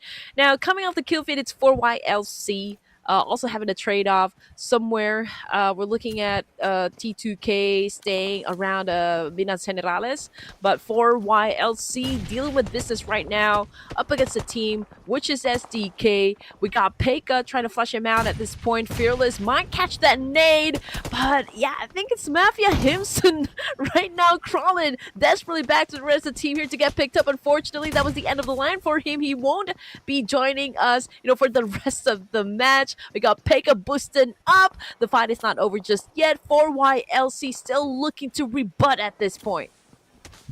Absolutely, and we're gonna be watching out for SKD for YLC. Okay, grenades cooking, throwing it at 4YLC. It's not gonna hit anyone because that's the second floor. Okay, Fearless climbs up. There's a Molotov in there. It's not gonna be resulting into knocks, but Fearless does take a lot of damage. Okay, I just saw that going on to the red. Fearless walking around with less than 25% of their health, but still alive. That's what's important. And they have the support of the rest of 4YLC right next to them. But on the other hand, Pekka inside of this house trying to heal up before joining back into the fray. Wraith is still out there. Yes, and I'm not sure where the disconnect is. It's probably a finisher as well. Okay, there we go. Mafia and Nodzu have been put down 6 feet under. Wraith and Pekka, they're still up in the running. they could potentially go up against for YONKO Lucky Cats, but they're not. They're having trouble finding the right angle to throw this grenade. Let's see if that grenade will hit anyone. Ooh, MAKPEN gets knocked down by Peka's really good grenade throw. I think it's a fair fight though. It's a 2v2, but that Sika's gonna be winning this dance off. We got Wraith. Well, HP's not looking too good. Oh, Ooh. but what a shot though! With an S12K nonetheless. Again, SKD Esports emerging victorious from that fight, and now he does have a chance to pick up his teammate over here. Pega needs a revive, but I don't think they're gonna be having enough time here to reset just because of the fact that there's another team about to challenge them up, and they haven't even recuperated just yet. So there's really no time for them to lick their wounds. One hit already on the charger. Wraith is just really waiting for anyone to step within the line of sight here, and he's definitely going in for that shot. Oh man, what? BAGH is probably nearby because one hit, I can see them one hit is nearby SKG, but we're seeing a falls and knocks. Okay, there we have it. ASL, they see the skirmish between SKG and one hit, but on the other hand, they also get hit in the process. Chari, very desperately low on health. They have to go down into the ground to kind of heal up. But on the other hand, the onslaught has stopped. Joker does take some damage. Ooh, there we have it. We see another elimination of 14th place. SKD after 3 eliminations. They're going to be saying goodbye. And now we're down to 13 teams and 48 players. 13 minutes into the game. Okay, here we go. That was just a teaser, I guess. Everything's back to normal again, regular programming, because everyone's passive again for stage number 3. Okay, we did witness at least a short trade-off between SKD, 4YLC, and even Nave, but now we're still looking at 13 teams for stage number 3 here. ASL, they're close to the edge of the circle over here. Probably down here at Los Leones, but I don't see anyone that can challenge them up just yet, except for NEPX right now going up against. I'm not sure if that was T2K coming off the kill feed over there, but I'm pretty sure that it was NEPX who caught someone, from across the field here, and that's Rex bagging 1 elims, under his name. So let's see what's gonna happen next as we are about to step into stage 5. Again, the zone already closing in. DRS coming up from the northern side, so perhaps we can see a battle happen between them and T2K. HLX has taken a position right down there in the middle. Same thing goes for Tribe AEROMACY, but there will be cleanups, that will be happening just right at the edge of the zone. But MAKPEN losing another member, down to 2. Yeah. Okay, there we have it. That's finisher. MAKPEN officially 2 players left, and one of them is dangerously low on health. They're gonna be going on to the knockdown. Well, very soon. If there's just a one trip, or one bad fall, or one stray bullet, they're gonna be finding their demise. But over here, one hit quite nearby ASL, and with that, they're trying to attempt some snipes with the 6x scope, but unfortunately, they're not going to be finding or putting any damage just yet. But on the other hand, okay, BLUZZ is nearby as well. So let's see if they can redeem themselves after that previous map. NEPX is still in the game. 4 players still standing. Ooh, MAKPEN nearby. There's a potential over here for cleanup. And, well, MAKPEN is already 2 players down.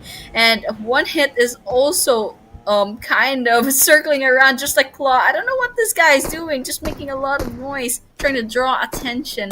On the other hand, I'm not sure where the rest of NEPX is, but on the other hand, Chari finds a movement up in the elevation, so let's see if they can find any kills, but it looks like it won't be the case because nothing's popping up in the kill feed until now.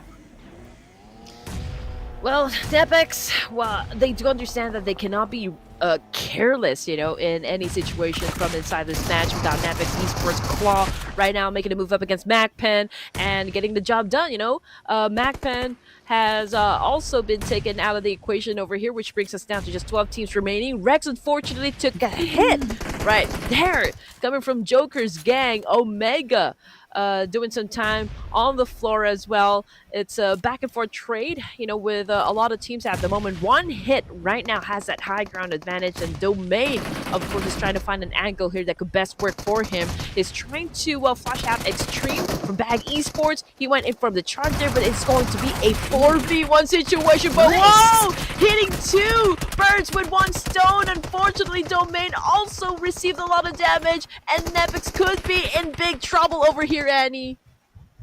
Oh my gosh. Okay, that was a great grenade throw on at the expense of one of their players as well. But the good thing is there was two knocks, and that definitely made a difference, especially with there we have it, Extreme finally getting those finishers off, but Rex is still alive. They find Extreme, trying to see if they can try to get this revive in the bag, but it's just a little bit too hard in this situation, especially if they have to worry about like 4 different teams circling around. But in the end, our bag is gonna be falling as the 12th team, and I don't think it's gonna be over just yet. We still have several other teams to worry about, but all the while, finally, Rex is able to revive Claw, and now they're back to being a 2-man squad. Already 5 eliminations in the bag. Oh, okay. Here we go. NEPX going through a lot of teams here around La Bendita. There's still one here. There's still ASL. I mean, Tribe as well as DRS. You can't feel their presence just yet. They're probably hiding. This is not the right time for them to engage in anything just yet. So this could spell trouble, for NEPX, considering the fact that they're down to their 2 players. One hit, Fabs, Omega, still trying to defend the team here. Just went for a massive spray up against Joker, but behind him, well, someone took a hit and now he's suffering for it. Cherry from right behind this, I don't know, ball of haystack. I'm not exactly sure. He went in for a Molotov. Taps right now going in for the jab, but Cherry was able to win that fight. Oh my gosh, one after the other, we're seeing teams fall back into the lobby. Okay, HLX also joins the fray, and that circle's gonna close in really soon. It's almost the end. We're 19 minutes into the game, so it's about 10 more minutes of grinding for these kills as much as possible. Yes, you did mention AST and DRS, they haven't popped up yet, and I noticed DRS, they like playing it safe. They kind of stay within like their positions, try not to do anything drastic. But yeah, we can see another team does get picked off just now, and Hidalif is staying hidden.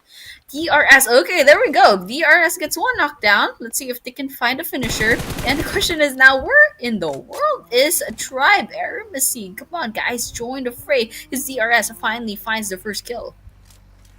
Okay, DRS about to have an altercation up against T2K, I guess. But Rolls is staying away, from DRS at the moment, avoiding all conflicts. So we can see the DRS is sticking close to the edge of the circle as well, just a little bit south part area of Minas Gerais.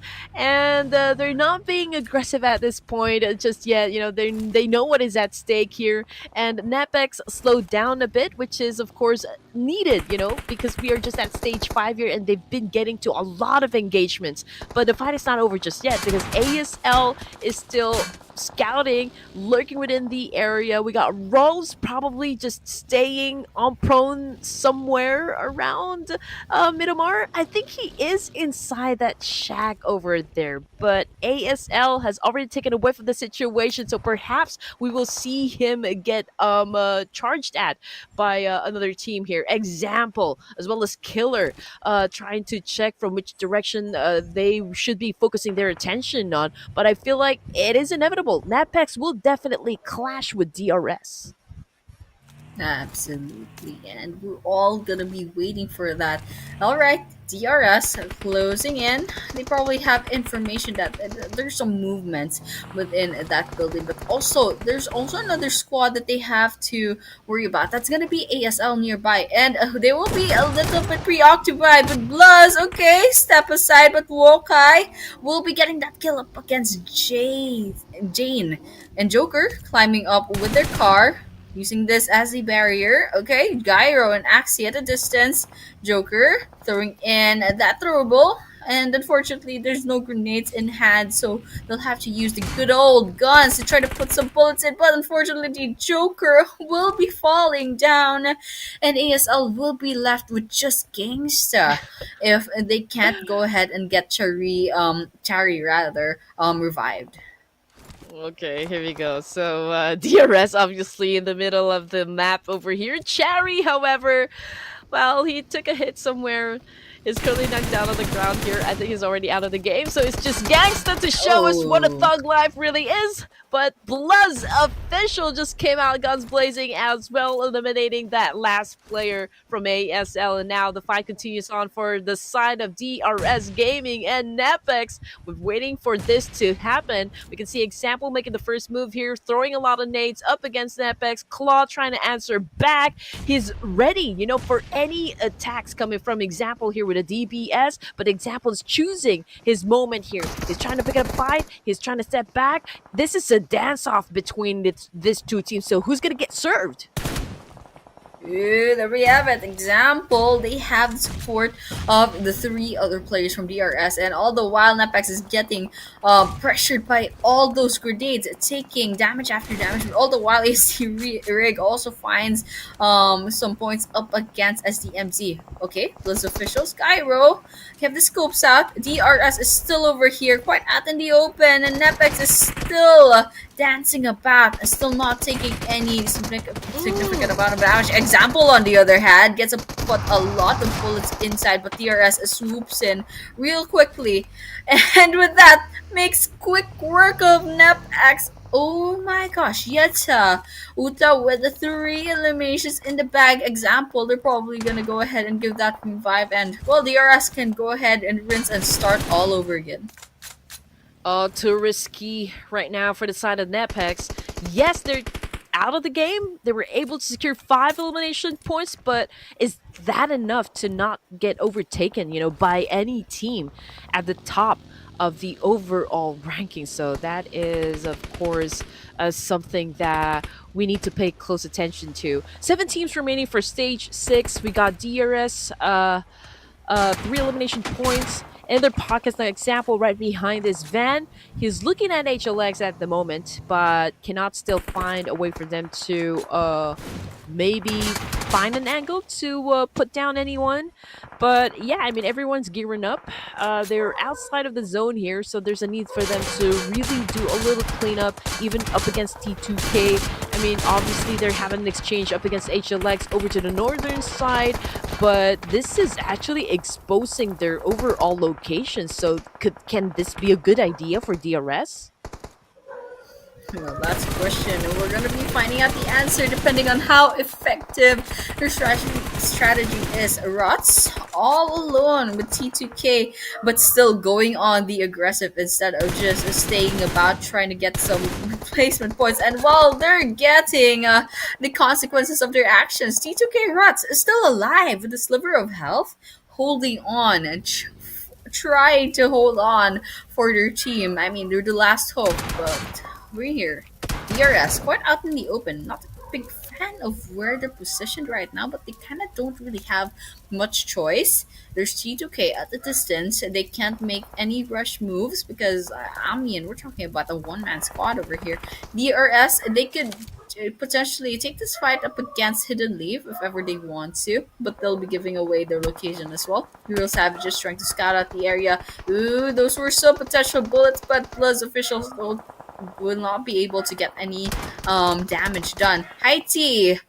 Oh my gosh, a great distraction now. Biambi will be falling down on the hands of the other team, but yeah, SDMZ will be the first to fall, and now we're down to 5 teams.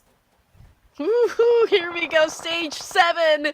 Are you guys not entertained? A Tribe AEROMACY DRS, 2 giants right now in the PMNC Fall South Asia, joined by BLUZZ, HLX, and RS for the final 5 teams here in this round. DRS not looking too hot at the moment. 2 of them already down on the ground here, and they might be losing 2 players. So already at a deficit here up against Tribe AEROMACY, but we're looking at Real Savages at the moment going up against BLUZZ officials. This is an exchange, a trade-off, a pandemonium, of course, opening Pandora's box. We got Real Savages, BMB taking in some damage as well, and that is it. End of the line for that team. Real Savages getting eliminated from that exchange. Oh my gosh, I really love the lineup for the last 5 teams. These are huge names on the leaderboards, and it's just so fitting that the last part of our grand finals is just gonna be, big names going up against each other. And it's just a shame that we won't be seeing NEPX in this mix, but still, it's still something that we're gonna be looking forward to. Right now, DRS, 7% chance of a winner with a chicken dinner, but it's still a chance. There's a 1% there.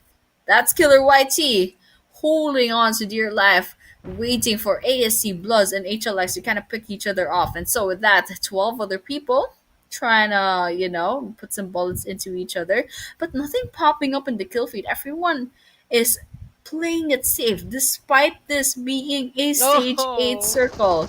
ASC inside of the building. HLX waiting patiently, and BLUZZ officials, well, they have a pretty good vantage point. They have information, but they're not acting upon the information.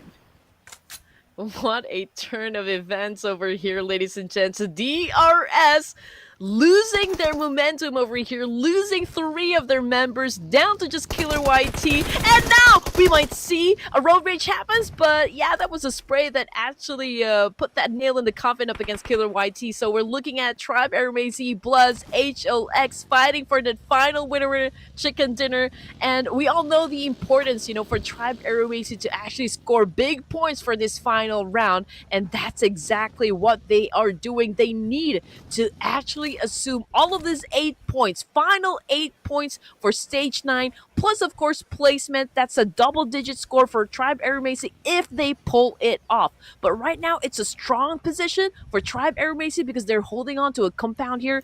They also have a elevation working out for them, so all advantages are actually on their side. But what is happening? Gyro with a shutdown, but it's a good thing Delta was there to save the day. Ooh, it's a little bit messy, and we're still considering this full squads for all 3 teams. So, it's just 1 knockdown after 1 revive. But there we go. Ninja will be falling first by the hands of Yante. Grenades coming in right now. BLUZZ, they're doing really well. They have 10 eliminations. And they find a knockdown on ASC. That's Trix falling. Look at that. It's damage after damage. But on the other hand, it's also revive after revive. They're gonna have to take down. Okay, there we have it. We have a finisher. They were not in the best of place. Axie puts bullets into 2 players of ASC. Oh man, BLUZZ is just really applying a lot of pressure. Both of the teams are Tribe AEROMACY right now. HLX getting head to head, and BLUZZ ripping the rewards, out of this clash. Slayer right now defending himself up against 2 players of BLUZZ officials, trying to dance it off, and Slayer right now trying to seal the deal. Unfortunately, it was too much for just 1 guy to handle, and we got BLUZZ official taking the final chicken dinner for the PMNC South Asia Fall 2025. Oh my gosh, BLUZZ official has been popping off in this day number 3. Last game, they had, I believe they had 0 points, but they definitely made up for it on the last map. They had 2 chicken dinners today, and that's gonna help them out so much in the leaderboards. And we were talking about, I think the last I saw, they had more than 10 eliminations already. That's plus the 10 placement points that they have. So I'm really excited to see how this will look in the leaderboards, since I believe they were like the rank number 2 so far last time. So you know what, let's just wait and see. But this time the spotlight definitely goes at BLUZZ officials. these guys, they fell off just a little bit yesterday, but they made up for it, and right now they are kind of smiling, you know. They have this last laugh, they have this last winner chicken dinner for this grand finals. They're so close together, right? I mean, in the overalls, it's not really so much of a gap, you know, for the top 4 teams. Now, make it top 5 teams. Not gonna lie, I have completely lost track of the numbers, you know, for those teams at the top. So it's really gonna be interesting at like looking at the fact on who won PMNC. Is it NEPX? Is it DRS? Is it Tribe AEROMACY? Because we did talk about Tribe AEROMACY doubling up their ante, you know, exerting more effort into their matches, and I think they kind of popped off, you know, for the game 4 and game number 5 for day number 3 on the grand finals. So is it enough? You know, that's I guess the only question that we need to keep asking ourselves before we see the overall rankings. But of course, we don't want to steal the spotlight just yet to BLUZZ officials. I mean, obviously this is kind of a wild number, phenomenal performance from BLUZZ officials, and this is also one of my questions. Did they secure the second spot? I mean, are they first? We don't exactly know, but Joker YT again getting the longest distance elimination, 374 meters over here, and for the final round there were 2 airdrops that got looted inside the game. Absolutely beautiful match summary coming in for the last match of this grand finals, and I'm really excited to see what the rest of the statistics will look like, especially since I mean BLUZZ officials, that's 25 whole points, and HLX popping off as well with 13 points. That's double digits. And coming in third and fourth, ASC and DRS each have 7 points. NEPX unfortunately lagging behind with 6. RS with 5. That goes to same T2K and BAGH and ASL. These teams, they've also shown us a really good performance so far in the tournament, and I'm really excited to see how they'll improve perhaps in the next tournaments. But of course, there we have it, ladies and gentlemen. The champions of PMNC is it's BLUZZ officials. They overtook NEPX. That's absolutely crazy. Congratulations. Oh my gosh. That's actually quite unexpected. Yeah, I mean, I didn't say it. 1 point, right? By 1 point.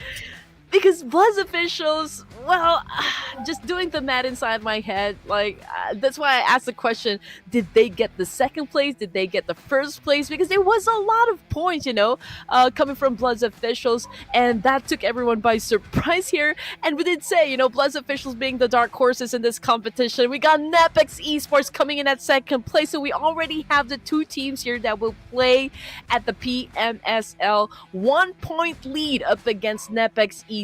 And at third spot, we got DRS Gaming. HLX coming in at fourth place with 124. And unfortunately for Tribe AEROMACY, after being so dominant of a force, you know, even during the playoffs, they got pushed further down the ranks, landing at the top number 5.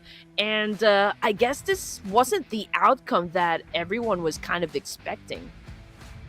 Yeah, absolutely. I mean, I was shocked as well, especially with the top 5. I mean, talking about Tribe AEROMACY, they have a very consistent performance in the playoffs, and they ended up in number 5. All the while, BLUZZ officials, yes, they did finish number 2 in the playoffs, but only actually, I don't quite remember if they kept number 2, but they were still pretty consistent, and it paid off in the grand finals. They were they kind of dropped off in terms of rankings yesterday on day number 2. That's BLUZZ officials. They kind of dropped like maybe rank 5 or rank 6, and we almost forgot about them. But on the other hand, they surprised us completely in day number 3 with back-to-back really good games. Even though they kind of fell off sometimes, the consistency was there. But yeah, MVP will be going to DRS Killer YT. This guy keeps popping up on the kill feed, so it's no joke. It's absolutely no question why they're the MVP. And with that, eliminations of 26 and everyone else. Actually, Axie from BLUZZ almost gets in, but unfortunately, there's like a 1.2k difference in the damage dealt. So, number 3, T2K Igneous, number 4, NEPX Claw, and number 5 will be NEPX's Precious. Well, at least I can see Igneous over here coming from T2K, repping up T2K. Numbers working out for him as well. At least, this is a statement coming from T2K that Igneous is still a formidable player, an asset player for Trained to Kill. Now we're looking at Claw versus Killer YT of DRS. When it comes to head-to-head, total elimination points in favor of Killer YT. Knockouts still with Killer YT. Average damage, well, the gap is not too wide. It's pretty close to one another. Even with the survival time, this is like a fair number of points here for Killer YT and Claw. It's just that when it comes to the throwables used, I think Claw depends more on like being precise, when it comes to nade elimination points, making sure that perhaps they weaken the defense first before they actually charge and get into those gunfights. Now, when it comes to the BLUZZ officials and NEPX esports, average elimination points in favor of NEPX. But again, we're talking about just a 1 point lead here up against BLUZZ officials. So the only difference I can see, a substantial amount, would be the average damage. Over here, it's 1,187 for NEPX esports. So maybe they just had a problem, actually trying to transition that knockdown into a full-blown elimination point. But I guess, with the way that we ended things for this tournament, everyone was just like surprised at all. I mean, we called out DRS, we called out Tribe AEROMACY, even NEPX actually finishing the entirety of this tournament at the top. But at the end, it was another team. It was BLUZZ official, the dark horse in this competition.